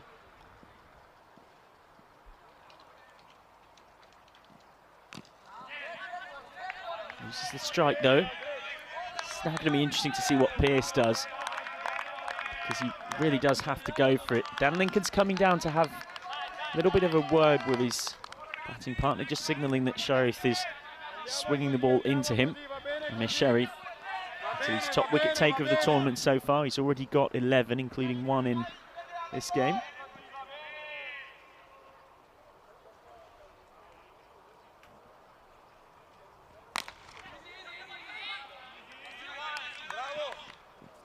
Just 1 for Pearce.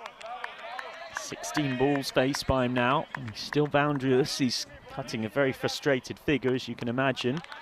Just throwing that head up towards the sky. Lincoln looks completely in form at the moment. Pearce, someone suggests somewhat towards the opposite so far. This time Lincoln to settle for what? Well, they're going to try and get 2 to get Lincoln back on strike. It won't work. It's a self-sacrifice from Sam Pearce, and in the situation that makes sense. It does at least mean that Dan Lincoln keeps the strike, and a long and lonely vigil for Sam Pearce comes to an end. He's made 9 off 16 balls, and the England 11 are 57 for 4 now. Nice work out on the deep mid-wicket row. Always looked like it was going to be difficult to get 2 on this ground, where it's 50-metre boundaries all the way around. This will show you. It's barely in the frame.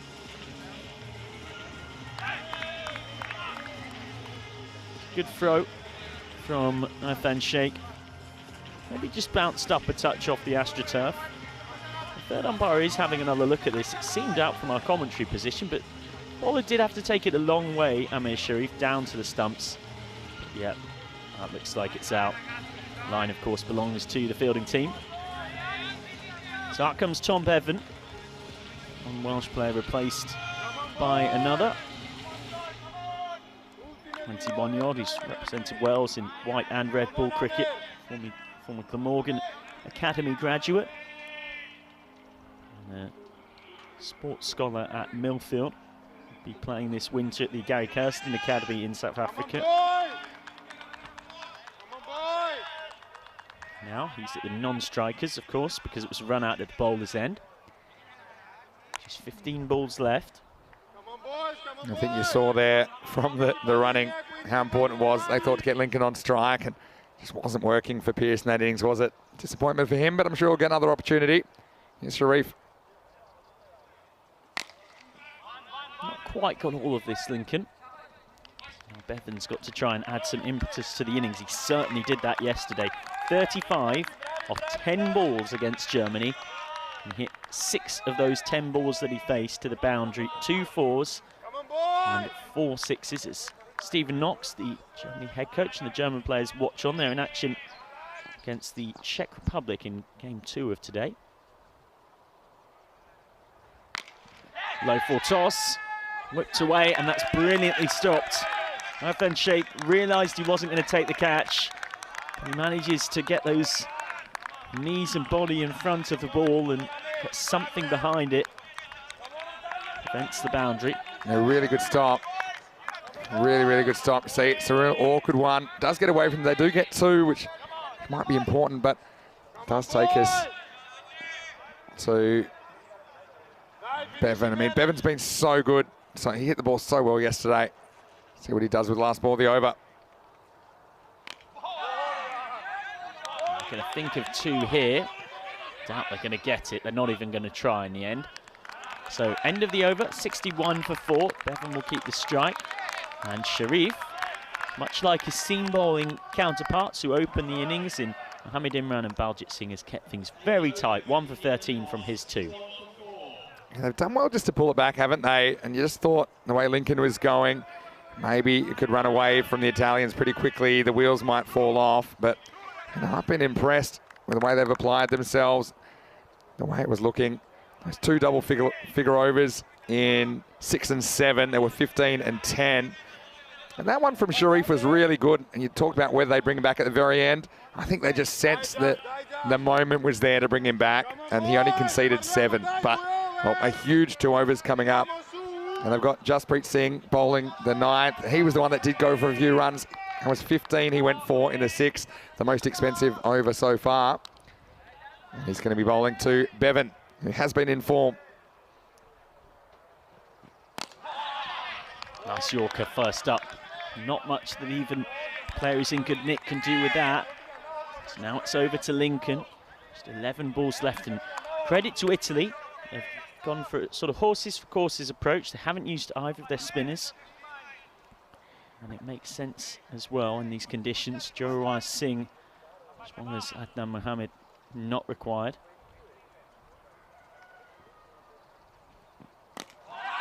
Just turned away by Lincoln. Gain will only get 1 though.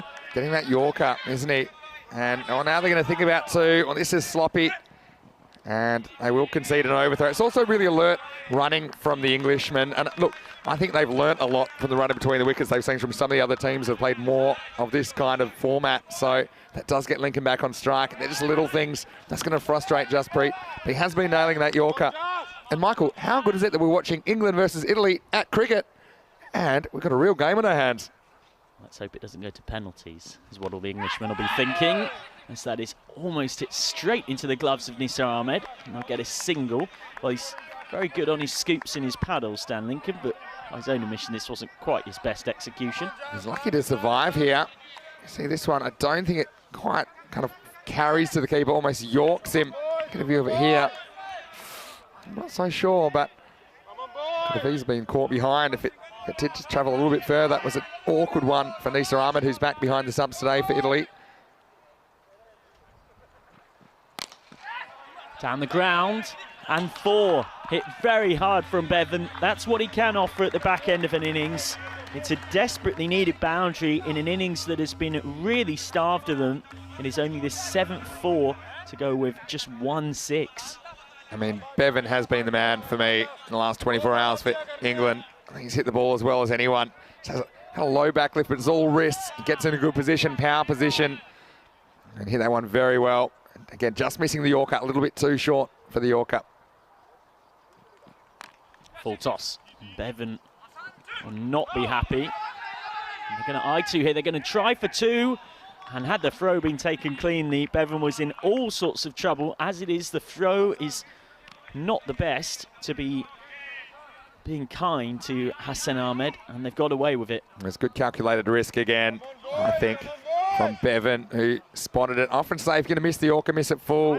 I just think it doesn't give the batsman anything to get under. That could have easily gone around the fine leg fieldsman for 4. Yes, again, making the keeper work really hard. Had no chance. Last ball of the 9th coming up.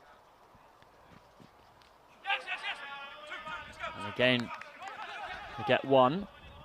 And they are going to take 2 here as well.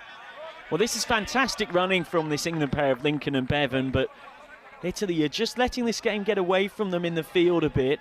It's really good hustle between the sticks. So 73 for 4 at the end of the 9th. And he ends up conceding 25 from his 2 overs, Jasprit Singh. Not necessarily helped by his fielders. Could have been worse, I suppose. See here, it's alert running because the keeper wasn't at the stumps, and even though they went to cover the keeper's end with another fielder, the throw went to the bowler, so I suppose they weren't really hurt there. That could have gone a lot worse. So 12 off it, hey? So now England, I mean, they need a very good over even to get them to 90 here. But we do know that if anyone can defend a low score, probably this England 11 bowling attack, as good a bowling attack as we've seen in the competition. It's a bit of a shade in this game of when the Dutch managed just 96 against Romania in their first day and still won. It's got a bit of that. But the difference here for me as well is that that was the first time that Romania had played the Dutch. Now Italy, they've faced the England bowlers before, you know, so I think it's a little bit of an advantage.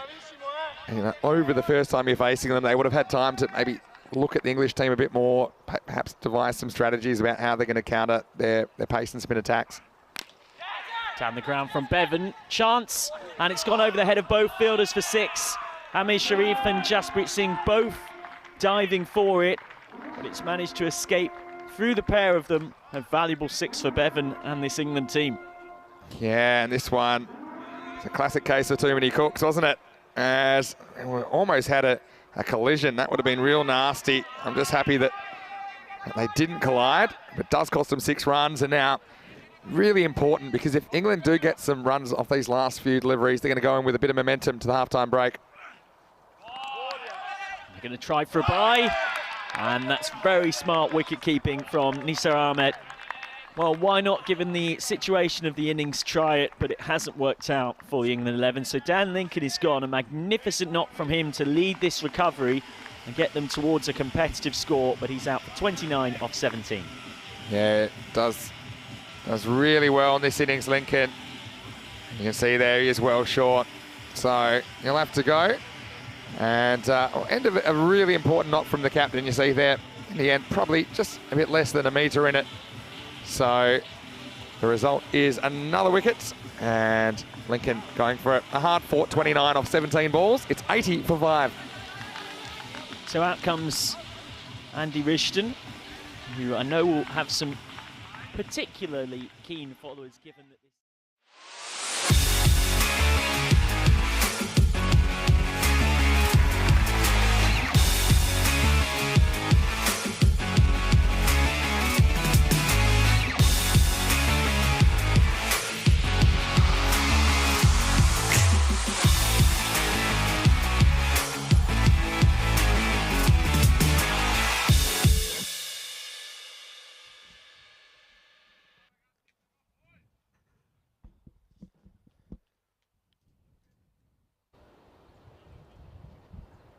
Hello and welcome back. Well, the good news is that that storm has passed us by. I mean, it's still thundering around all around us, so we're just hoping it doesn't return. And what that means is that this next match, Albano versus Cantu, is going to go ahead, but it will be a 5-over-a-side match. As we have a look at the two teams, we have seen them both already. And Albano, well, they made a good start, didn't they? A winning start against Milan Kingsgrove. And they didn't get too many runs on the board. Hardeep Singh was the top scorer, the wicketkeeper there. And was supported well for a while by Sedwin Ram, but then nobody else really clicked. And Milan Kingsgrove, it was all about that bowler Namantha as he took 4 for 8. Cantu, what can you say about them? Well, he didn't really get the runs on the board. That was a problem. And batting first, they were all out with also 11 balls to go, so it didn't really give them much opportunity. You'd have to say their captain, Adil Akhtar, was the pick of their batters, but I mean, even that's only based on a very brief encounter out there in the middle. They do play the shots, and if one of them can get going, anything is possible. Going to be a bit tricky at that end there with the keeper who's standing. So Hardeep Singh. This one goes straight through and gone. The finger goes up. So just like that, we see the first wicket. It wasn't a very big appeal, I have to say. It's just a little bit of how was that? And the umpire, Sylvia Lady, says, yeah, it is. You see it again. Well, I think we'll see it better from this angle. Yeah, the faintest touches, and the batter knows it. He's on his way, and just the way that he did in the first match, when he gets the edge, he walks. So Adil Akhtar, the captain of Cantu, I was just saying that he was probably the pick of the batters. He's an aggressive player, but this time round, not for the first time today, we see a wicket off the very first ball of an innings. So that's a bit of a disastrous start. Adil. But I know we'll be hoping that one of these other batters can get a bit of bat on ball and get a few boundaries here. Banga is the successful bowler. Hasn't he been good, Bakhtiar Banga?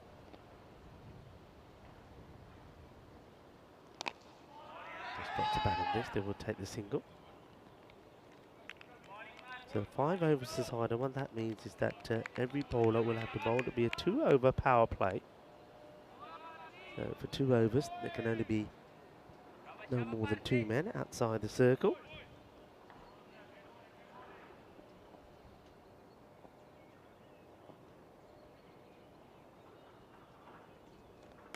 Up in the air, and this is easy. It's as simple as that.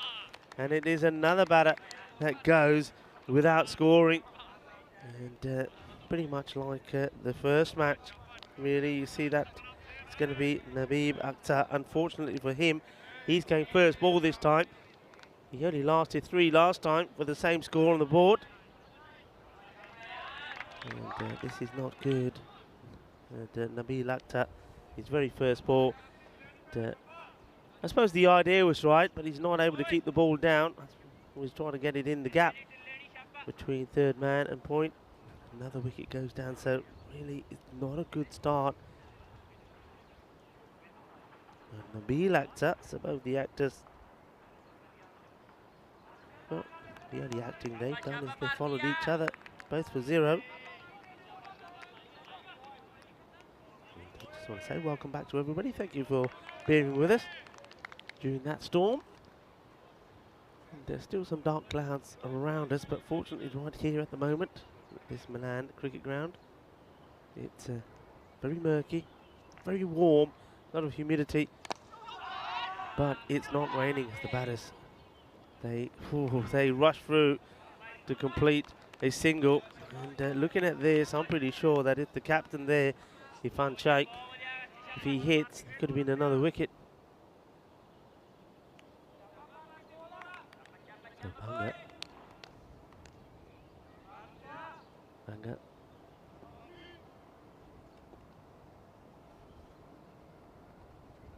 Oh, that's well bowled.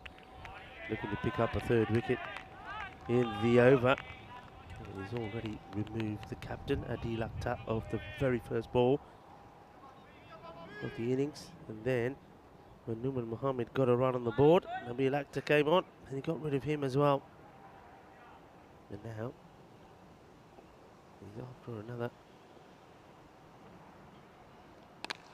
nice looking shot, and this one will go to the boundary. Well, just like that, everything changes. And in the sense of that, we see a batter who plays a beautiful shot. Nicely played.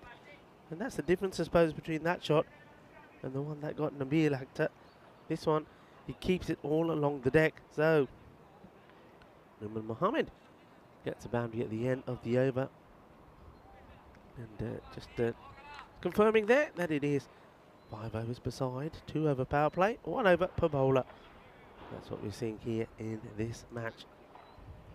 An important one for Albano. They know win this, they qualify as the winners of Group B into the quarterfinals. But it's going to be hard work for Cantu because they just can't seem to get their batting going, and it means that they will play against Milan Kingsgrove in the eliminator later today.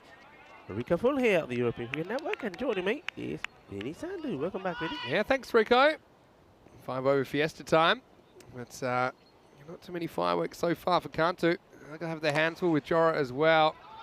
This gets past him, but doesn't get away for a run. So, yeah, it's quite simple. Albano, they can secure their spot in the quarterfinals with a win here.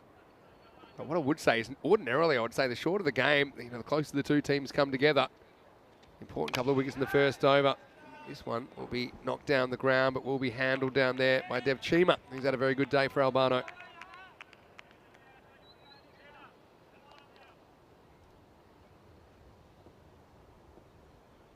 Jorawa, very clever bowler. We know that Kantu did struggle with spin, especially their middle order. Left arm spin on that occasion. Leg spin will be similar.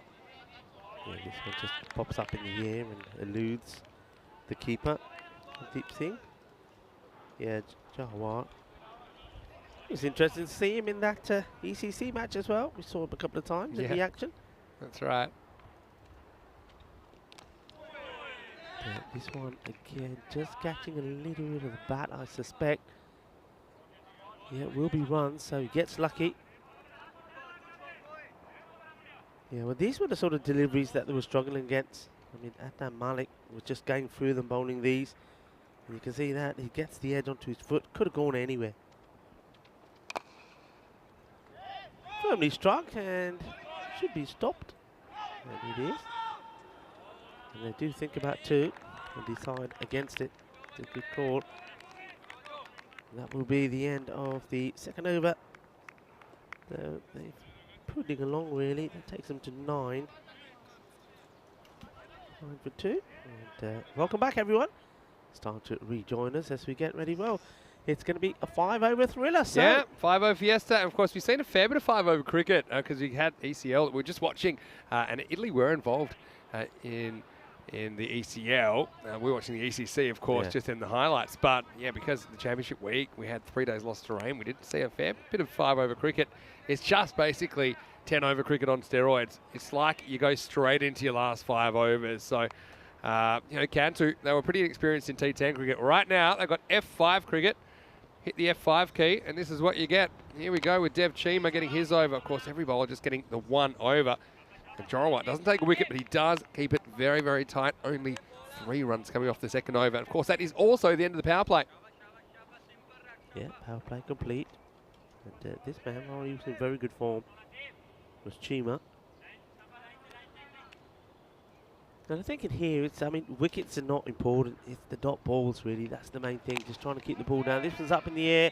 And it's Safran going to take the catch. He does. And he makes it look easy. Well, we just saw him also in that ECC highlights package. We saw him make a tremendous stop and take a catch. And it's just showing that he hasn't lost any of it. Irfan Sheikh, the captain, taking a good catch. Nice the way he judges this. He comes in first and then he realises he has to go back. And I think that's all about giving him the feel for where the boundary is. So he comes in, has a quick look behind him. He knows he's got time to go back, and he does, and takes the catch. So Numan Mohammed now has to depart. And he goes for 6. So just not happening with the bat for them really here today. 6 off 6 deliveries. Good catch there. Once again by the captain, Irfan. And what I normally say in the 5-over cricket is that everything's chaseable, but everything's defendable as well. And if you think back to how Kantu did actually bowl, they bowled very, very well. Yeah. And so that hasn't been the issue. They just got to find a way to scrape some runs on the board, even something like 30. And this might help because this is a little bit of glove, I think, but gets over the keeper. There's a very, very fine third man that will do the fielding. So far, he gets off the mark. Yeah, throws everything at this, and there you go. There's the gloves. So there's nothing that Hardeep Singh could do about it. But there's still the 1 boundary in the over, in the innings, I should say. But this one is again played down to that man at 3rd. But, we were saying yesterday that we felt that because of the way this pitch was playing and the pace of it, that position of 3rd man was going to be pretty key. And it certainly is proven to be. What I would say is we knew this field wasn't going to get soggy, because I think a lot of that water is just sinking in straight away. It was dry as a bone. This is a little bit short. Nice little pull shot. Gets up and under it. How far is this travelling? And, well, I think that's 4, because I think that he had 1 foot over the line when he pulls this back. Let's see if my eyes are peeled or not. We'll have a look at this on the replay. And I just feel his last step here. Wait for it. His last step here before he touches it on his right foot here. I think I'll find that's 4. So, a handy boundary, and well spotted, I think, by the officials. So, they'll take them where they can get them at the moment, and that was a nice shot. Lucky there was no boundary runner out there. He picked a gap in the outfield, and Chima's a little bit too short on that occasion. Yeah, he was too short. I think he just was testing the batter. And Fahad said, yeah, no worries. You can give it to me. You can give it to me short. And this time he Tries to play the cut. How was that storm, though? I mean, it was quite amazing. The lightning, we had some of those claps of thunder. Of course, haven't had a lot of rain round here for a while. End of the third over now, and that's 16 for 3. So getting something, but still a bit behind where they need to be. I mean, what they need to hope is they can go maybe something like 10-10 here, get 36 on the board. You know, that might be defendable, but you're going to have to bowl well. You're going to have to bowl very, very well. But they did, let's be honest, against Milan Kingsgrove. Yeah, they did bowl well. They picked up the wickets when they had to. And you just get the feeling, I mean, you're absolutely right. In a 5-over clash like this, anything can happen if you have a look at the tables there. Yeah. See, the situation here is that the Cantu, with a big enough win, could potentially go to the top. Can't see that happening. Albano, yeah, it'd be hard to lose that top spot, but still they can guarantee it by putting away Cantu, and then that'll set up an eliminator between Milan Kingsgrove and Cantu later in the day. This one gets past the diving Deep Singh, but not past the third man, who now has been brought inside the circle. I think that's all to do with the bowler now not putting so much pace on the ball. Yeah, I think you're probably right. I still think I'd have him back. I think it'd be my first position I'd have to a seam bowler. Gurjit Singh is the bowler. That one gets played out to long on. Fielding is done, no issues at all. It's actually turning out to be quite nice again, a bit pleasant. I mean, that rain has certainly will help to bring the temperatures down a little bit, but I don't know if we've seen the last of this storm. Certainly was forecasted to stay with us for a lot longer. In fact, I think a lot of people, including myself, are quite amazed that we're out here now, because there was no let-up shown in that storm. You said orange alert, and there was an orange alert. And even now, if you look at the forecast, it shows that it's chucking it down with rain, but we're pretty lucky. The only thing that's happening here is we've got some cricket on. We've got an interesting 5-over clash between Cantu, who are there with the bat at the moment, struggling to get the runs on the board, and Albano, a team that we remember from last year, an exciting team. This one is too wide again, so these are all valuable runs. I'll tell you why these are valuable runs, Vinny. I mean, Milan Kingsgrove, they're not a bad side, and Cantu made them work hard to get to the 50 they needed. And in fact, I mean, at the 5-over stage, they had 24 for 2. So they can contain. The question is, they need to try and get the runs on the board. And this is the one thing that we saw. We saw a lot of this, a lot of swinging, but no foot movement. Speaking of foot movement, Lucky Hardeep keeps his legs together here. That's one way to do it. I thought for a second that might sneak through. But anyway, does well to block it. Couple to come in the fourth. Well, this one is hit pretty well. Shouts to catch it, and it has been taken. That's a good catch. And well done to the fielder there, Satwinder Ram. He plays a really decent shot here. I thought for a moment perhaps he's got enough to clear Satwinder, but he doesn't. And Satwinder Ram, good catch. Yeah, 2 men hovering out there. You have the mid-wicket, who's a pretty wide mid-wicket, and long on. You see here, and no problems at all. And he'll get a pat on the back from the captain, who's got a big smile on his face, Irfan Sheikh. So well done there. So another batter goes, and that brings to the crease Samiullah. Yeah, well, nice catch taken by Satwinder down there. Just prowled around to his right, of course. Slightly greasy conditions, I suppose you'd call it. 20 for 4. Again, can't they just scramble to 30 or something like that and bowl out of their skins in the 5 overs? We'll have to find out. Here's the last ball of the over.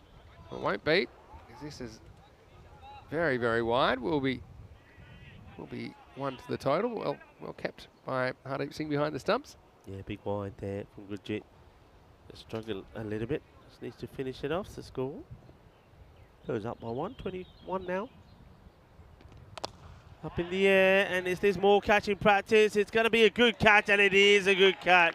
That is so well done. And well, this is all about Jorawar Singh. He is a fantastic fielder. I like the way he judges this. This is not an easy catch, because he's taken this knowing that any mistake and that ball is going over the boundary for 6. But look how well he takes it. He has to take it high. He's got no option. He probably would have preferred to be taking this with a bit of body behind it. Assesses it well, gets into a good position, takes a really good catch. And well, I think Diana Oroz may have a good shot of that I think so. Well, it's number 10. It was a perfect 10 for style for me and for the result. Catches win matches, the old adage. We saw two very good ones in the fourth over. Finishes 21 for 5. Yeah. And just a reminder about where we're at in the path to the Super Series. Remember, there will be 2 qualifiers from Milan. So at the moment, if you look at the top of the quarterfinals there in the second column, first in Group B, it does seem like Albano have 1 foot in the door there, which means that Eliminator B, second and third, likely to be Milan, Kingsgrove and Cantu. But we'll have to see what happens here. Could be a surprise. First one's called wide. Tight one for Monu Lal, the Enigma, who's coming on to bowl the last over. And how good was the last over he bowled last time when he came up with a double wicket maiden? I think that's a good call. I think grabs a bit of the line on the way through. Yeah, I think right. The umpires are being very consistent. Umpires Silvio Lady and Rahman Solomunar out there for this one. He wants 2. He calls 2 early. Is he going to get 2? Well, he Crocodile Rock's not looking particularly good after that storm. This one runs straight across it. Yeah, look here. Just a few bits of no, water. no, it's all right. I mean, you wouldn't necessarily want to be taking a catch on it though, would you? 5 to come then. Can they scramble that 30? Well, with a few extras, maybe. That would be 2. So he's already given a few runs away here without bowling too many deliveries. It's another wide. So 3 he's given away in wides. 1 single that's come off the over. 4 of the over so far. 1 ball, that's not bad. It's like they've hit a boundary.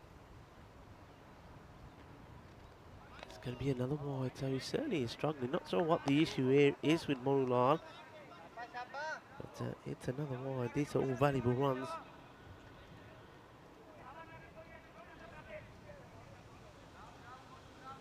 Hard with the batter. Habib at the other end. Hasn't had a face to ball yet. And well, we may now. I think this one is fine. This one just stays inside. Good bit of movement. That's the ball that Morulan was getting in the right place all the time before and creating all sorts of difficulties. Look at the movement on that. And too hot to handle for Hardeep Singh as well, behind the stumps.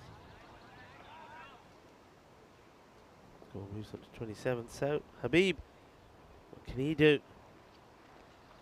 So he gets beaten, and it's that one that comes in and moves away. Gets a bit of late movement away as well. That's Morulan. That's what makes him so difficult to play. Yeah, it's true. So the batters have been trying their best, but yeah, just not quite getting the boundaries they need. But like I said, bowl well, anything's possible. You only have to keep it up for the 5 overs, not the full 10. It's nicely played. It's well bowled as well from Lal.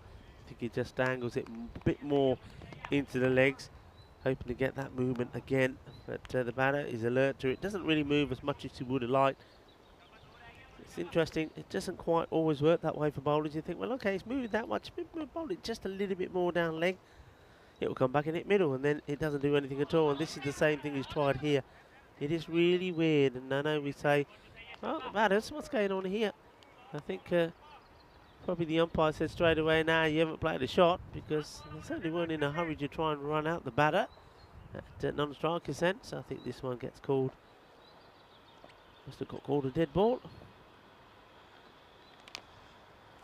They will try. Well, one of them will try here, and well, it's the only one running because the non-striker says, well, I could have come last time, but you said no, I'm not coming this time. So for hard, he's going to be the one that runs himself out, and that's just like that. That is the end of the inning. So it certainly was worth going for it. But look, the non-striker there, he does not move at all.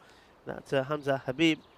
And again, these are all little things that they will learn. It is a different format, and especially when that T10 becomes T5, well, those 30 deliveries are going to go really, really quickly. So they don't manage to get into the 30s. It will finish 28 for 6 down. If you have a look at some of these highlights, they will be quick and fast. But it started with a bang by Banga. Banga was the man doing the damage. 2 wickets in the first over. When he's 1 over, went for 6 for 2. This was a nice shot.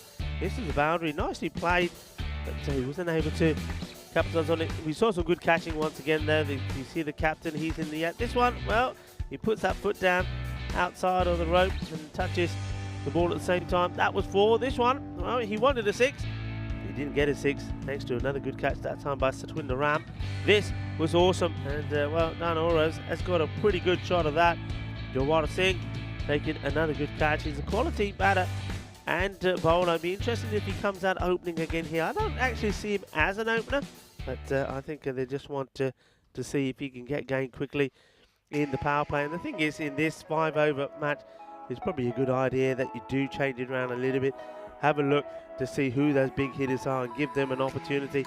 Look at the scorecard there, a good one. That definitely resembles a phone number, 0066 801. Just missing the last few numbers there. Extras once more, the higher score, 7 in extras, all 7 in wide. So that's something that Albano know they need to improve on, especially if they get into a close encounter. Umar Mohammed, well, he did get going. He went for 6 deliveries, and Shahid Wasim, he himself was 6 on 11, and it was 8 out of 8 for Malik Fahad, who was unfortunately run out of the very last ball of that 5-over innings. Boundaries to Numan Mohammed, he hit 1-4. There was also a 4 for Malik Fahad, but that was all there was. And the bowlers, well, they just bowl very tightly. They just keep on impressing all of the bowlers there. And Bhati Banga, 2 wickets for just conceding 6 runs. 2 wickets also for Gurjeet Singh.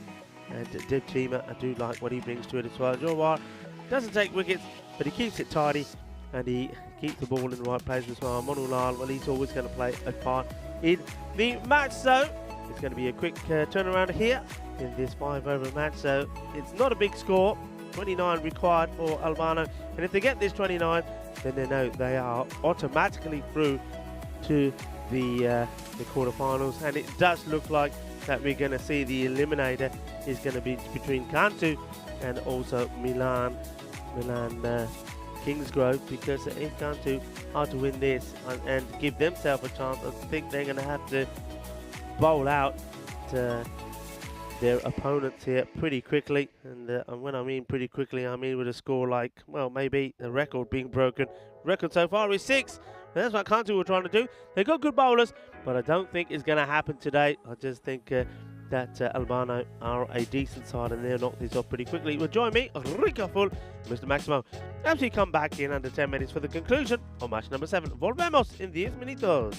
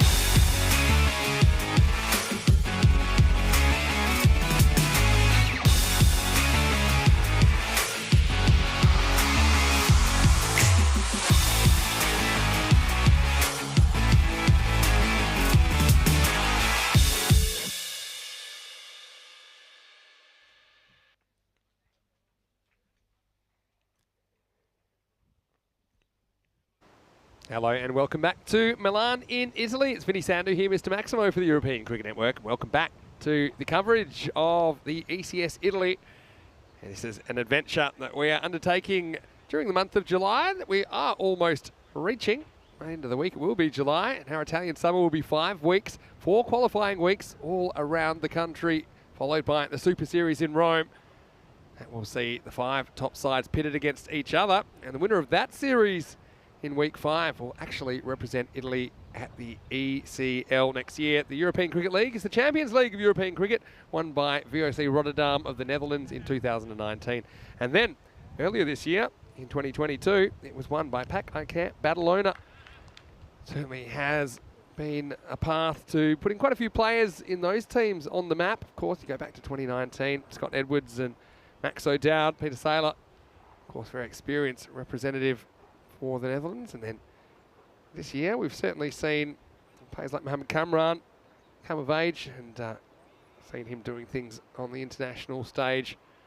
But right now, we're looking at the chase, and it's a 5-over fiesta here, 5-over match due to the thunderstorm that swept across the ground at the kind of allotted start time of this game. Albano need 29 to win off their 5 overs. It's going to be Kasim Mohammed to bowl. He bowled very, very well earlier on, getting some good in movement with the assistance of this pitch as well. And this time, he just completely loses his footing there. Of course, we did have a little bit of rain, but this pitch does take it better than most. See there, I think it's his back foot, which just doesn't get the grip. I think it always pays to probably have a bit of a practice go. And he didn't really see it skid there, but obviously he wasn't confident to let go of the ball. Vinny Sandu here, Mr. Maximo. Alongside me is Rico Full. And Rico, I've got some interesting facts for you. Yeah, go on. As long as Albano get to 17, then they will be top of the table.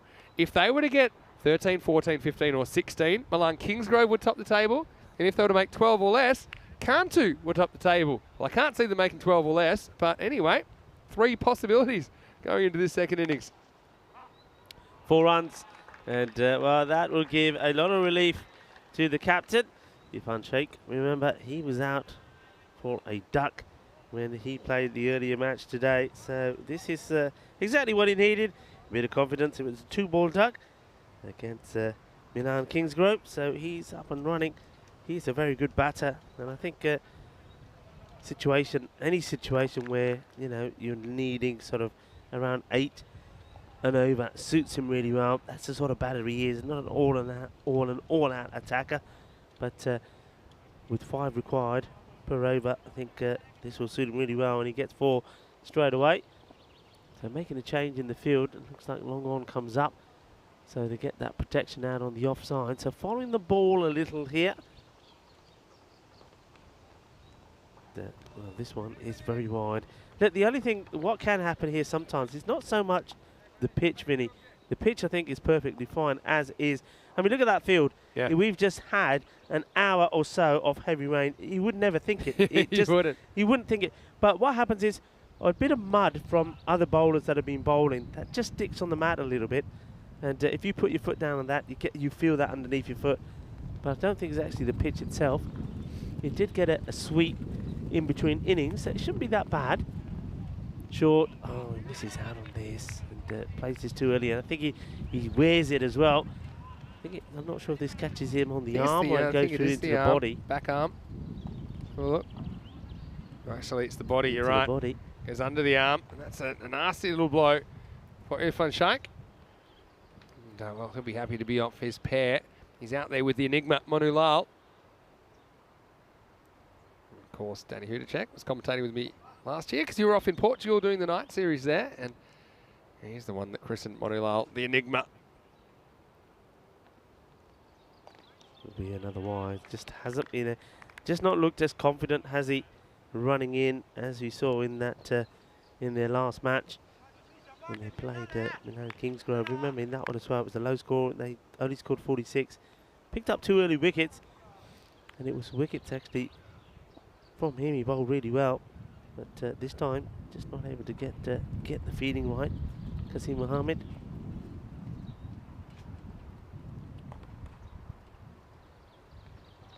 short, and he's not going to miss out on this one. He said, well, okay, you may have got me in the rib cage once, but not this time, and this one is big. He smashes it out of here. Boom! Shaka lagia. Manos arriba, árbitro, porque eso es 6 carreras. Yeah, well, we talked about holding him to 12 or less. That's seeming unlikely.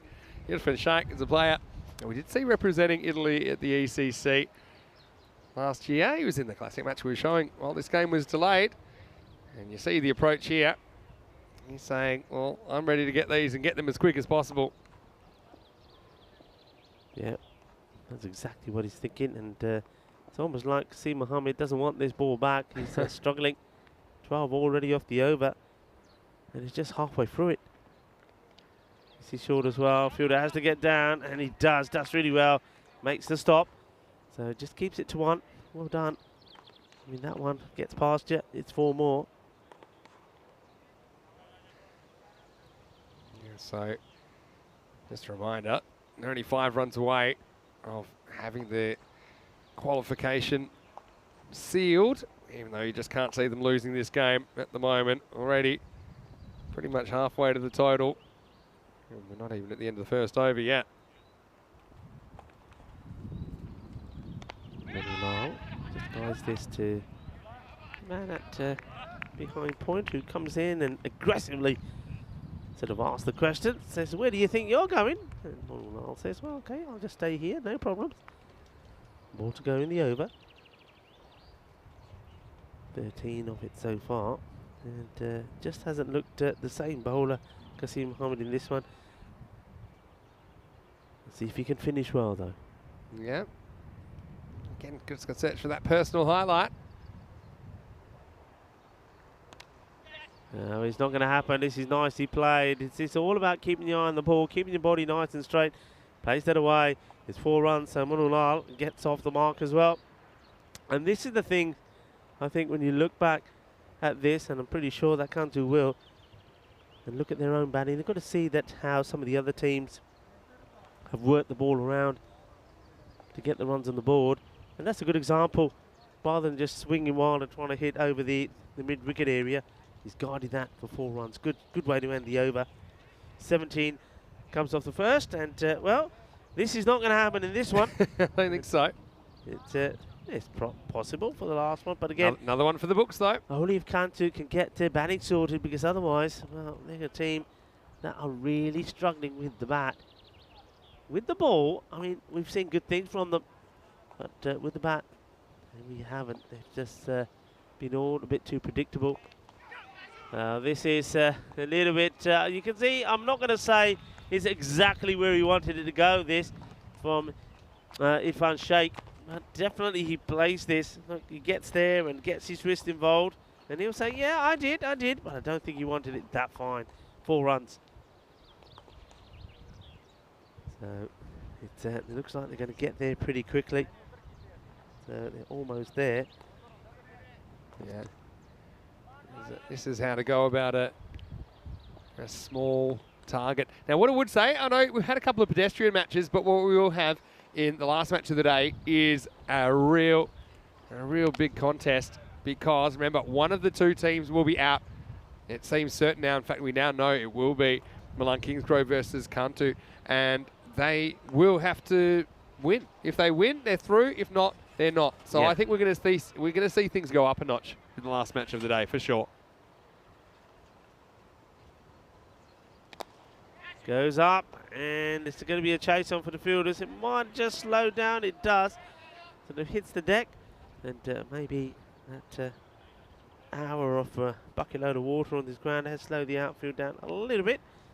And this is what's coming up. So this is what it's all about. It is, and it's going to start in around about an hour and a half from now. So set your watches. Make sure you're here for that one. You don't want to miss it. Because, yeah, we'll have to say goodbye to one of those 2 teams. And now, Albano, they've done what they need to do today. Remember, they won a tight one against Milan Kingsgrove. Probably didn't make as many runs as they wanted to earlier on. They were only able to score 74, but held Milan Kingsgrove to 62. That was the big result for them. That's a good delivery. A bowl from Fahad.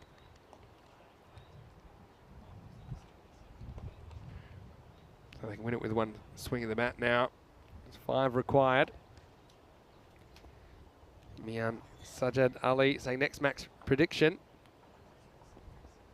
Farhan can at least get a wicket. Look, it's an opportunity as this one gets played away. It should be just a single. It's been stopped. The only bowler for the new side, the team making their debut at Kantu, that's got a wicket so far in the 2 matches is Mohammad Qasim. And that over comes to an end. It's a good over, just 8 runs from it. It's a well bowled from Farhan, but he's not able to get a wicket. So 24 on the board. You can see here that Milan Kingsgrove are going to finish second. Kantu are going to finish third. Albano will finish top here. So yeah, Milan Sajad Ali asking for next match prediction. Well, you don't have to go too far back to find when they played each other. And this is the situation now. Milan Kingsgrove are going to play Kantu. And remember, they bowled Kantu out for 46.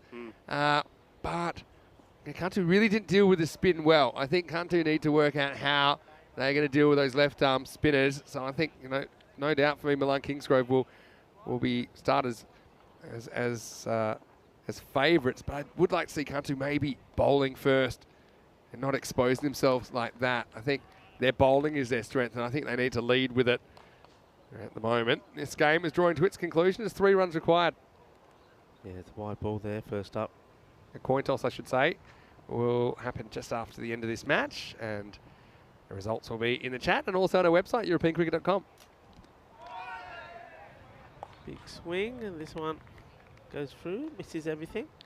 That's the one thing, though, Albano this innings they haven't had to do too much with the bat. They staggered to 74 in the first game, so they're going to go into the quarterfinals having only scored around about 100 runs in the series. So it's not a lot of batting time. No one there, so they're making them work for it. Liking this. Just think that Monulal is just waiting for that one delivery. And he knows they can latch on to smash it to the boundary. 4 or 6, that will be the end of the match.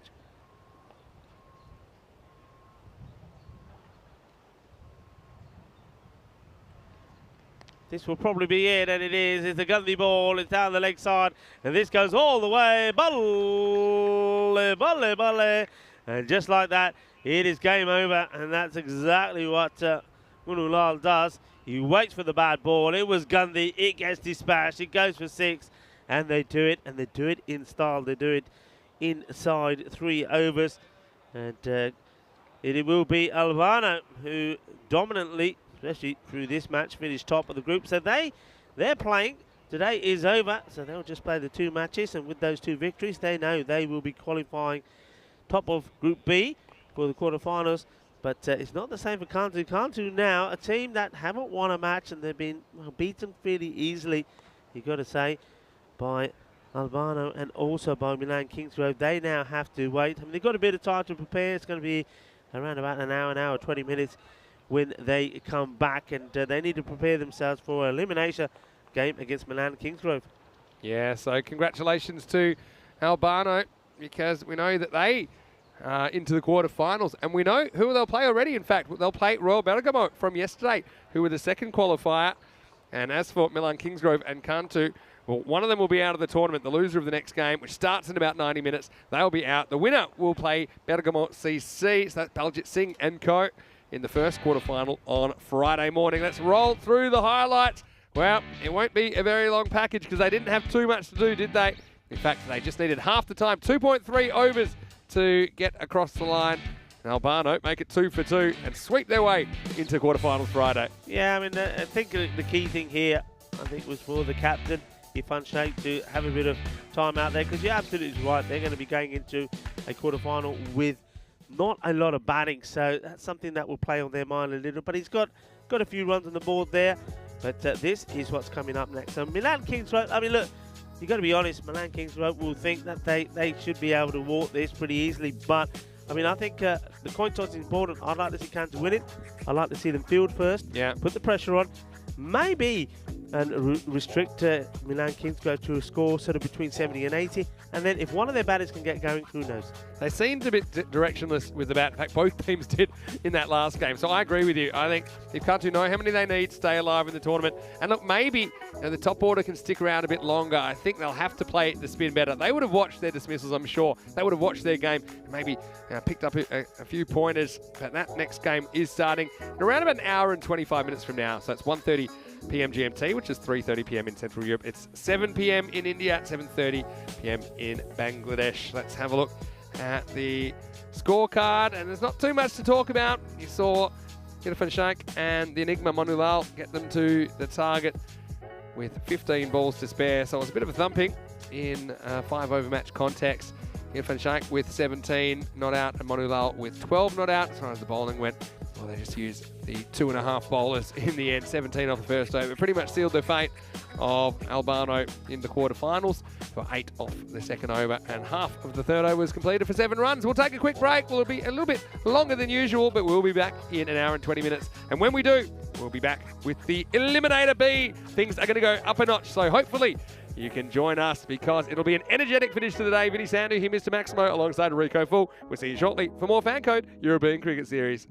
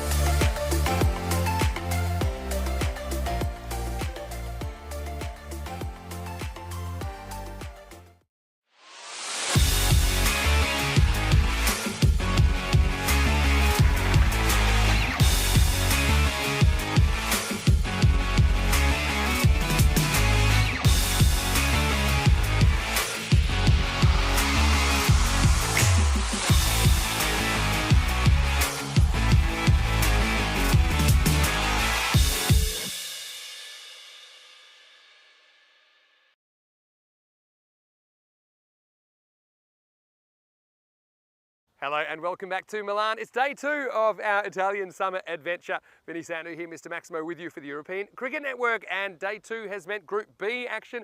Already we have seen Albano go through to the quarterfinals after topping the table. Now the other two have to fight it out for the other place. We've got Milan Kingsgrove versus Cantu taking part in Eliminator for Group B. And of course, the winner of this game will go through to the quarterfinals and will meet Bergamo Cricket Club, who were the top team yesterday. The loser of this game, unfortunately for them, they will be out of the tournament. Well, I'm here on Crocodile Rock, and I know they're out in the middle. Stefan Gooch is with the two captains for this all-important coin toss for Group B, the Eliminator. Cantu the call. Heads. Heads the call. It's tails. Go first. Not a bowl. All right. All the best.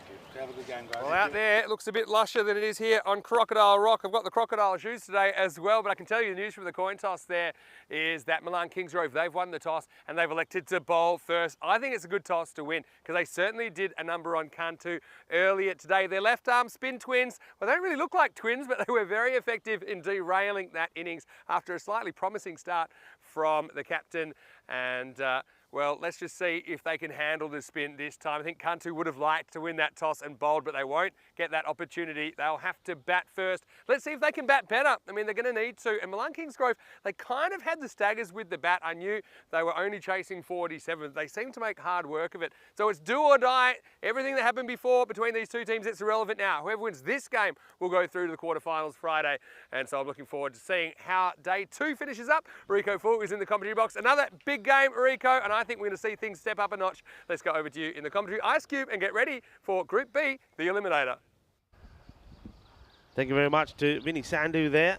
Man, wearing the crocodile shoes on Crocodile Rock. Well, he's from Australia, so maybe a bit of Crocodile Dundee as well. Anyway, this is the crunch match, is the last match. And day 2, the last of Group B. We will learn who will join a team that's already put their place in the quarterfinal. That's Albano.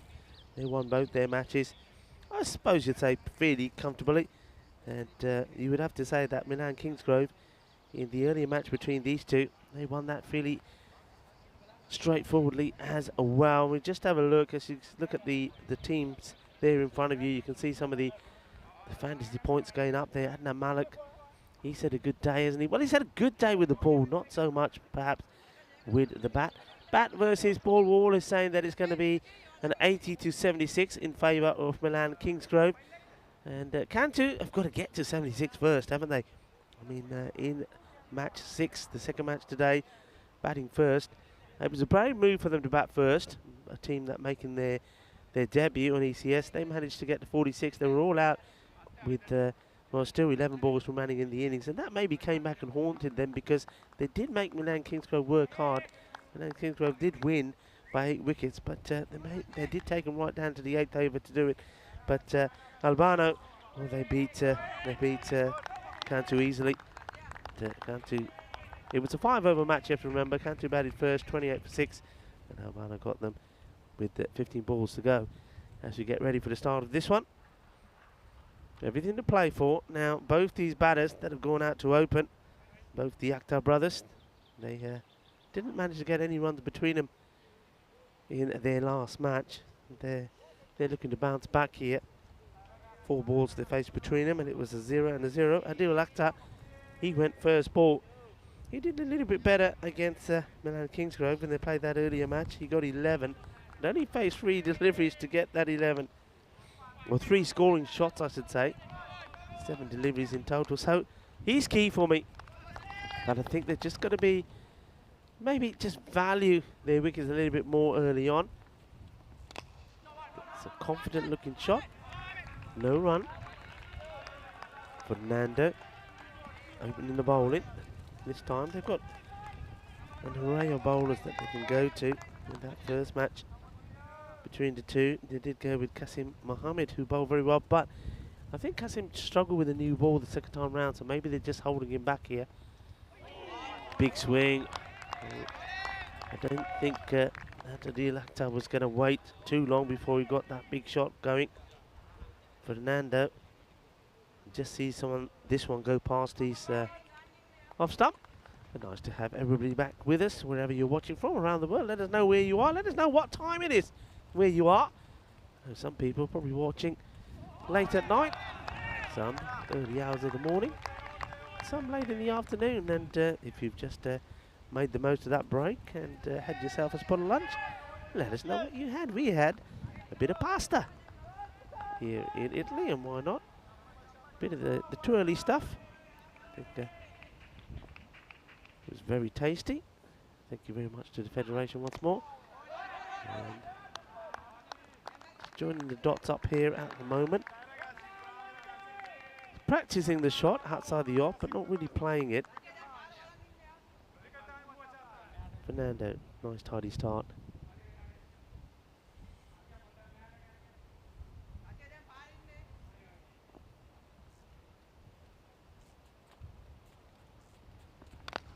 It's hit out in the air, he just gets it over the infielder. And you can see one thing, that the outfit, certainly in certain parts, because the rain that we had here for about a good hour, solid heavy rain, has slowed the field up slightly, but not that much. On this one, I think yesterday this was going to the boundary. I think what it's done is it's softened it when the ball is in the air and bouncing. It just sort of holds it up now, plugs if you like.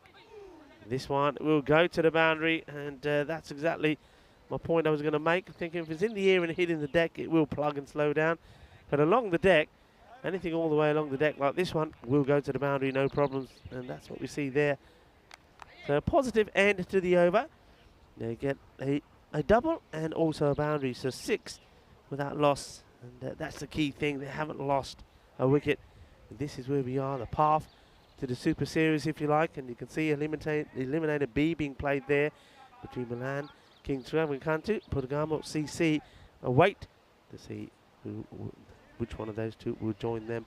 And they're at the top. Well, Albano, well, I've already know who they're playing. Royal Bergamo already a very spicy sort of quarter-final lineup being set up there. That's all happening on Friday. So Friday is going to be quarter-finals day.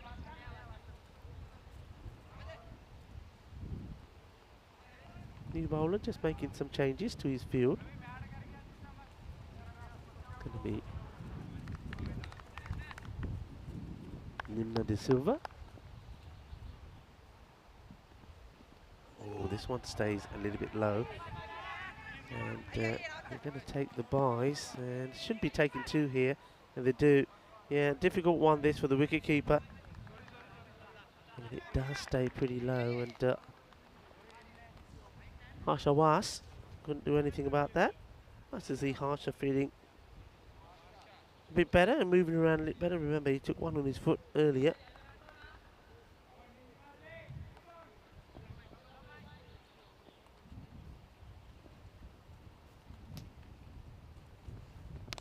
In the air, and this is a nice shot. He's hit this pretty well, and this will just get to the boundary rope. It does. So 4 runs, good positive shot. So both the brothers, they made a good start. Both of them have found the boundary, and that's a nice shot. One of the things that in that break, and apart from eating my pasta, I was having a chat with some of the players, and both sets of players that are out there at the moment. And one thing that Cantu, we were talking about, and one thing they were saying themselves, is they've got to execute the shots better. They were already aware of the fact that there were a number of times when they weren't really hitting through the ball. They were sort of stopping their shots. This one's wide, and it's another one that escapes, and this goes well. That's valuable. That's 5, and 5 wide, and despite the efforts of Harsha Was here, he's not able to stop this, and he does get down quickly, but he's not able to smother it. Look, he sees it late. It doesn't really come up, and you see, just that's all it takes, isn't it?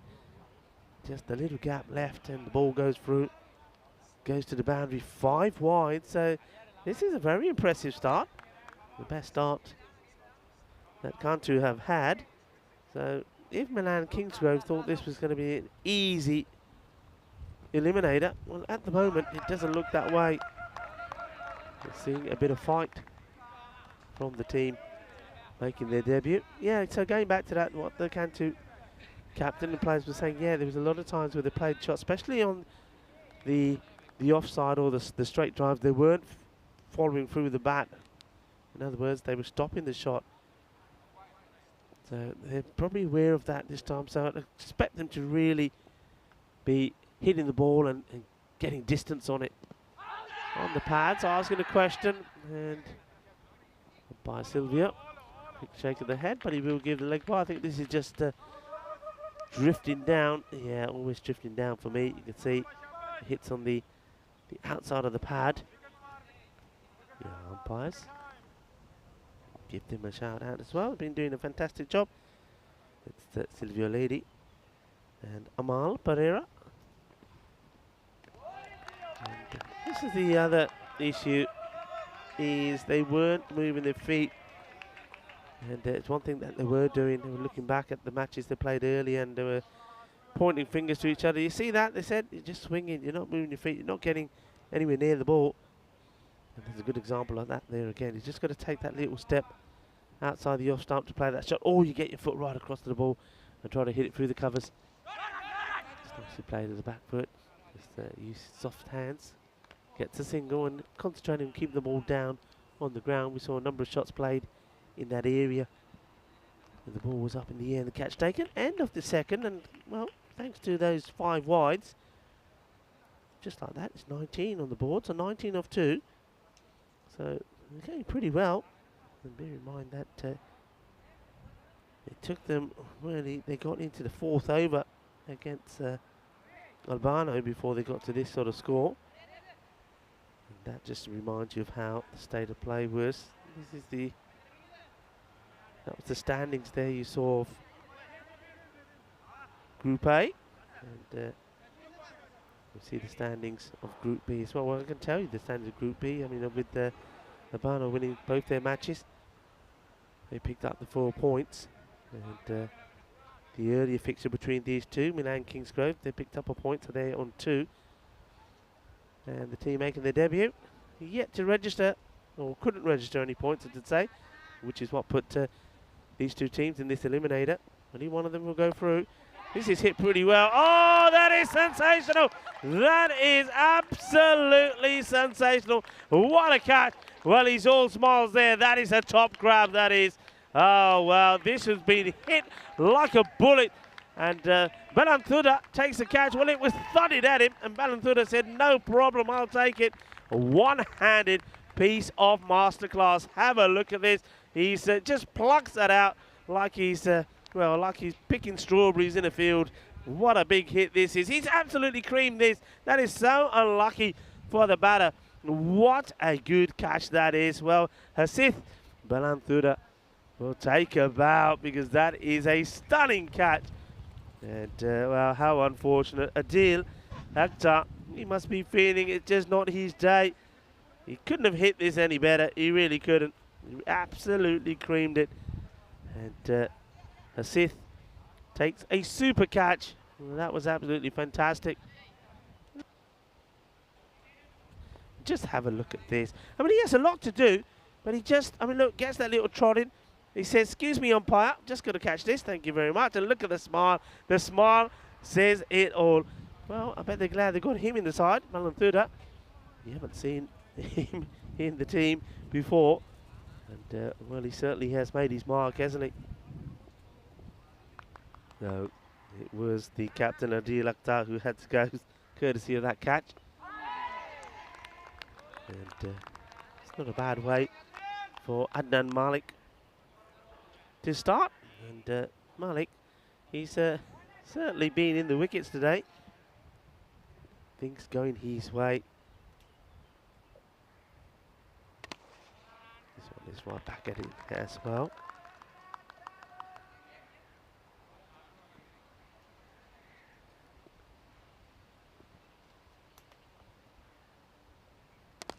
Up in the air, but there's going to be 4 runs. This is a good hit. And this is a bit more like it. And Numan Mohammed just, I suppose, underlining what we were talking about. That's better. You're going to hit it hard, and it stays hit. That ball goes to the boundary rope pretty quickly. That's a nice shot. So Mohammed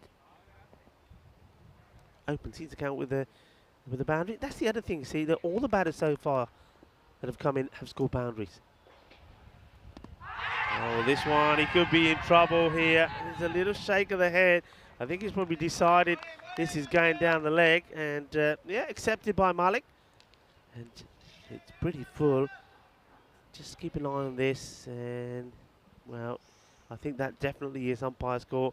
He decided this is going down. So another dot from Adam Malik, and that is the end of the over. Just the one scoring shot. That was that boundary. Lovely shot for Numan Mohammed. And then he had a close call afterwards. 23 on the board. So Malik did get the first wicket. Yeah, just talk about, I was mentioning Malik was in good form.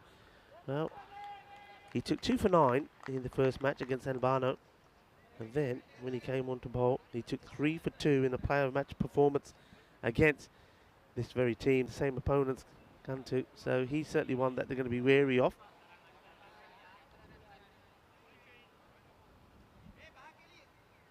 New bowler.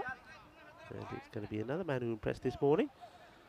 It's Praveen Jayasinghe. He's got a new look about him. He wants to be bowling with his shades on. I thought from a distance that he was wearing like a headband, but it's not, it's shades. So Praveen is going to be bowling to Akhtar. And this one goes straight through. This is an area where they've struggled. They just haven't been able to get footwork into play to play these shots, and being a little bit slow getting to it. And every time this sort of seemed to be a straight delivery, it seemed to be curtains for a lot of the batters. That sort of flicked away. But again, going right across the line. I mean, the bowler, this is the sort of thing when the bowler sees the batter start to do this, you think, well, okay, if I can either hold one back and get them to miss it, or get the quicker one in. Got an LBW candidate. Well, this one is not LBW. It's hit straight our way. And, well, it just bounces to the right of Vinny Sandhu. Well, that is a really good hit. He gets a good power into it. Just what we're talking about. Look, you're going to play your shots. Give it some whirling. Give it everything. And he does that. And that's nicely placed.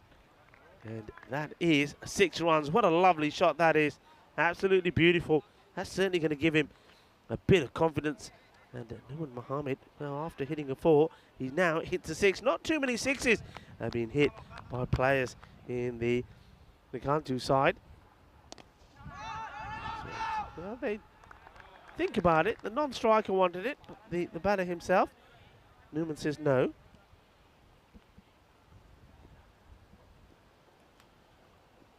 Praveen Jayasinghe just attacks that off stump once more. This time it's another no. The highest score, 46. That's what they've managed. Scores of 46 and 28. 28 was in the 5-over match day, so that was 28 in 5 overs. So this is certainly a very good start from them, and the two batters come together. 30 on the board after 4.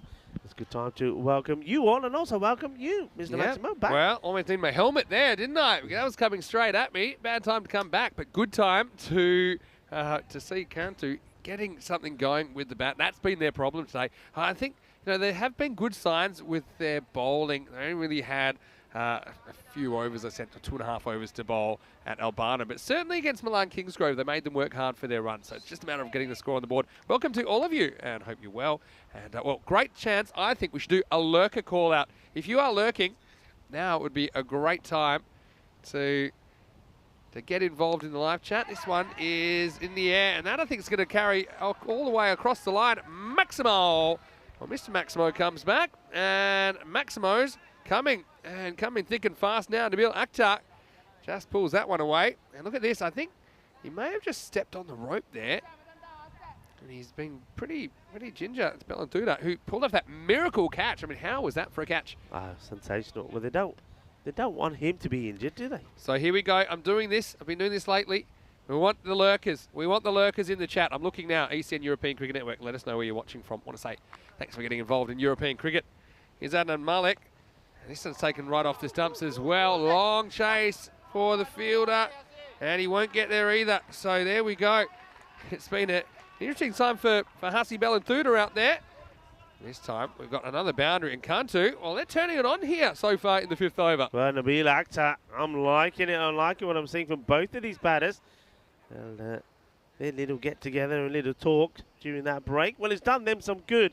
It's given them some fight. It's given them some aggression. They've gone back, and I can tell you this, Vinny, they went back and they looked at their performances, and they had time to do so. And now they're putting some things right, and one thing they're doing, and it's, well, this man, Malik, had caused them a lot of problems.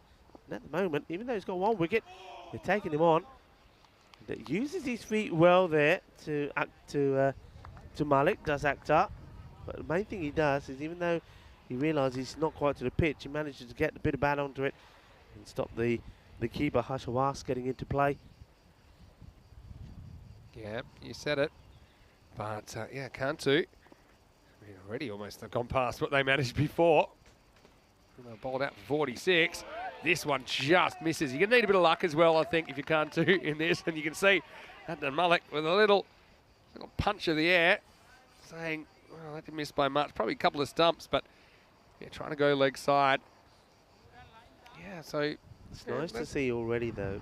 One thing we didn't see from Cantu before, the two batters just coming together, having a little chat. It's all good. It's all progress. Yeah, better shot this time. And, well, it might cause a run out. I think he just gets home. But yeah, it's a better shot selection, I think, this one. If you get into the gap, there's every chance you might get 4. Comes into vast, but you can see the batter is safely home. So you just got to deal with one more ball. And they do punch it out to the sweeper. So a lot more confident at the moment, Cantu. That will just be a single. So Mohammed will retain the strike. The score is 42 for 1 at the halfway point. And yeah, if you missed it earlier on, we saw these two teams go head-to-head in match 6, and on that occasion, Cantu were wrecked by the left-arm spin. They were bowled out for 46. That was after they were 20 for 1 at one point, so they lost their last 9 wickets for 26 runs. Milan Kingsgrove, well, they took 8 overs to get the 50. They didn't seem in any rush, and I think strategically, probably would have tried to get them a bit quicker, but I suppose maybe their batter's got time at the crease. But now what I'm thinking, if I'm Cantu, and, you know, and my team's bowled really well against Milan Kingsgrove in the last game, and, you know, 85, something like that on the board, I'm feeling like this is a winnable match. Of course, they never have won a match on the ECN. Now would be a great time to start. And here's some more left-arm spin with Praveen Jayasinghe. Side edge onto the pads, no run. Yeah, I mean, they just seem to be a little bit more aggressive. Well, not more aggressive, but more aggressive in the strokes they're playing. They actually, you see here, the bat is going all the way back over the shoulder. It's not a nudge. They're looking to hit the ball, and they're looking to hit it hard. Goes for this full toss, and I think this is going, and gone. Maximal! Well, change as good as a holiday, and the break's been good to Cantu. This one really is a ball that should go. Arresting the demons of Game 6 as this one's out of the ground. Yeah, perfect. And that's exactly what we're talking about. He's hit this big down the ground. It was a full toss, but look, those sort of deliveries got wickets last time. It's down the leg side. Yeah, so that's what you got to tell yourself. And look, both these teams they've gotten in this position because they just haven't played well enough today. I mean, Milan Kingsgrove, I mean, they had a very winnable chase against Albano. Albano defended it well. They were chasing 75 for victory, couldn't do it, came up with 62. So, you know, both teams are in this position because of earlier, but they are essentially on an even footing now. Good bit of fielding there, liking that. And that was Dinku. Samara Wikaram. Rama diving forward. Good bit of work. Dive.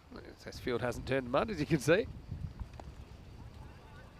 And so it would be a big effort, I think, if combined with the left arm spinners that wrecked the innings last time. At the moment, they've got 1 for 31 off 3.5 overs.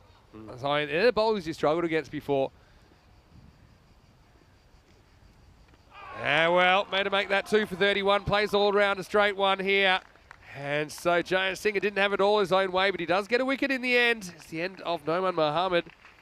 50 came up, but they have lost a second wicket now. It's 50 for 2, 6 overs down. Yeah, I mean, look, I don't mind that. That's what they've been doing. They've played their shots more aggressively. He's decided he wants to take him on. This time he doesn't come down the track. He waits for it. I think it's the right shot to play. He just misses it. He yorks himself, I think. He actually goes under the bat. I think he plays the right line. But he just needed a bit of a longer toe. Speaking of big toes, I wonder how Harshavas's big toe is going after it got an absolute bashing in the last game. So 6 overs from here. I mean, normally I'd be saying, look, 10, 10, 10, 10, get up to 90. I think in an elimination match, that would be a pretty good score. Remember, if for some reason the rain was to come back, for example, Milan Kingsgrove as the second place team would get that quarterfinal spot. But yeah, long way to go.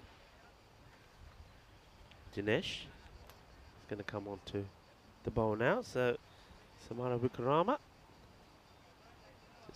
just waiting for the umpire, Amal, just to get the stumps. Oh, I thought he was going to have a bat. I thought he was going to have a cheeky bat again. Well, they did yesterday, didn't they? Yeah, that's what I mean, a cheeky bat again. They did yesterday. We had a bit of a delay. And he thought, well, you know what, while we're waiting, throw me down a few. And he hit a few. And now, well, he sorted the stumps out. He goes back to his standing position. Umpires there have been absolutely brilliant. They've been absolutely fantastic, got to say. Yeah, the way they've handled the game against the fast pace of the game, the way they've had to use some of the extra things, the communication, the technology with the off-field, the officials come into play now and then. I think it's been first class. So it's going to be Dinesh.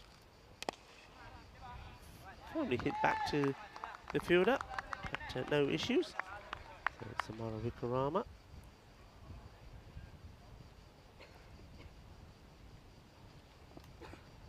Yeah, sticking with the spin attack.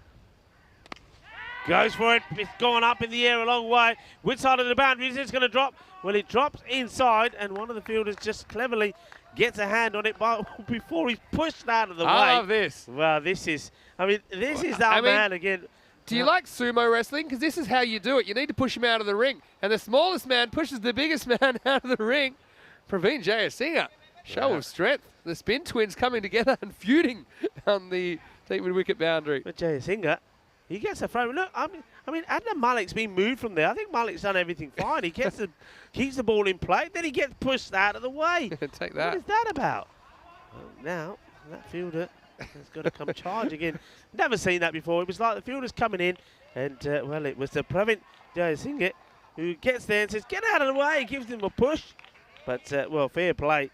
At least Adnan Malik did get a hand on the ball first and keeps it in play. I think he deserves the credit for that stop, but now he's been moved. He goes to long off. And yeah, this should be a catch, should be easily taken, and it is. So another wicket goes. And, well, they had issues. They had issues with duck, didn't they? And maybe they're likely to eat duck because they were giving away a lot of ducks. And this is one that Wasim, he just hoiks his first ball up in the air. And it's a very simple, straightforward catch. And you see just the wrist. He gets too much wrist into the shot. And all he does is just get that ball up in the air. And a simple catch taken. So Dinesh Samara Wikarama gets his first wicket. And just like that, one batter goes. Another one comes in when he looks confident. As he has a little trot out there. Malik Fahad is the new man. Yeah, so just when you felt they were getting away, this is kind of the story last time. We had a bit of a collapse, to say the least, from Kantu. Let's see if they can just get this extra push. They've got plenty of wickets to play with here. So, yeah, they don't need to be defensive, but it's a bit of a catch-22. Yeah, I think also, I mean, I mentioned the word smart cricket a lot of the times, and the smart thing probably to do is just that. It's all about trying to get a man who's established onto strike, and he does that straight away, gets off the mark straight away. It's Fahad, and Nabil Akhtar will just have a ball to face here. Let's see what he does with it. Plays it very nicely. He wants another single, wants to get back on strike. That's good. That's exactly what I'm talking about. Sometimes you've got to be smart, sometimes you've got to be clever, and sometimes we want to hear from our lurkers. Who we got? Oh, I'm going to come back to the lurkers in a minute, but first, I want to turn our attention to tomorrow, and we'll get to see Fresh Tropical, the winners of Milan last year. And, geez, one of the best names in European cricket, Fresh Tropical versus Milan United in the first game of the day. The third team there is the Pavia Eagles. Again, same kind of format. So A lot of people saying that Fresh Tropical and Milan United, they are two of the strongest teams here this week. So the Eagles will have their work cut out for them. And, of course, finishing with another eliminator. It all starts again tomorrow at 6:30 a.m. GMT, which is 8:30 in Central Europe, and noon in India. They're turning attention to the lurkers. Well, I saw Vinny Fangirl straight out the gate saying, I am not a lurker. That's, I guess we all are sometimes. I'm known to lurk as well myself sometimes. And just want to say a quick hello. This isn't the lurker, but Mandrake's in the chat. I saw that he popped in a while ago. Did it short. This is punched away. Just by Crocodile Rock. Well, I spent a bit of time before the game. Good backing up there. So I want to say hello to Mandrake and to Shrug. And I want to say hello to Taranjit Singh, who's popped in. Waza is saying, yeah, the lurking call out comes and then maybe random question time. Yes, let's have random question time as well. We've got 3 overs to go in this innings, and only over the break, I'll answer some random questions. Here's Nimna De Silva in over number 8. Play to point. We're going to run here. So, who else has popped down to the woodwork? I see Niju's there. Hello to you, Niju. And see that Lila Bilkis is there. Lila, always good to see you. To Jackson and to everybody else. Thanks for popping in. Charlie Hunt saying, wonder if the mosquitoes are out in force after the storm. Well, short answer, yes. Although I did put my anti-mosquito spray on, so I think I'm okay at the moment. Goes after this and gets fresh air. Yeah, this one doesn't miss by much. It's a good delivery from De Silva. It's a quick one straight down the middle, and it doesn't miss the top of middle stump by much. And good take there from Hashawaz. Some people saying, do we have a new headband sponsorship? Because there's a fair few headbands out there in this tournament. I've seen a few of them. Little edge. And Harsha, well, hopefully it doesn't get him in the boot again. So yeah, what they don't want to do is kind of fall over and make something in the 60s here. They are in a position to get 80. I want to see that intent. And Nabil Akhtar, time just misses out. Yeah, but he's going to be key though, isn't he, Akhtar? I mean, you don't want to see him departing at this stage, because then we could see another collapse. I think he's got to try and bat all the way through. And if he does, I think they've got every chance of getting those runs. And there's another one of those that's been missed out. And this time, I think Fahad says, all right, enough is enough. He's having a good chat with him, saying, remember what we talked about? Remember what we were guilty of doing? Well, you're doing it again. Yeah. So come on, go back to the way you started this innings. And he's absolutely right. Go back to what you did well at the start. Don't get flustered. Put those balls behind you and get focused again. He's got one to come in this one. It's been a good over from De Silva. It has been. Can he finish it off here? Last ball of it. Goes short. Yeah, nice shot though. He's gone up and over, and that is over the fence. Maximo, and that's how you deal with it. It goes offside. So De Silva had kept it quiet. He only had 2 singles off the over. It went dot, dot, dot. Maximo. So 8 off the 8th in the end. It does swing them into the 60s. 63 for 3 after 8 overs. Well, you beauty. What a shot. Well, the ball was short. He bangs it in, but he rocks back and he cracks this over point. That is a classy shot. It's probably one of the shots of the day, Vinny. Well, it is. I mean, that's where you need to be hitting that ball. I think so often they've been a bit too leg side conscious. I think these square boundaries on the offside are very short as well. This is a former football ground, so you expect the boundaries very square to be quite short. Yeah, it's a very, very nice uppercut, wasn't it? Now they're going to go back to some spin, and Dinesh Samawikrama is going to come back into the attack. He bowled a good over first up, then he just 5 runs from it. Also was able to pick up a wicket. It looked like they were getting away after 5 overs. They were 42, so you double that to 84. You think that's pretty competitive. Since then, they've had overs of 8, 5 and 8. So still, with a bit of luck, they can drag themselves into the 80s and make a game of this. Fahad has got to play his part. And, well, he was the one that was having a chat with Akhtar about playing this shot, and now he does the same thing. And, the stump's got knocked over, and this is all about Was. Was getting a little excited here. Oh, it's actually not far away. Do you think there's something down there? Yeah, plenty down there. I think you need another pair of specs. I just always wonder how big the rubber is on the bottom of the shoes. I wonder how big the glass is. There might have been a worm. I know it looked like it was down. I was looking for a little, 1 or 2 atoms of nitrogen. Typical wicket keeper. I don't know. Typical wicket keeper. But look, come on, Fahad, be sensible. And think about the situation here. Get a single. I mean, what they have been doing, see this one first, when he gets a bit of bat on this, but that's good. Because up until now, what they have been doing, the batters, that if you're not Nahib Akhtar, you've been swinging and missing, and then off the fourth ball, getting a single, and giving him the fifth ball to the face. Right, he'll be swinging for the fences here, Akhtar, I'm sure of it. 10 balls to come. He does, but this is in the air, and could be caught, and it will be caught. Adnan Malik takes the catch. So one spinner helping out another. It was a good innings from Akhtar. 28 from him. He tried to go downtown, but it ended up just going uptown into the hands of the waiting fielder at long off. That is a 4th wicket now for Kantu.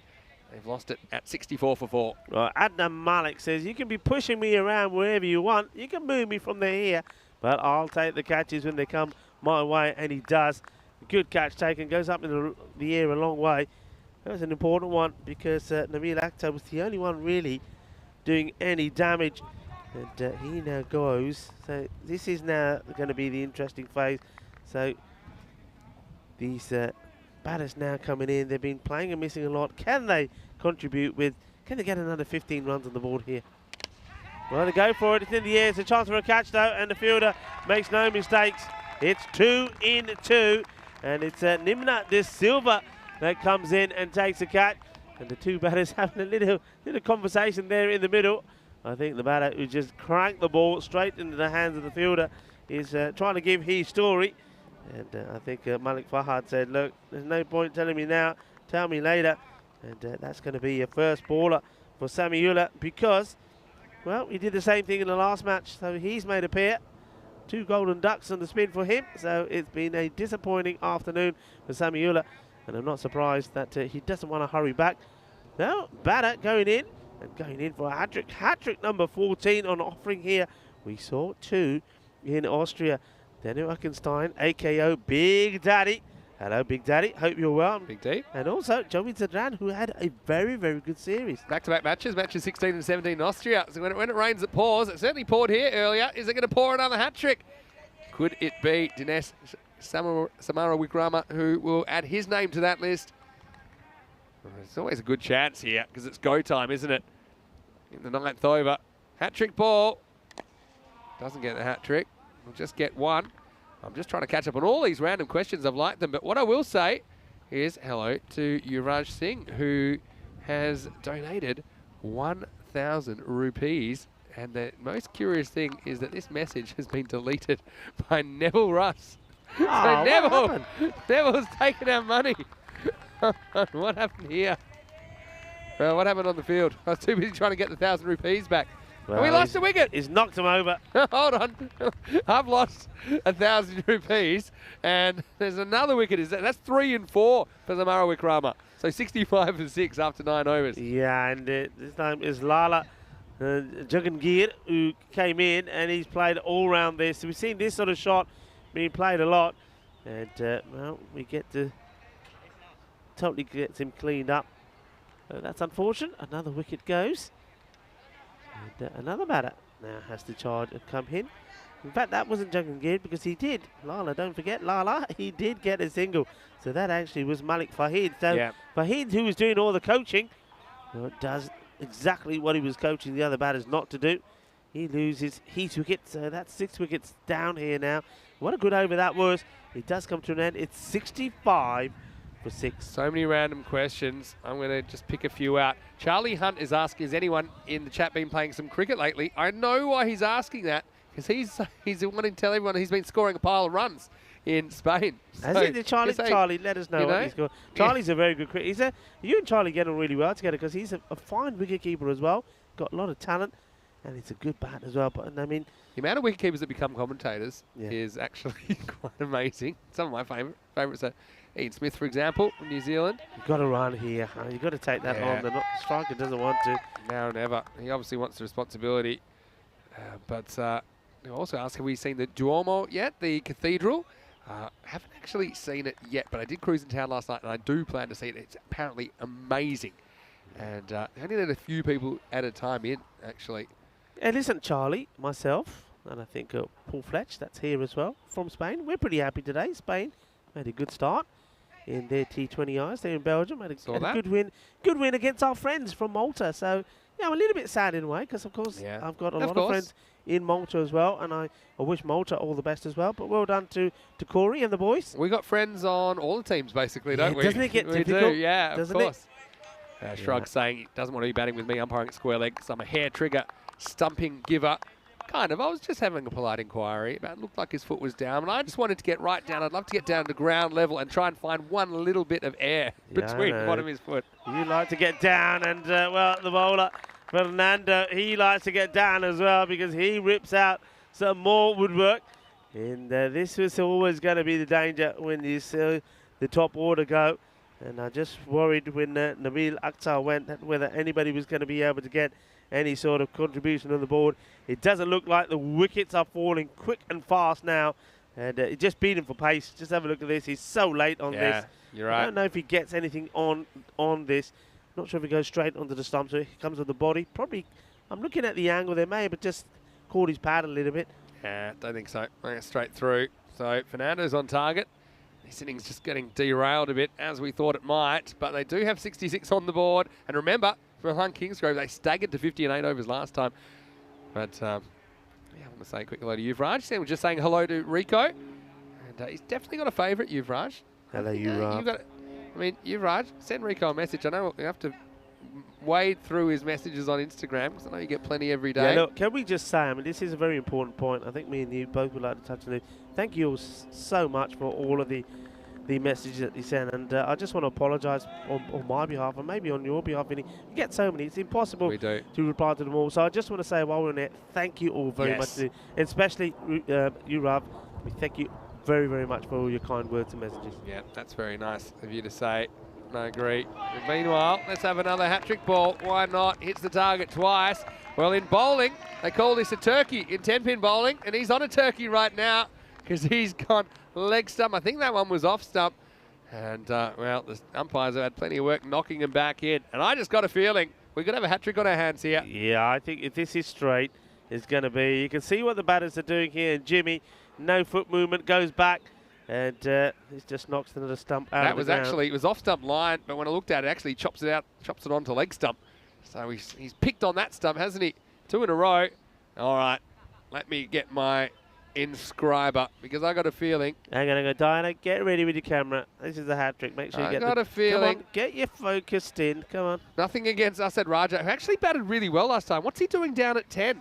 Yeah, well, this is the only thing I'm thinking. They've actually sent a batter who hasn't done too badly in now, so maybe we're just going to backtrack on over. No, I still think there's something in the air after that rain here. Something in the air. We have seen a good innings, or a better innings, if you like, from Kantu, but now they're falling apart. 5 wickets in the last 8 balls. There's a statistic for you. They've lost 5 for 2. Here we go. Hat-trick ball. Oh, he bangs it. Oh, where's this guy been the whole innings? Go on, go for 2. Why not? They will. Good throw might have had him in trouble here, but it takes a bit of time to get down. I still got to ask, why is Raja coming out at number 10? Because just to snooker us when we think that we got to. He's a hat-trick specialist, but Maybe. even then, they didn't send him in the first time. There was a hat-trick ball. Well, let's see what he does here. Right. That's that Raja. Last ball. Strap yourselves in.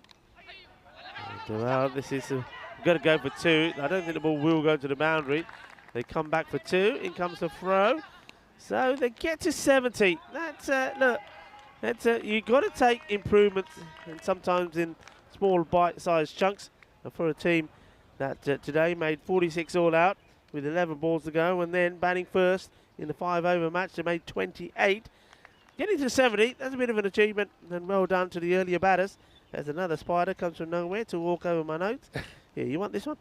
No, thank you. That Okay, one you can put back in the wild. I don't need more pets. Hey, do you realise every time I get back to the hotel, I open my bag, and I've got it sussed now. I have to open it outside of my room, give it a shake, and then bring it in. Otherwise, all sorts of ants and creepy crawlies crawl out. And I made the mistake of putting my bag on the bed the other day, and that was a bad mistake. So I'm not doing that again. As we go to the highlights, and it was a really good start. I'm loving some of the shots that were played here earlier. And, well, 5 wides, that certainly helped. But this one, what about this? What a catch. You've got to feel so sorry for Adil Akhtar there. I mean, what a catch. This is stunning. It was unbelievable, and he was off. Everyone clear a path. and that was Hussey Melanthuda. That took that one-hand stunner. But yeah, it just had a bit more intent about it, and even though the wheels fell off towards the end, at least they had a few more before the wheels fell off. We called the lurkers to come out of the woodwork. We had some random questions. I'm still working on those in the chat, and we'll continue to over the break. But I will say that, look, they did get 2 wickets with left arm spin, but certainly it wasn't the disaster that the left arm spin twins imposed on Kantu back in match 6. Yeah, it certainly wasn't. It was only, I mean, you said it. I mean, once they got, especially that wicket of Nabil Akhtar when he went, and I mean, he batted really well, as did Adil Akhtar. And also, Nouman Mohammed, don't forget he's 18 and 15, but then it was the others, and that's where the issues were. They just couldn't get going. It was a good catch there as well. Catching again, very good for Milan Kingsgrove. They've been very good with the catching. And the bowlers, well, they know that once they get the top order batters out, if they get the ball full and they get it straight, there's every opportunity that they're going to hit those stumps. And those stumps, they have taken a battering today. They're going to need a bit of counselling, those stumps. Really. I think so. The umpires have been getting their steps in, haven't they? And so are some of these batters towards the end. 5 wickets fell in 8 balls between the middle of the 9th over and towards the end of the 10th. But they still have the 70 on the board, and I think we have seen already a score in the 70s defended against Milan Kingsgrove today, who only managed 62 in their first match. So only managed 50 in 8 overs against this Kantu team in match 6. So, I mean, look, it's going to be a tricky little chase for them. Of course, only one of these teams will survive to quarterfinals Friday. And Milan Kingsgrove, well, they're in the box seat, but they're still going to have to bat well to get these runs. Yeah, absolutely. We'll just have a quick look at that order once more. Nabil Akhtar, 28 of 22. A good knock there also from Nouman Mohammed, 18 of 15. And one man who considered himself very unlucky was the captain, Adil Akhtar. What a great catch that was again for Hashita Balanthuda. But nobody else, you see, once they were gone, nobody else really was able to get in the end. It's almost like those three took on board some of the points and some of the actions they had to put in place, but the others weren't able to follow. On the bowling front, well, they didn't get it all their own way. But look, I mean, we did see Dinesh. Well done to Dinesh and Samara Wickrama. He picked up 4 wickets. Was on a hat-trick, of course, as well. But again, Pravin Jayasinghe, he bowled really well. 1 for 15, 1 for 16 for Adnan Malik. Wasn't quite the threat he was last time. The batters were prepared to take him on, and he got hit over square leg a few times. Nimana De Silva, I think he was good out there as well. I don't think he was a bit unlucky. Probably could have done or deserved a wicket, really. 2 overs for 18, and Shehan Fernando, 2 for 11. Well done to him. So it's going to be evening points. One thing I will say, Vinny, and just touching on the point that you made here, Milan Kingsgrove, they fell short chasing 75 for victory.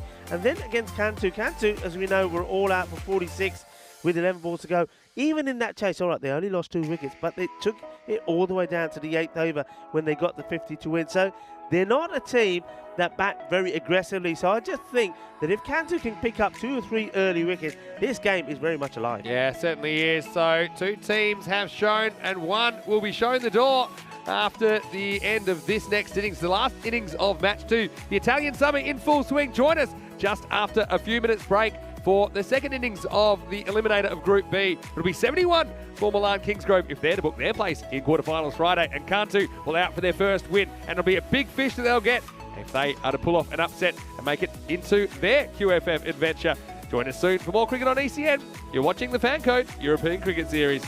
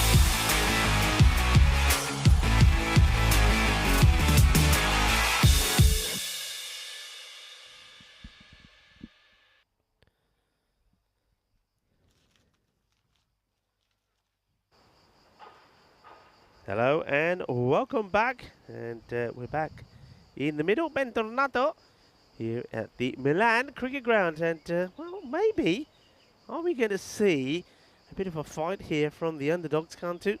I know there's probably quite a few out there that say, come on, they'd love to see Cantu do this. No disrespect at all to Milan Kingsgrove. It's just the way sometimes sport is. You always go for the underdog, and they're a team that have been well beaten here today. But they've shown a bit of fight, haven't they? They've shown a bit of spirit. Got 70 runs on the board, and Milan Kingsgrove, they're a team. They did win their match, their last match against Cantu, chasing a low score, didn't they? And they did it. Well, they did it the hard way. We thought they were going to go out there, guns blazing, and try and win quickly and really help the net run rate. But they didn't do that. 47 is what they needed. They did it. Well, they got there eventually, but it was like, you know, into the 8th over to do it, or just coming up to 8 overs. So, going to be interesting to see their approach here now. So, their mindset isn't to go out big. Their mindset is to be a little bit cautious, to play authentic shots, and try not to lose wickets unnecessarily, which works, but maybe not in this format, and maybe not if they lose some quick wickets early on. So this is going to be interesting. Jimmy to start off with, and that's a nice looking shot. They have got a sweeper out there, but he's not going to get there. This is timed really well. So the first delivery from our friend Jimmy goes to the boundary. And a nice looking shot. No issues there. So back to the game board. And, Samara Wikarama, Dinku that is, not Dinesh. Dinesh was the one who took the wickets, of course. But this is Dinku. He's the batter. He's the batter in the family. 4 runs, not the very first delivery. Oh, better. And, this is what Jimmy does. Jimmy on the back. There's obviously a story behind that. Qasim Mohammed didn't bowl at his best in the second match that they played, and he was struggling a little bit with his footing, and that was happening, and that was in that shortened match when we had that heavy rain. Maybe he was just slipping a little bit, but there's none of those issues here now, so he can and will be, or need to be, at his best. That one's just clipped away off the pads. So Samara Wikarama gets a single to his name. And it gives Qasim Mohammed the opportunity now to attack De Silva.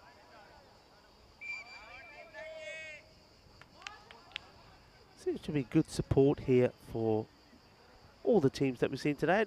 One thing I like about this ground, to the left of us, we've got an area where it's sort of like, I suppose it was the old, maybe part of the old football stand, where people do come along and sit down and watch the game a bit. And a lot of people know that the cricket's on here this week and are coming down and watching the action.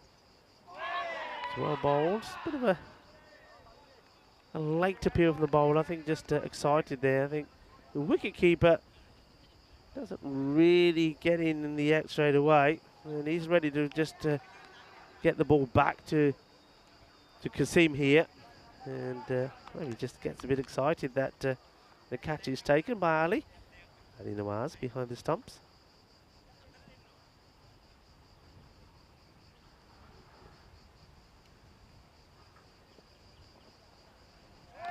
Beats him outside the off again, just struggling to pick the bounce off this ball. Is De Silva. There's a couple that have gone past him now at a good height outside the off. I think he needs to be thinking about rocking back and maybe uppercutting here. There's nobody deep. Nobody on the boundary in that area. So third man is sort of almost like a fly step to me there. We've got a backward point. Well, there is a big gap there. So let's see if he tries to work this in that area. Final ball off the over. It's been good so far, just 5 from it. And he comes down and charges at this, and I think this was going to go on to probably miss leg stick. He comes a long way down as well, the umpire. Good umpiring again from the umpires out there. They've been absolutely superb. And a shout out to all the umpires here. And we've got Amal Pereira, who's out there now with Sylvia Lady, and Rahman Solomonir as well. They've been absolutely top draw and been led well by Stefan Gooch. And well, maybe that we could finish the day, which has had a lot of weird and wonderful things happening. Maybe that 306 can come to a halt here and stop going upwards. We have been that long without a golden ball. This that is on the cards. record. This is on the cards here. I mean, Milan Kingsgrove thought when that one got cracked to the boundary, they might make light work of this, and they still might, but just the 6 off the overs, they do recover somewhat. And this is inside edged onto the body. New bowler is Malik Fahad. So, I've got to say, for the most part, Kasim Muhammad's been really, really good. Certainly against Milan Kingsgrove. And let's be honest, out of the 12.5 overs of bowling and fielding they did, 10 of them were against Milan Kingsgrove. Only 2.5 of them against Albano. So you can pretty much write that off. And this is an attack that Milan Kingsgrove just struggled to get away, even though they didn't really get themselves in wicket trouble. And he's gone. And so what a wicket that is for Fahad. And I think this might have just bounced off the back pad or something like that. But he strikes, and that's going to be the end of the opener. He goes for 5. And so the score is 7 for 1. Early wicket for Cantu, and that's what they need. That's definitely what they need. This is such a good delivery because it's right up there, and he knows what the batter's trying to do. He knows where he wants it. Look, he comes a long way down. He wants to clip it away on the leg side. He's going for that gap that they've intelligently left open, but it hits his pads and goes onto the stumps to get the wicket. And look at the hug that he gets there from the wicketkeeper as well. They know that's a big wicket. They need wickets to stay in it. I said, didn't I? Get 3 quick wickets maybe in the first four overs, and they're in this match. Yeah, well, here's a man that can whack a ball. He's got a very good 60 last year, I remember, playing for Jinnabresha. This is Harshavas. It's coming out at number 3. From memory, if my memory serves me correctly, I think early on, he had a few issues today with the bat. Harshavas, yeah, he went for a first baller earlier today. And then, of course, in the second game, he wasn't required. So he's on a pair, essentially, in the day. What a good piece of bowling that is. It's got to go one at a time. Hang in the game. Can't really have any real expensive overs.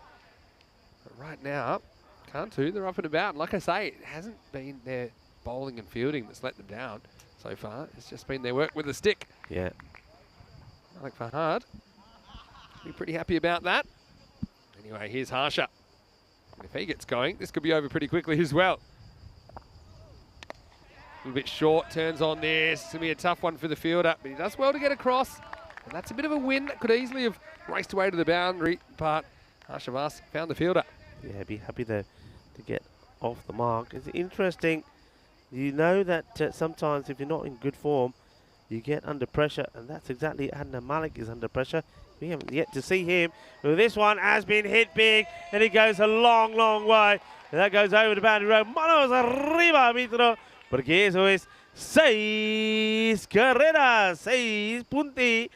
And that goes all the way. He gave it some whirly. He clears the rope, and he gets his 6. Yeah, really, really good shot. He just played that on length pretty much and dismissed it away over the leg side. That'll help.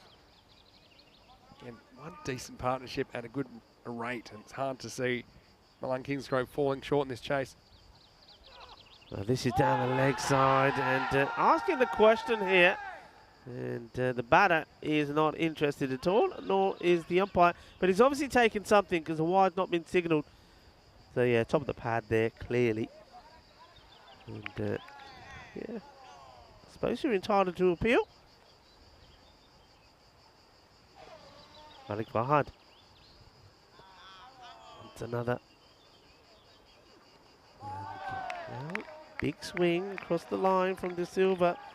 But De Silva has played a beautiful shot for 6. And now, when you look at that shot, it's almost like the number 2 batter has turned into like a number 9 or a 10. It wasn't a shot worthy of a top order batter. But end of the over, Fahad, he does get the breakthrough. 14 on the board, 1 wicket down.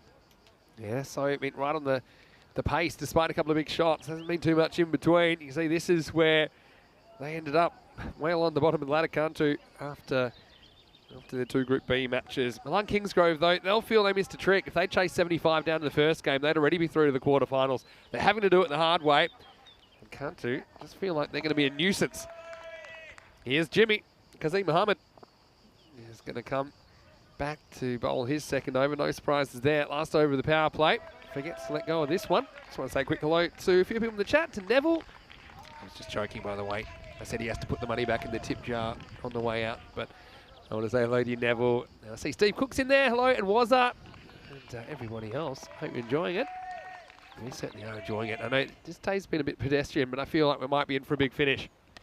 And Harsha tries to go big, but he's in big, big trouble, and it's caught. So it's Malik Fahad that'll take the catch. So Harsha, he does better than before, but only just. He has 0 and 1 to his name with the bat for the day, and maybe a broken toe. So not the day that Harsha would have wanted. And right now, Milan Kingsgrove just got the staggers a little bit. A second wicket down, 14 for 2. Well, well, well. Would you believe, welcome to the underdogs, a team that was sort of blown away in the 2 earlier matches. Just showing the difference it makes when you've got runs on the board. And, well, big moment as the new batter comes in, and it's Shanal Ayashamantha.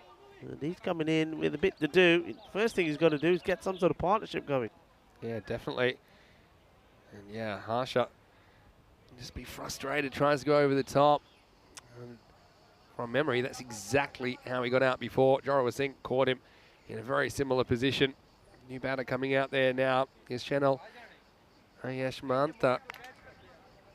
So, Milan Kingsgrove, like I say, they haven't scored a power of runs today. They've scored 62, chasing 76 in the first game. They scored 50 off 8 overs in their second game, which was against Cantu. And now, both teams fighting for their tournament lives. So, you know, it's going to be tense. And, of course, low-scoring thrillers. There's no doubt about it that we've had some of them here in Milan last year. That the final was such a low-scoring thriller. I think Fresh Tropical chased down, I think it was 74 or 75, but only just. It was against the team now known as Royal Bergamo. I think this one's into the pitch, but it is a dot ball. Yeah, into the pitch, dot ball.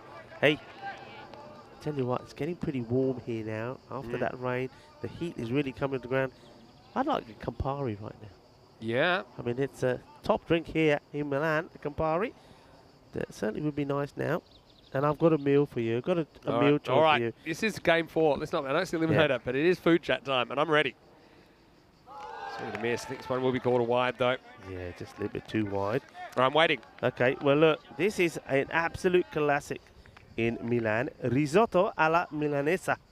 So that's what the Milan folk like. It's rice cooked to perfection in a bone marrow broth mixed with diced onions, butter, and Parmesan cheese. And it's supposed to be great. And you've got to have it with some of the bread here.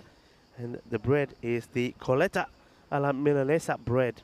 And there you go. If you see that on the menu, you've got to have it. Yeah, I got to say, had a really nice meal last night in the city. And I just think that in the battle between Mr. Maximo and Carbs in this 5 weeks, I don't think I have a chance. I'm going to have to order the bigger suits because I'm pretty excited to be in Italy for the eating. I mean, everywhere we go, you know, I like to get stuck into it. But, yeah, just think the way they do the pasta here, they're really nice places. It's just so authentic. Yeah, food is great. I've already got a few favourites in Rome I'm looking forward to. I'm going to discover a few You more. say that to me with a huge smile on your face. I mean, you're just like, food makes you so happy. And this one, this is going to make Milan Kingsgrove happy. This is up in the air in a vacant position. They did have a man there earlier. He's been deployed elsewhere. And just like that, the ball would have gone straight down his throat, but he's not there. You can see 1 or 2 of the fielders going up thinking, yeah, they thought, where is he? Where's he gone? Yeah, I still think it's hard to pull your third man.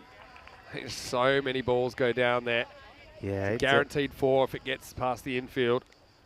On a pitch like this, Vinny, I think he's so key. You've got to have him there. All right, I know it means that it takes 1 away from someone you'd like elsewhere, but I think the third man, you don't, in a low-scoring game like this, you don't want to be leaking away runs, especially boundaries.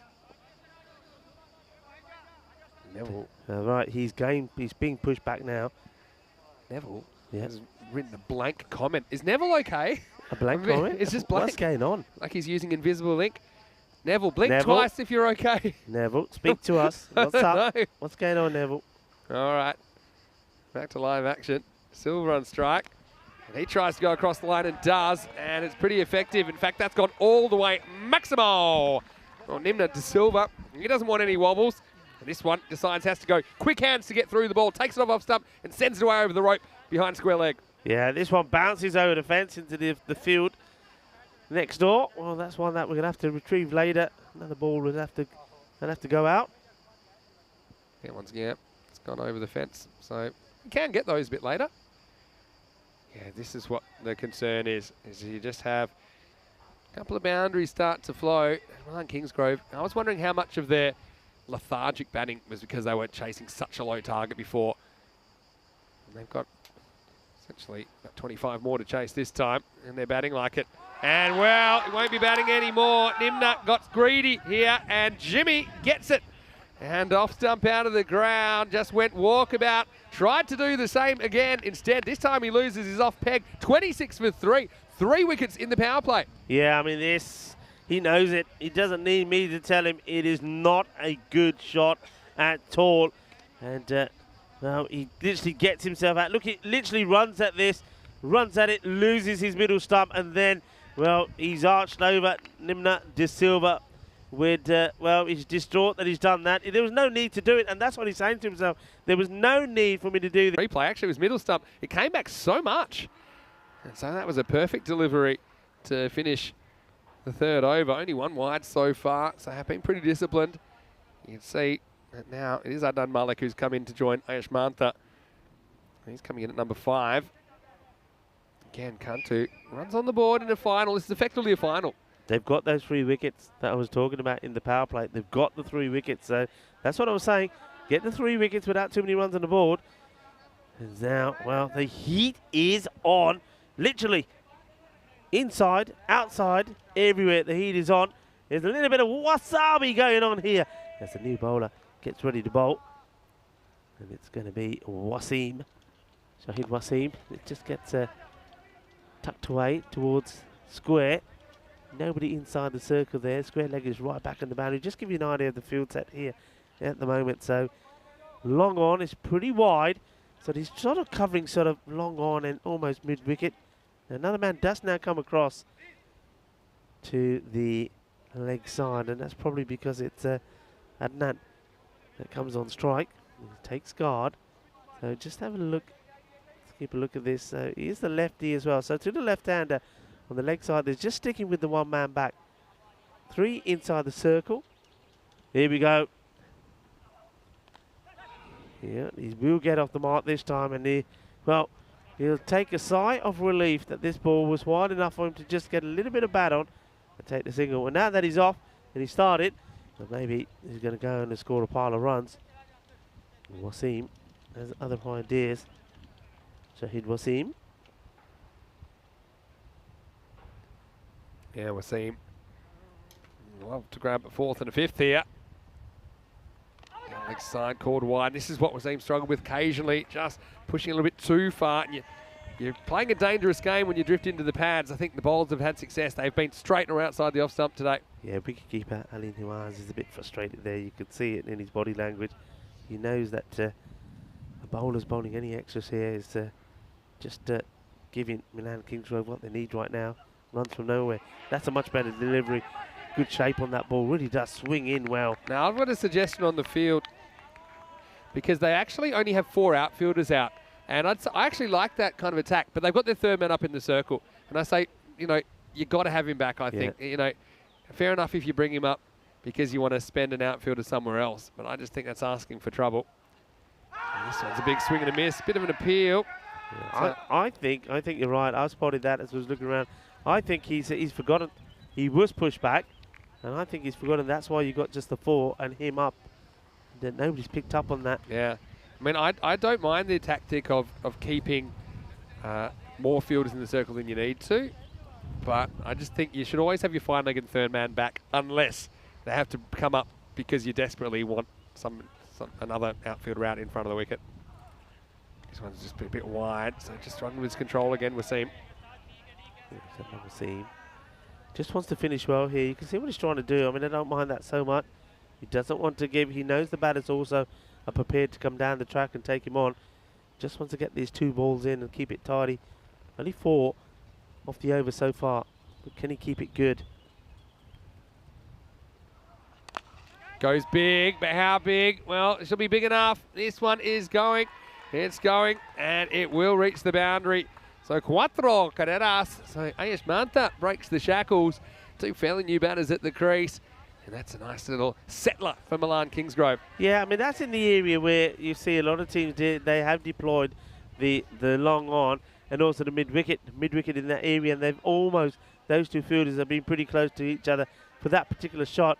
And I think they're going to see how things go here. But if he's playing in those areas, you've got to make that change. Last ball of the 4th. Just intelligently knocks it away and gets a run. So, okay, they're not really in wicket trouble. They're not really in run rate trouble now either. Just needing about to run a ball from here on in. That's 4 overs down. It's 35-3. Once again, want to welcome you to the commentary Ice Cube. And it's Vinny Sandu here, Mr. Maximo. And alongside me is Rico Full. And come on, Karina, you're going to come in here. See, so we got to get our Spring Productions crew. Go on. Come on, Karina, come on. she works so hard for us. And this is Karina. And all our crew, you are brilliant, aren't you? So give me a high five. You can thank Karina. And also, we got Richards here and we got Martins here pushing the buttons. So thank you. If you can keep pushing the buttons if you want to say hello to them as well in the chat. Maybe send some well wishes. They are our Latvian crew. We know they had heaps of fun last Thursday, getting up to all sorts, weren't they? Well, it was holiday time, wasn't it? All sorts of things happening. Well, not just in Latvia, of course, all around Europe to celebrate summer, the longest day, etc. And yeah, our crew, they had a good time. What a coincidence that Karina would come at that exact moment that we were going on the camera. It's almost like she wanted to be on the camera. Anyway, they get an overthrow for nothing here. Very photogenic. Just saying. I mean, Rico, we often say you've got a face for radio, but I mean, I think you've converted well to TV. Yeah, well, the face for radio, but the voice isn't quite for radio these days, is it? Look what you've done to me. No. Trying to go easy on you. Again, there's all kinds of remedies for a sore throat. If you have any others, you want to give Rico. I can't believe Karina agreed to come on the camera actually, because she didn't seem keen at all. I think you forced her into it. I think she knew the backlash, what the backlash would be if she didn't. Right place, right time. This is muscled away, and this is going to be 1 bounce 4. So guess who? Adnan Malik. Well, he's off his triple whammy. And now he's ready to throw his weight around. He whacks that one over mid-on, who was in the circle. His first boundary of this ECS. Yeah, I mean, he's saying it's a different ball game, isn't it, when things come out the middle of the bat. Well, he was relieved to get off the mark. And now he smashes that one down the ground. And gets 4 to his name. So, a bit of work to be done here for Malik Fahad. That's not where he wants to be bowling this. This is quick work from the keeper. Does well, gets there pretty quickly. Looks like it will be leg byes. It will be. Hello to Tarek, hope you're well. And he's asking if there's any viewers from Darwin, Australia. That's one place in Australia I've never been to is Darwin. I was meant to play there actually, but coronavirus pandemic kicked in, and everything was halted. So yeah, hello if you're watching from Darwin, let us know. Northern Territory, it's a big area, but doesn't have a big population in Australia. A lot of it's very, very barren, I suppose. Well, can I just say to the people in Darwin, at least the coronavirus was good for some things. It kept me out of Darwin. I'd fit right in. I think they like to party. Off cutter. And just nudged away. Feel like normal service is resumed here, but you just whack a couple of wickets onto this score. I think we still could have a twist in this eliminator. Chris Smith saying his cousin from Perth was over at his place earlier. Always interested when we get a few viewers from Perth. We got viewers, to be honest, a lot of them in Australia because the time zone's very good. They can watch it in the evenings. New Zealand as well, depending on how late you want to stay up. But we've got viewers from all around the world, of course. And bye-bye, Malik, because that's the 3rd time that he's gone. This time he gets 5, but he has to go. And I said, a couple of wickets now will make the game very interesting. Well, it is interesting. Milan Kingsgrove lose the left-hander at 42 for 4. Well bowled by Farhad, who just keeps it simple, and he keeps it straight. It is well bowled, and I have to say that Malik would not want to see this shot again. It wasn't a good one. I tell you who will want to see it again is the bowler, And I always say that if you're a bowler and you're hitting the stumps and you're seeing the middle stump come out of the ground, well, yeah, you want to see it over and over again. And he's saying, yeah, I want to see it, and I want to let you know who I am. Well, we know who you are. Malik Farhad. Well, it's a battle of the Maliks again, and this time it's the bowler, Farhad Malik, that knocks the stumps over of Adnan Malik. So Adnan, well, he's done slightly better, but he's not able to stick around. So it's another wicket. As long as they keep picking up these wickets, they're in this match at the halfway point, really. 42, 4 wickets down. So you can see the field now. I think it's now 6% more green after the thunderstorm we had. And you won't be able to tell that necessarily on the screen. That's a very scientific explanation that I'm giving. Right now, Ayush Mantha assumes the role of the set batter. There's a new batter coming out there now is Dinesh Samarawikrama.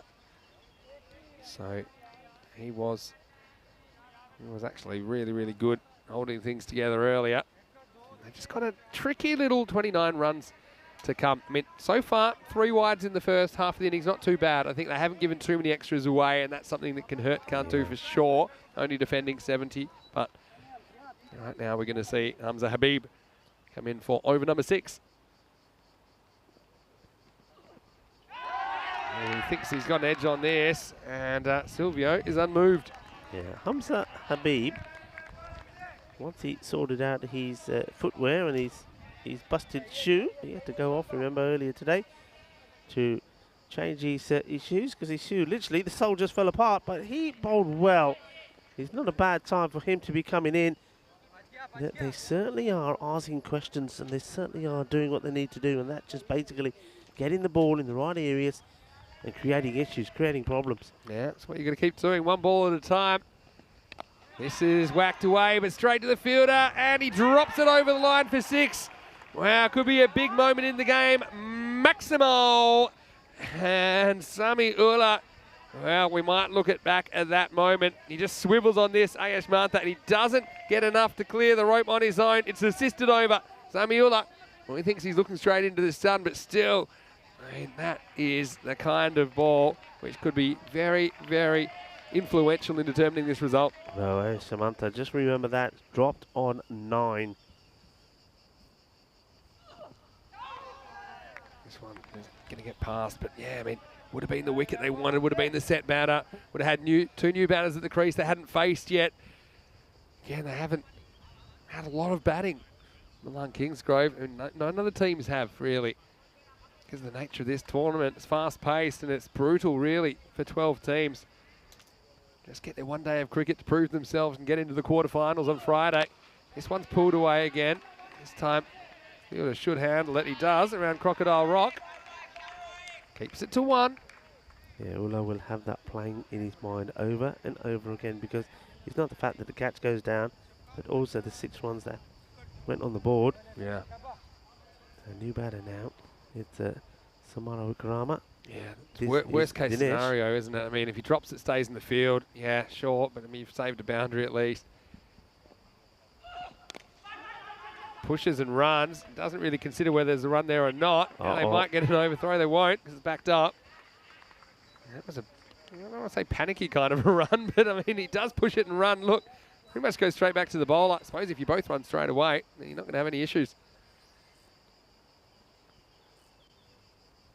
Again, you know, all these catches, yeah, put global television cameras on them. There's no such thing as easy catches, especially when you consider the pressure of the moment as well. 50's come up now, last ball of the 6th. Pushes, doesn't run this time, and that will be the end of the 6th. So 50 for 4, 21 required off the last 24 balls. But I still feel, Rico, this game is very much alive. Yeah, I mean, you've got a batter now who's going to be the recognised best batter, isn't he? Shamantha. Now he's given a chance, 16 now. I wonder if that will mean that he starts to play just slightly differently. I think they've got to be saying to themselves, you know, the way that we won that last game, where we just nudged the ball around and got to the score. Well, that's the situation here. As we have a look at the bowling figures there, with two bowlers picking up 2 wickets. Kasim and Fahad bowl really well, 2 for 18 and 2 for 14. But they need now somebody else, one of the other bowlers, to come up. Nobody going double digits or more. That's been important. You kind of need a team effort here to have a chance of defending this 70. I mean, would be an incredible finish Now here is Raja, who has a really interesting bowling action. He's a bit of a slinger, but he was pretty accurate before. I know I've probably jinxed him now.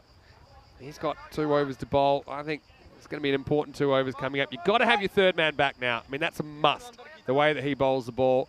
I think mid-off's coming up. I think that's a good move. Here we go. He goes and runs. Could be run out. No. Sent back just in time. They're getting nervy, aren't they? This is getting nervy because you can see that Samara Wikrama is the batter on strike, and you can see that Ayush Shamanta, he wants to get there. He wants to take over. This has been discussed earlier today, and maybe every day we could change that name.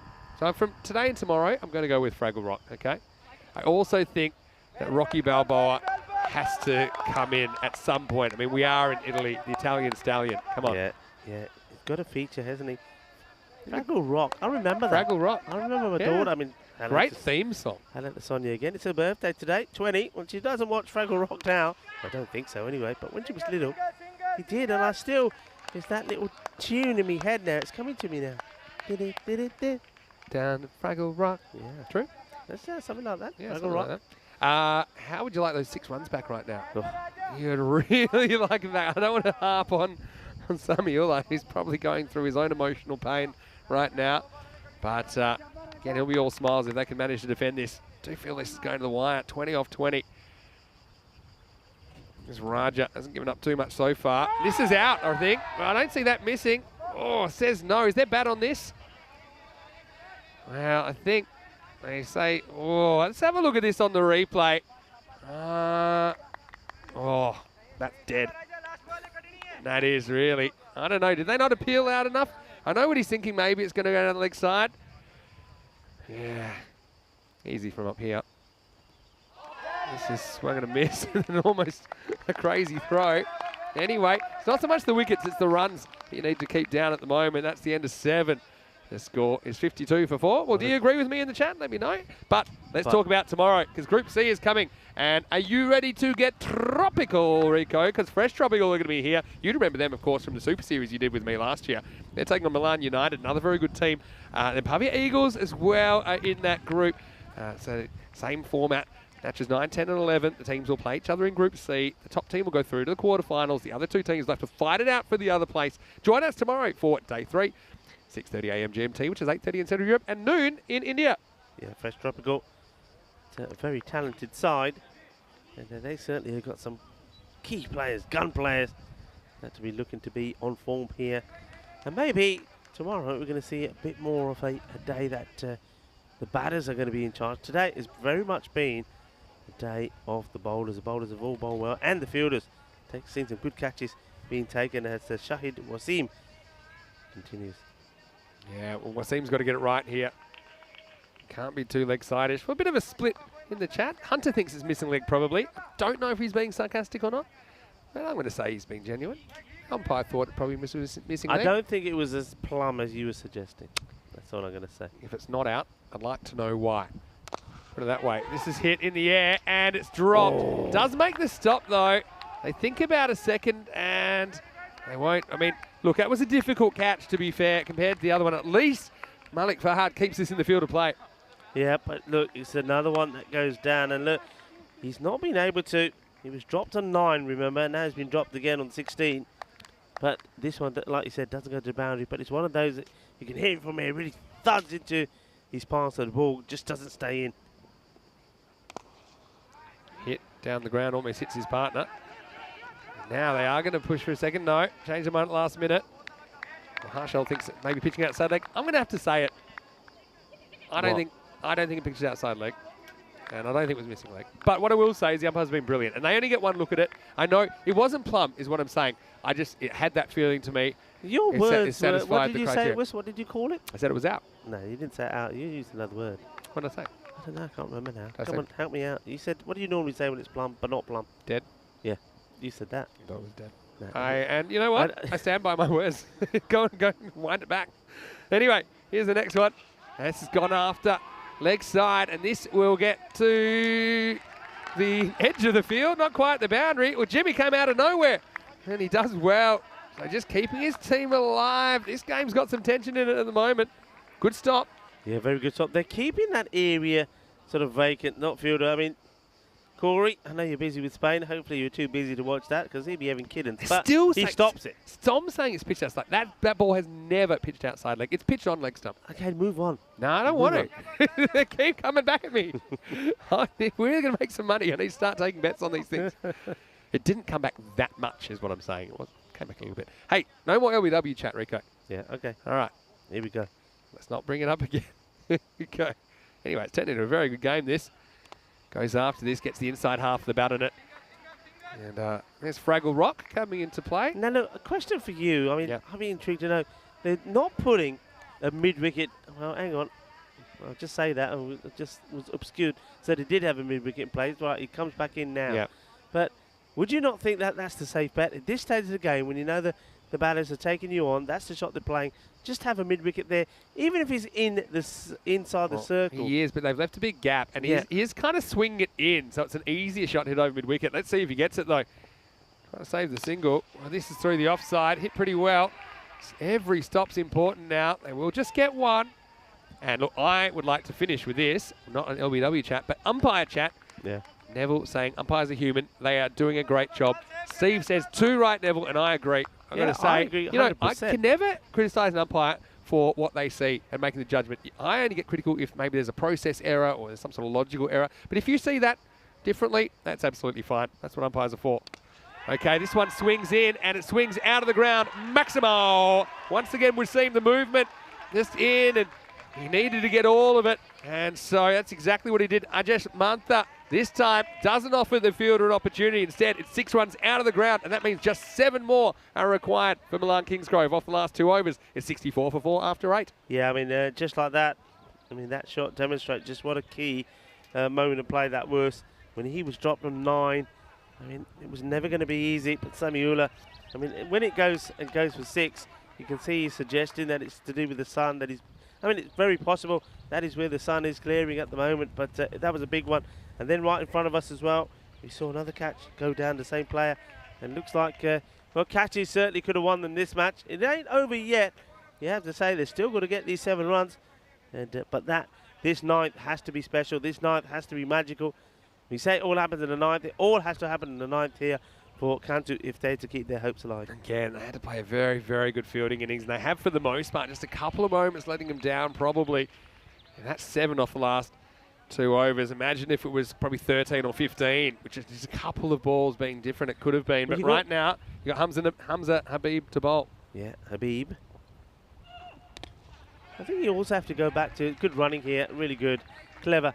You also have to go back to that passage of play, Vinny, when I think they lost how many? 5 wickets for how many runs? Yeah, 5 for 2 in 8 balls. Yeah. So, yeah, I mean, we were talking about the fact that they probably should have gotten 80. That's true. That's hindsight now. So, yeah, little laps in their batting innings and a couple of little mini lapses in their fielding innings as well.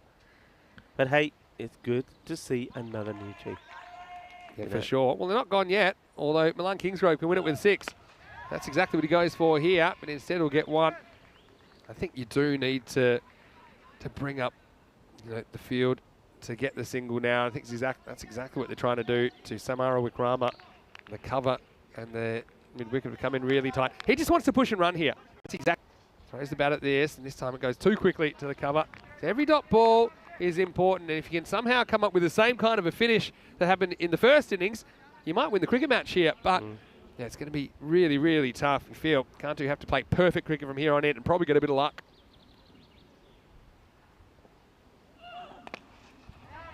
He gets past the bowler. So even a 1's handy at this stage. Now they can win it with any boundary. 4 off 8. Habib doesn't want any changes in the field.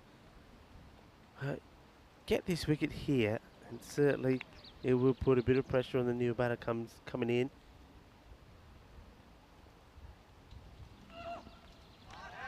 Well bowled, so no change in the way that Ashimanta has been playing. And he's probably thinking, he's given a couple of chances already, probably decided earlier on, well, okay, maybe this is going to be my day. And he's made the most of it so far, 27 of 22 deliveries. Trying to finish it with 1 big shot. Yeah, That's one way to do it. If you get your stump's knocked down to the ground, then we're going to have a tense last over in our hands. I think the smart play for Aishmantha is just take a 1. There's plenty on offer. Oh, you can take a 1 and you'll get the ball again. So, yeah, Habib just straining, but the actions he gets away from him, and that's a quarter of the runs they needed right there. Doesn't even count as a ball. Makes it 3 off 7. Still, dot ball here makes things really interesting because I think then you'd have Samara Wickrama on strike and really squeeze the field. You have to be super aggressive to him, I think, to keep him on strike. Will Ajay Kumar finish it here? 3 to win. Tries to. It's going. It's going. And that's out of the ground. Maximal Milan Kingsgrove. They will be your quarterfinalists. And they will join Albano that qualified earlier today. And in the end, Cantu, look, they put up a good fight. They did make a semi-competitive score. Once again, you know, they were so close yet so far. A bit like Torino yesterday. They certainly had their moments. They didn't disgrace themselves on the big stage. But unfortunately, that is the end of their ECS journey. Yeah, look, it's always, like I said, it's always good to see a new team. And Cantu, seeing them for the first time, as we did see Torino yesterday. But unfortunately, the new teams are just finding it a little bit hard just to get going in this format. And it was a much better, much improved performance from Cantu with the bat. They got to 70. But once again, they had that phase where they just lost too many wickets and didn't get any runs on the board. And again, on another day, they could have put together maybe about 15 to 20 more runs on the board. That would have kept this interesting. But what we're seeing now, Milan Kingsgrove, even when they're under pressure, they just find a way to just get that chase to perfection, and they do it here with an over to go. So well done to them. We will see them in the quarterfinals, and they're all pretty happy. And yeah, it's going to be a difficult one for Cantu because we're not going to see them again. But what I will say is that they're a team. They showed already in just one day how quickly they can learn and how they can improve. And I think they're just got to, now they've got a taste of it, they're going to go away, they're going to keep working on it. And I'm pretty sure that well, they'll play a good part here in Italy once more, in not just this format, but other formats of the game. And you can see with Milan Kingsgrove, they've booked an appointment in the quarterfinal against Bergamo CC. Isn't that going to be an interesting one? So already you see, we know what 2 quarterfinals are going to be. The first quarterfinal will be Bergamo CC against Milan Kingsgrove, and the second Albano, who were the group winners, and they take on Royal Bergamo. So yeah, should be super interesting. And don't forget, we've got more action coming your way tomorrow. Come back to that in a second. First, let's go to the highlights. And well, 70 on the board was better than nothing, even though you felt it should have maybe been pushing 80. And they needed wickets early, and they got him. This is a good one. This bounces off the pads of Samara Wickrama. Things quickly. Harsha was out there, but no luck again this time. Only a single before he holed out in a very similar position than he did earlier in the day. So some concerns with the bat for Milan Kingsgrove, but in the end, they were able to do it with an over to spare. See, Nimna, he was up and away here, but he got a bit greedy. Middle stump out of the ground. yeah, he was very, very upset with himself. He just hit a big 6, and that was at a point where they only needed 6 and over. Well, it was nice to have some visitors in the comments box as well. Always nice. And that was Karina, and, bringing a smile to everybody and enjoying her time. We certainly enjoyed the work that our crew do. That was the big wicket, and I think the bowler there knew it as well. Hamza Habib, that catch gets dropped, and that was when Aya Samantha was only on a 9. He was dropped again on 16. But by that time, you probably think the match was already done. He ends up with a score of 33 of 23 and gets his team to victory. And well, somebody there was delighted, wanted to take a few pictures of his favourite players. But yeah, once more, thank you to everybody here at the ground, and particularly to Spring Productions for putting all of this magical stuff that we see. Well, they pack it all together and send it out there for the world to see, and they do a brilliant job. So well done again to Martins, to Richards, and to Karina. And this is what we have coming up tomorrow. And well, we're going to get tropical and we're going to get fresh. Not me and you, Vinny. Fresh tropical. They're coming tomorrow and they take on Milan United. So Milan United also in the party. And don't forget, well, the Eagles are going to fly in as well. The Pavia Eagles. Looking forward to a good day tomorrow. So it's going to be Group C. And it's going to follow the same pattern as what we're seeing now already.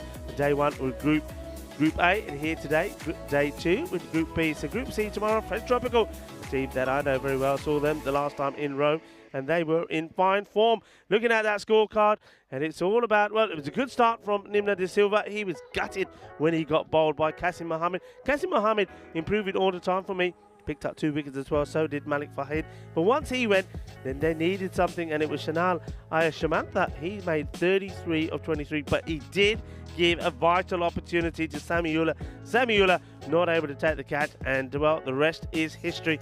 So it is Milan Kingsgrove that, as we saw, they will continue in the competition. They will continue into the quarterfinals. But well done to them. And look, once again, unlucky to Cantu. It was lovely to see you guys. And I loved your approach, and I know, and I can tell everybody as well that you're going to get better.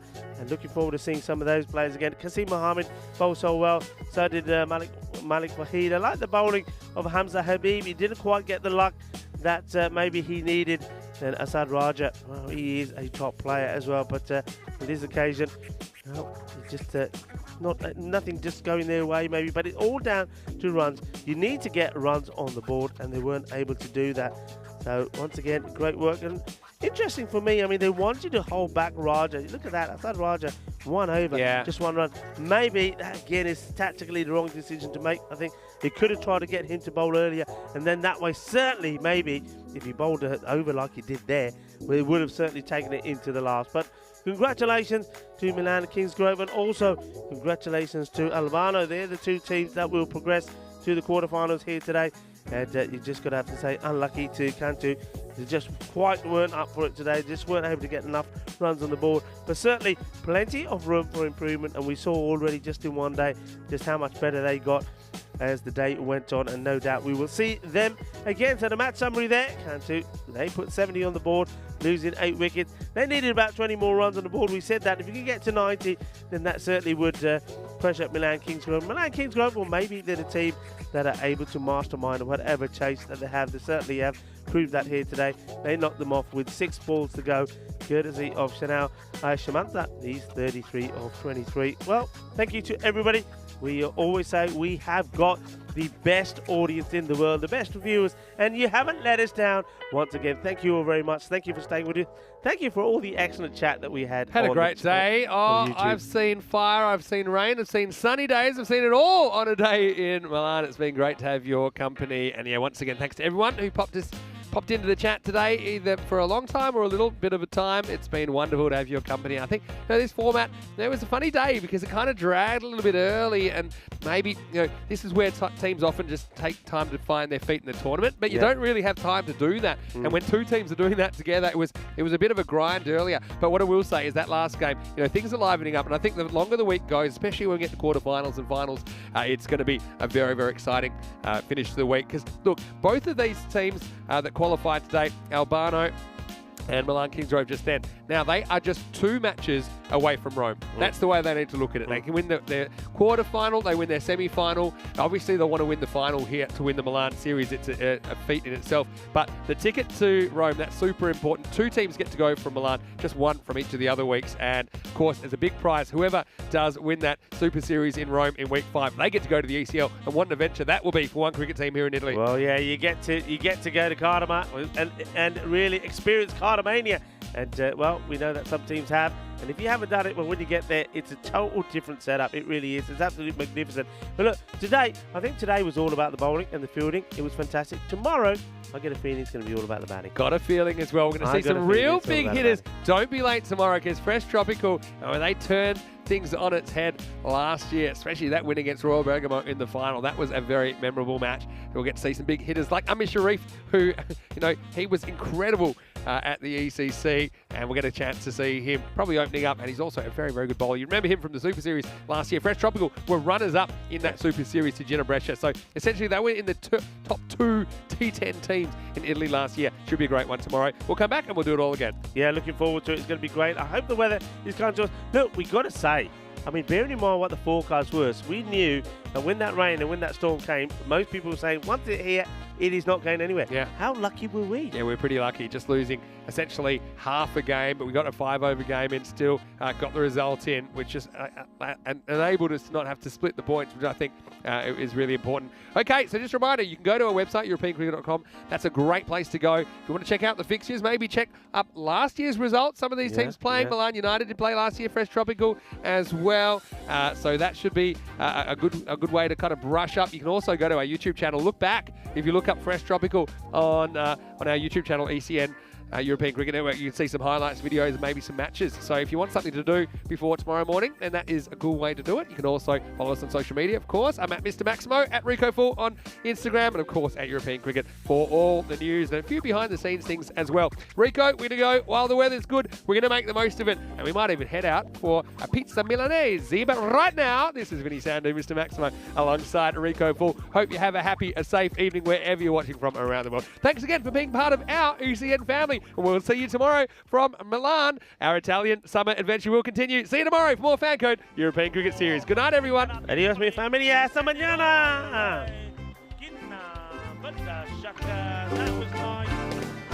Cricketers, European cricketers, share your passion for riding the flag with the world. Cricketers, European cricketers, time to cheer and show the world what you got. 7 bits of wood and a tape ball taken to an open space. With a swing and a hit, the ball goes flying in the field and it makes his chase. A community playing on the field of dreams, no matter race, sex, color, or age. Stars of the future of European cricket are ready to take the stage. Ball's getting quicker with a kookaburra starting to swing. The keeper in your mind standing just behind, pressure is creeping in. Some give it flight and some give it grip as the ball really starts to spin. But our batsman's alert with the crack of a bat, the ball flies over for 6. Cricketers, European cricketers, share your passion for riding the flag with the world. Cricketers, European cricketers, time to cheer and show the world what you got. Master blasters turn on the style. Cricket's a beautiful game. Smiling faces and celebrations as the champions enjoy their fame. European legends breaking records, making their own dreams come true. Watched by millions, European cricketers show the world what they can do. Now picture this, 10 runs needed to win off the last over of the match. Fielders are on fire, sliding and diving, want to take that world-class catch. Tension building as the ball runs in. Will it be short, a yorker or slow? A 6 will win it, 4 to tie into the golden ball we go. Cricketers, European cricketers, share your passion for riding the flag with the world. Cricketers, European cricketers, time to cheer and show the world what you got. Another one, that's the big one. That's gone all the way over into the clubhouse and ordering a pint at the bar. Hundreds of clubs all over Europe are coming together today. Thousands of cricketers want to be stars, show their talents when they play. We've got commentary, action-packed cricket frenzy. You're hooked, you can't deny. Worldwide audience watching to see which team will lift the cup up high. Oh, cricketers, European cricketers, share your passion for riding the flag with the world. Cricketers, European cricketers, time to cheer and show the world what you got. La la la la la la la. There we go, she sent that pack in but shaka, 6 more. Oh, cricketers, European cricketers, share your passion for riding the flag with the world. Cricketers, European cricketers, time to cheer and show the world what you got.